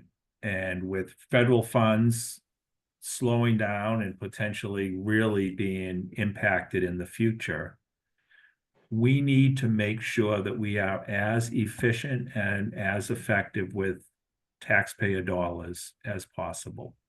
And so, Mr. Bloom, I appreciate you highlighting, this amount came from closing schools, a decision we made last year, and classrooms.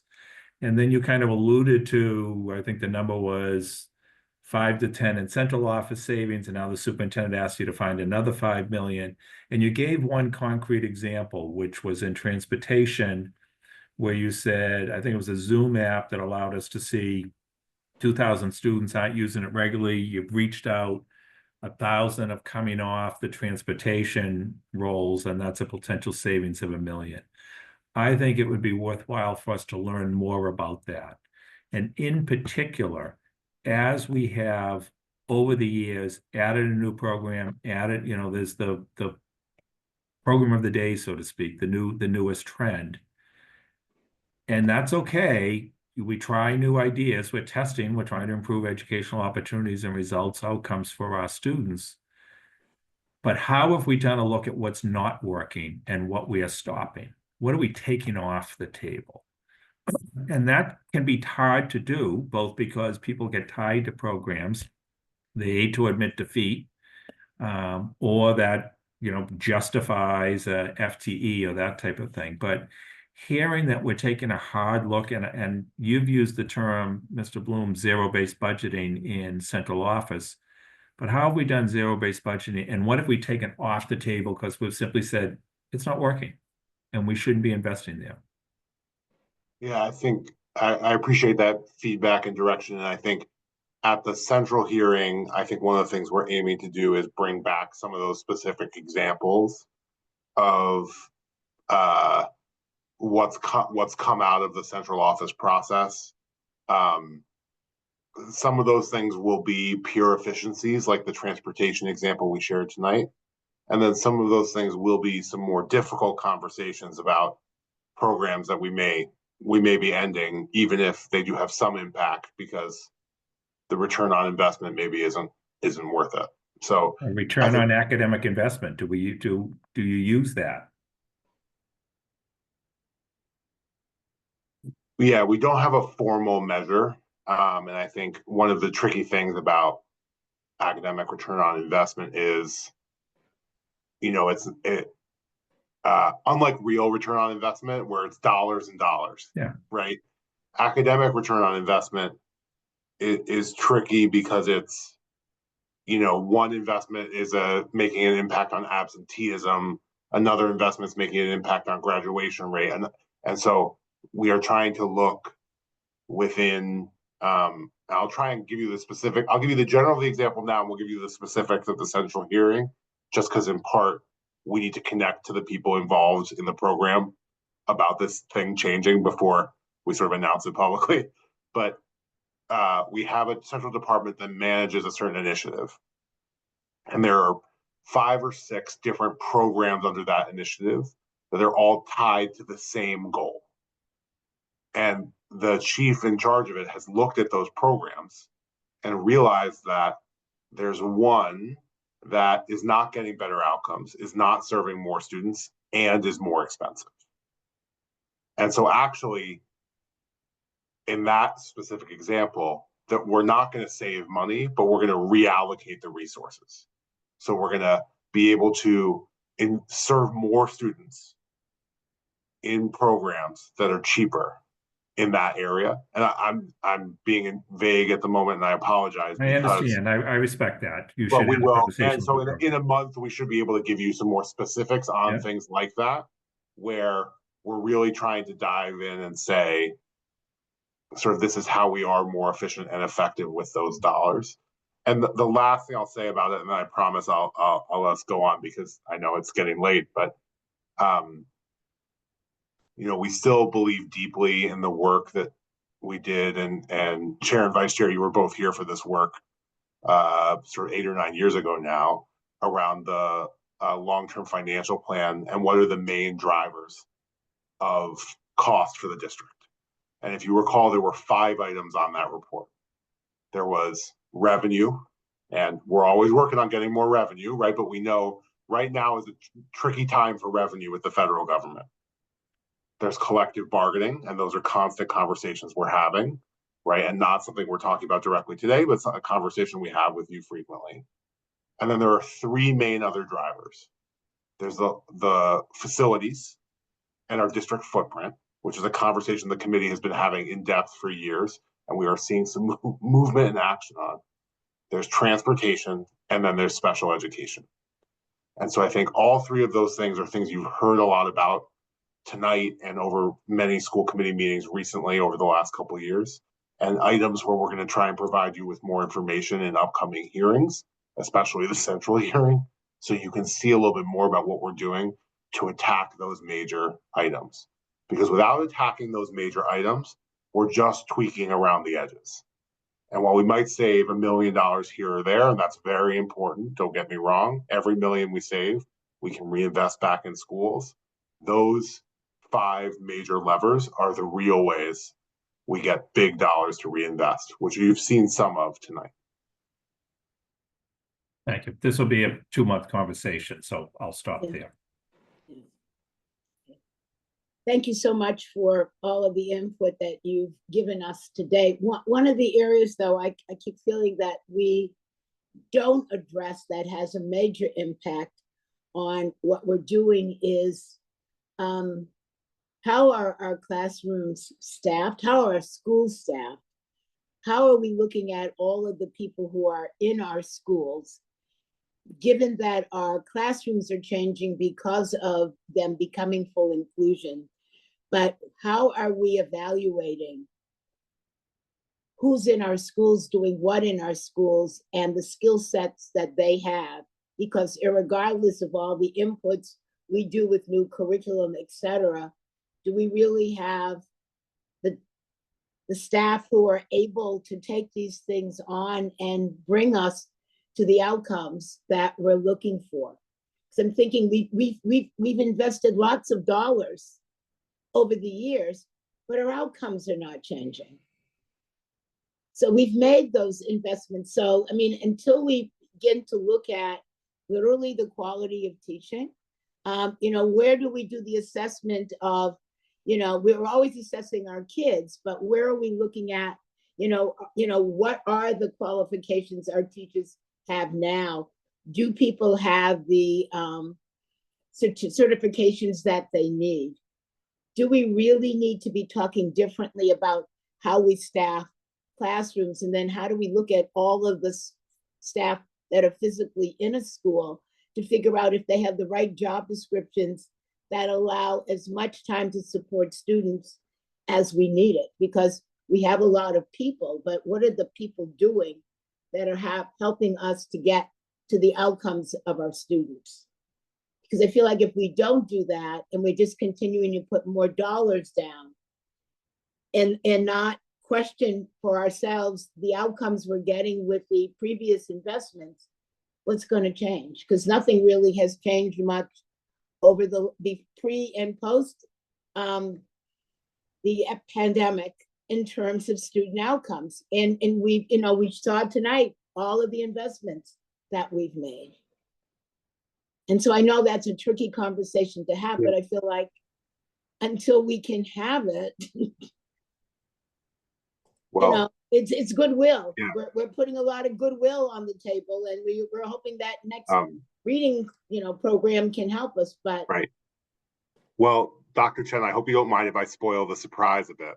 But I got an email back today from Principal Pignato at the Channing, who's one of the leaders who will be here next week. And we were doing some scheduling for prep for her coming to testify or not to present next week. And she was just saying she's really excited to talk about how this new approach we're taking to thinking about service mapping and grouping kids and starting with those groups has built on the great work she's doing at the Channing, but also helped her and her school community think about the needs of students a little bit differently and build up from those groups. When I started here, almost 10 years ago now, right?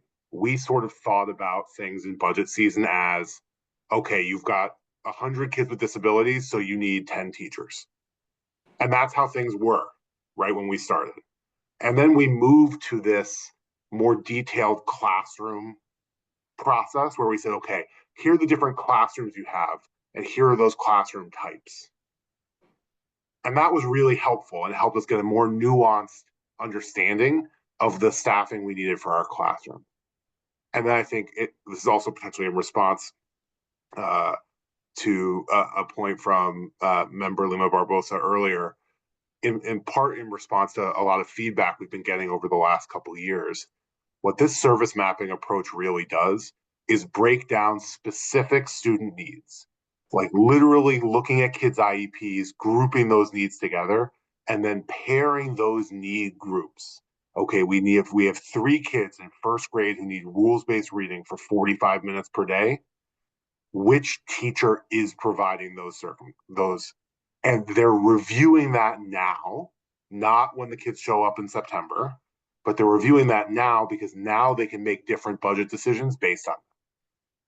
I realize all of a sudden that I have a little bit of excess resource here, but I need more reading intervention, right? And people are able to make adjustments to their budgets based on that review. And so I think that's what some of our I'm not saying we're getting it perfect yet, but that is what our leaders are coming to discuss next week, is how that approach is different.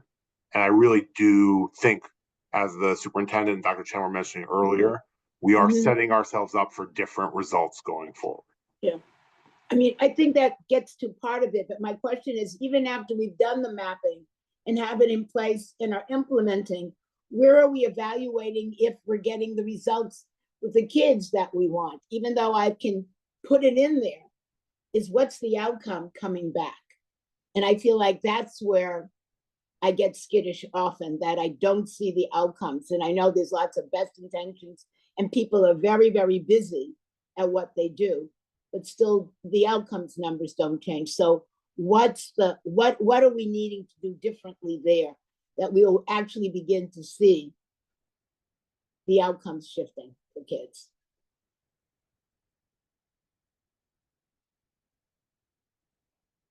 I will just say, Chair, that I think that is the pressure point with our regional networks that we're attempting to do, which is to make sure that like our PLCs are focused on student data, what the outcomes are, what is happening, what's not happening, how that ties back to instruction, how that ties back to the use of supports. And I think that's happening at a level now where the conversations and the focus in a region now with a smaller group of schools, with a regional soup, with a whole support system, you can have those conversations and look at the data in a very deeper way than you could when we've had other ways of kind of configuration within the district.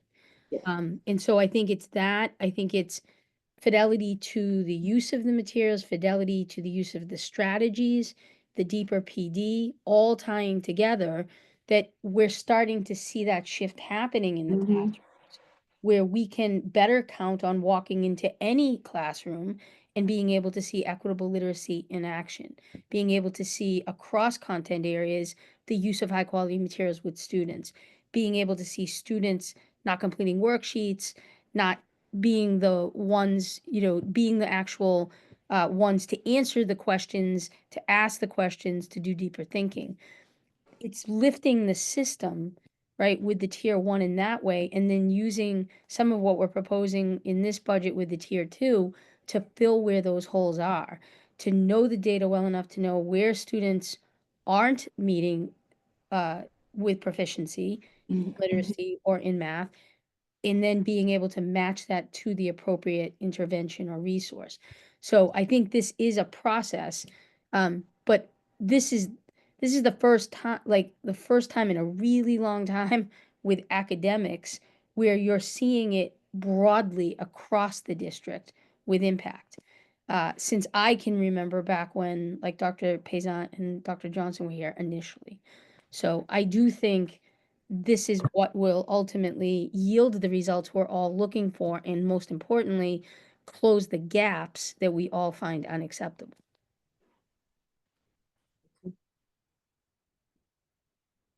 I'm sure this conversation will continue. Absolutely. Yeah, because I want to keep saying, but if it still isn't working, then what? At what point do we say enough, something drastically has to change? And I think that's what I'm looking for, is like, how many years will we be happy that the NAEP scores still say 40%, in spite of millions of dollars of input? And I don't know the answer. I'm hoping you all know the answer. I don't know if it's a teacher training institution. Somebody has got to have a better answer, or we need to find the district that's actually doing something different that's getting the outcomes. Because I think we've waited too long, with the investments. I thank the city, and everyone for the investments, but we're not delivering back. And I think that's what we're looking forward now, particularly as we walking into a year when we have no idea what federal is going to do, et cetera, but we still will have our 50,000 kids to educate.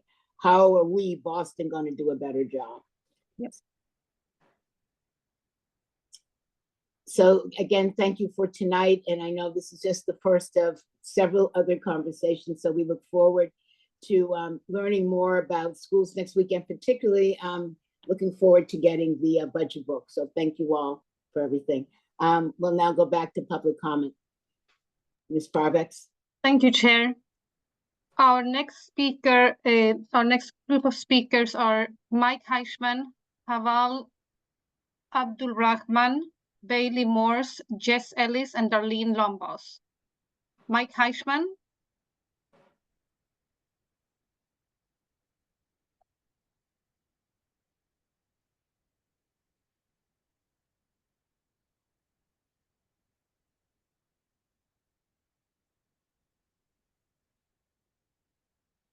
I'm so tired. Oi. Mike Heichman, Dorchester. The school committee and the public's today's meeting marks the official beginning of the creation of our 2025-2026 budget. Every year, the school committee approves a budget that is insufficient to provide enough funds and resources that are needed to provide a high-quality education for all of our children. How many of our children will attend schools that are too cold in the winter and too hot during the warmer weather? How many of our children will attend unhealthy, unsafe facilities that are inadequate to house quality education? How many of our children will attend schools with inclusion done cheaply and poorly because inclusion done correctly is too costly? The same for ELL and literacy done cheaply and poorly. How many times will the superintendent thank Mayor Wu for providing our children with insufficient funds? How many times will the superintendent emphasize the small number of gains while downplaying or ignoring the major cuts? No matter who we elect or re-elect mayor in November, whether it be the incumbent or the son of one of Boston's billionaires, what is desperately needed is more funds by taxing by every means possible the wealth of the super rich. Until that day comes, many of our children will be harmed, and disproportionately our immigrant children, our children with special needs, and always our 30 Black. seconds. Until that day comes, institutionalized child abuse and neglect will pervade the BPS. Until that day comes, the school department will gauge us with the budget spectacle of the BPS Hunger Games. We live in a very rich country, state, and city. This deplorable situation should be considered shameful and unacceptable. I call on the public to rise up and speak out against this harm that is being planned for our children, their families. Thank you very much, Mr. Heichman. Your time is up. Thank you. Thank you. Our next speaker, Haval Abdul Rahman, is not in the meeting, so we will go with Bailey Morse.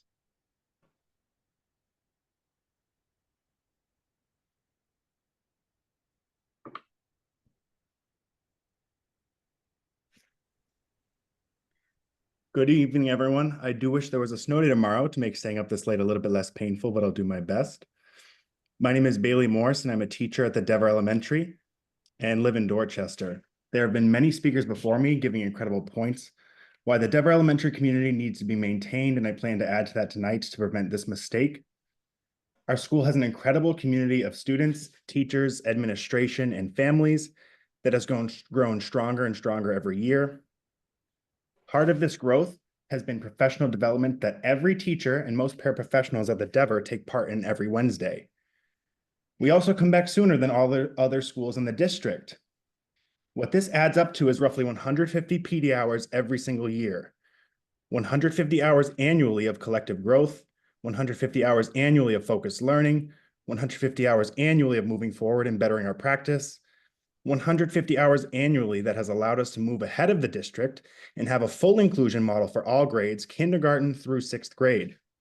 For teachers that have been at our school for just 3 years, that is over 450 hours of shared learning. For the several members of our school who have been here for over 8 years, that is over 1,200 hours of shared learning.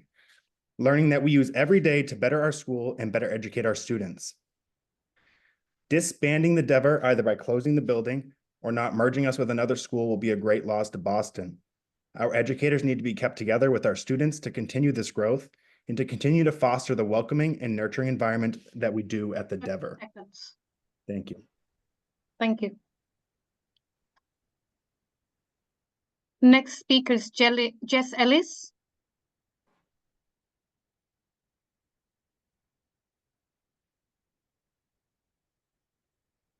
Jess Ellis, please raise your hand. I'm here. Oh, thank you. You can start. Good morning, good evening. See, that's how tired I am. My name's Jess Ellis. I'm a 19-year veteran of Boston Public Schools. And just a quick note, Mr. Bloom, service mapping is actually continuing segregation instead of doing inclusion. Just want to point that out. So imagine you had to have a critical life-saving operation. You're dressed in your gown, flat on a gurney, IV in place, and you're rolled down the hallway and into an operating room. They're waiting for you as a surgeon by themselves. You ask, wait, where's the anesthetist? Oh, I do that too. I just got that license. What about the nurses and support staff? Oh, I hold those licenses too, so you're good. That sounds insane, doesn't it? What if something goes wrong? What if expertise is needed? What if the surgeon needs help? And that's with only one patient, not 20. Asking one professional to fill the role of many is unattainable. Yet educators are forced to do this every day. You need staff to effectively manage something as complicated as an appendectomy or educating a room full of children. In the operating room, different professionals have different roles to assure they're prepared for anything. Don't our students deserve this same thorough preparation? Isn't a good education just as critical to one's quality of life as proper medical care? Tonight, I urge you to revisit some current standard staffing allocation. A few members of BSC have actually alluded to some of this earlier.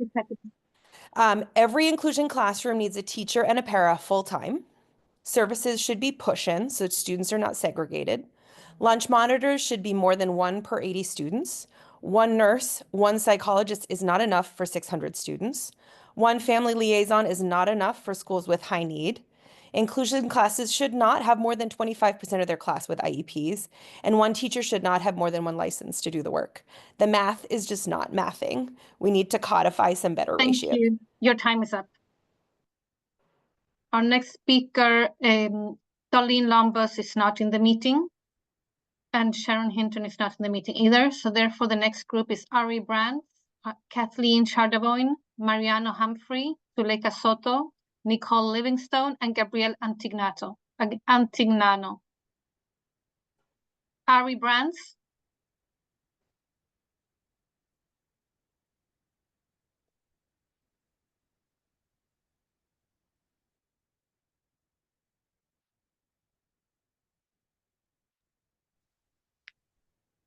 Hi, can you hear me? Yes, we can hear you. You can start. Thank you. My name is Ari Brands. I'm the Director of Organizing at St. Stephen's Youth Programs and a resident of Mattapan. I'm here to ask for your support for the Parent Mentor Program in the FY26 budget. St. Stephen's has been running the Parent Mentor Program in partnership with BPS schools since 2017. We are now coaching 40 parent mentors to work daily with over 800 students at 6 schools in the South End, Roxbury, Dorchester, and Mattapan. Our participants reflect the BPS population, 56% Latino, 31% Black, 69% immigrants. Parent mentors are matched with a teacher. I'm not going to go into the details because you heard from some of our parent mentors, but this year they will log over 12,000 hours of direct student support. The program also opens a door into a career as an educator. Last school year, 38% of parent mentors were hired into school-based roles, including lunch monitors, bus monitors, and paras. This year, 17 are earning their lead teacher credential with Urban College, and 10 more are becoming paras. We support BPS to create a talent pipeline of educators that match the cultural, racial, and linguistic backgrounds of students while building economic stability for BPS families. We're grateful for the many public acknowledgements from the superintendent and district leadership. But the truth is, without resources to back up these words, we will not be able to continue to run the program at its current level, much less scale it up. We have been told that schools alone will need to step up to cover the $400,000 in ESSER funding that we are losing. This is simply not possible. We need cost sharing from central office. There are benefits to the district overall that are more than the sum of each school's investment. We are asking you as a school committee, in your sole authority, to increase or adopt specific items within the superintendent's recommended budget to ensure a sustainable, centrally funded line item for the Parent Mentor Program. The Parent Mentor Program is a family engagement strategy that works. It's a student support strategy that works.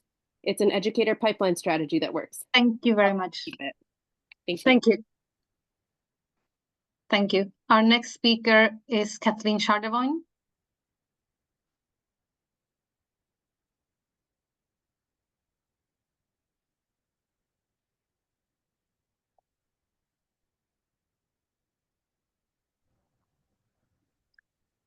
Hi, good evening. I'm Kathleen Chardevoin. I'm a BPS parent from Charlestown, and tonight I'm advocating for additional changes to the exam school admissions policy. First, I want to echo Deirdre Manning's testimony from much earlier tonight, her request to fix the math and allocate seats to tiers based on the number of applicants. The newly combined Tier 4 has averaged over 500 applicants over the past 3 years. And with the hard cap on seats to tiers, that means 250 seats for Tier 4. That means half will be rejected. This is on top of 771 applicants rejected from this tier over the last 3 years. These students live in every neighborhood of the city. They come from a wide range of incomes. Rejecting half of them is neither fair nor equitable nor sound public policy. I also ask that if, despite Member Cardette Hernandez's advocacy, if the district continues to arbitrarily award school-based bonus points to almost everyone, regardless of their individual circumstances, that school-based bonus points for 9th grade applicants be reconsidered. These points are not just arbitrary, they're ineffective. Published BPS data shows that before any policy changes, low-income 9th grade applicants were earning 52% of invitations. That went down to 47% last year when 63% of applicants got those bonus points. In addition, the district says that 9th grade applicant scores are unpredictable and skewed. So they're going to use 7th grade scores to calculate the school-based bonus points for 9th grade. This arbitrary approach only cements the exclusion of the applicants who don't receive the points. Thank you.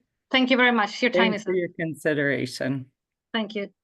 Our next speaker, Mariana Humphreys, not in the meeting. Suleika Soto.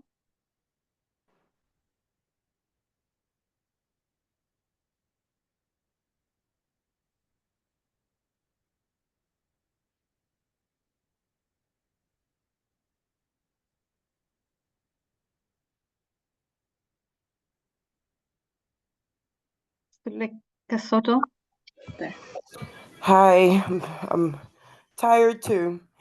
Good night, good evening. Black history is American history. I just wanted to say that genuine two-way dialogue must come before any recommendations brought before this committee, including the capital plans, budgets, and more. Too often, the decisions made here leave families, students, and community members with minimal opportunity for meaningful input. Real engagement means collaborating with the community from the start, not simply informing school communities of finalized decisions and transition plans. This top-down approach undermines trust and disregards the valuable perspectives of those most affected. BPS and the mayor have not provided a clear, consistent explanation for these closures. The data shifts often, leaving school communities struggling to understand the decision-making process. They are left to piece BPS's fragmented information, often contradictory, about enrollment and other factors. How has the data in the city the BPS and the city provided been interpreted? Communities are actively analyzing available information and finding a lot of discrepancies. Has this school committee analyzed the same data that we're looking at? Are you deeply engaged with these issues, not just receiving presentations, but each and every one of committee members asking the tough questions and demanding clear answers, even if it's not in public? A public comprehensive facilities plan and equity analysis is needed. If not, these proposals will continue to unfairly impact our most vulnerable students. And it's okay to name them. Black students, Latino students, students with disabilities, students that are native speakers of languages other than English, low income and overall high need students. We need to understand how BPS and each person in this committee considered the equity implications of these decisions before you make Thank any you very budget. much. Your Need a time is up. true equity impact Thank statement. you. Thank you. Our next speaker is Nicole Livingstone.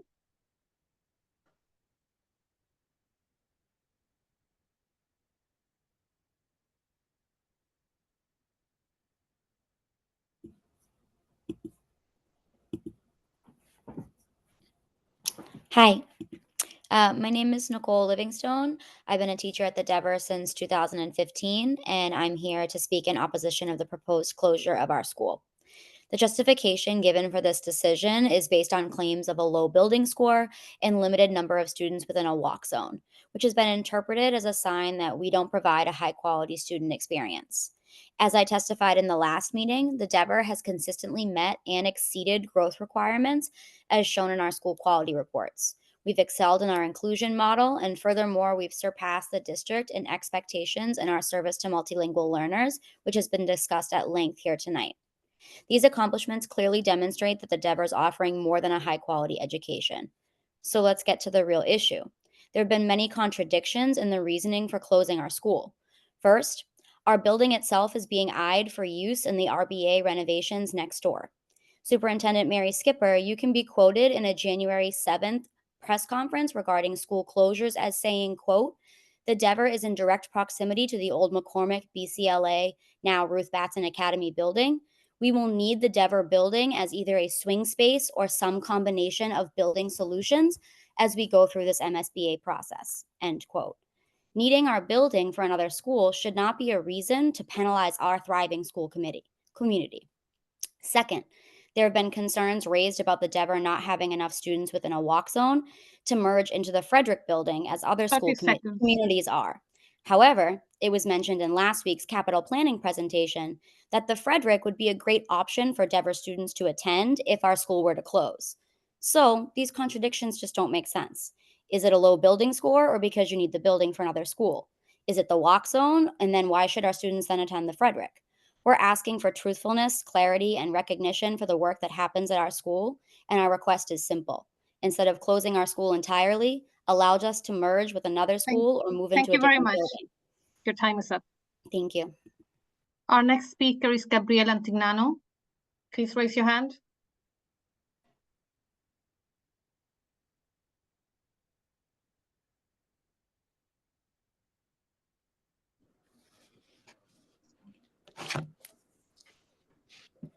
You can start. Good evening. My name is Gabrielle Antignano, and I'm the family liaison at the Dever Elementary School. I am here to express my concern over the proposed closure of our school, which blindsided our community. As recently as this fall, we were engaged in discussions with DESE to develop a post-receivership plan, and closure was never mentioned. At a time of political instability, resulting in students and their families fearing for their physical safety due to the current political climate, shutting down and dismantling a school community where they feel safe is a harmful decision. Relocating students to an unfamiliar school community without the support of trusted faces is unfair, especially for our most vulnerable students. The Dever has a special focus on social emotional needs and making sure students feel safe, heard, and seen. Dismantling our community is unjust when so many of our students already face instability at home, including experiencing housing instability. The lack of transparency with this plan to close the Dever is punitive to the Columbia Point community at large, including the Harbor Point housing community and Denny Boys and Girls Club, which has a long-standing relationship with the Dever going back decades. Closing the school would have a profound and lasting negative impact, and I hope you will take these concerns into account and keep the Dever together. Thank you. Thank you very much. Our last speaker on reports is Edith Bazil.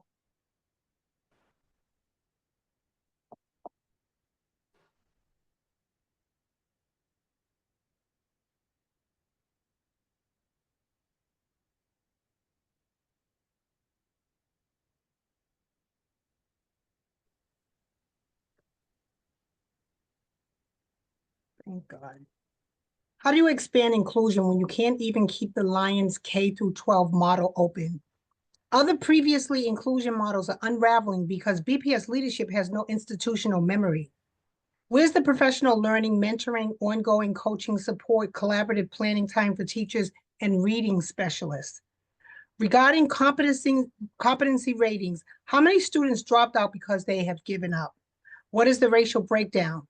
Where's the data on the transcript study of transformation high schools that water down the curriculum and don't even assign homework? How can you guarantee a high quality experience when assignment algorithms force Black students into chronically underperforming, failing schools? Central office needs to cut the fat. You can start with the superintendent's multiple advisors and instead invest in schools, teachers, and students. BPS's chaotic master facilities plan, or doesn't exist, makes BPS a failing money pit of failed promises and racial injustice. McKinley schools are crumbling in unsafe buildings, and all they get are more cameras. Equitable literacy represents a sunk cost fallacy.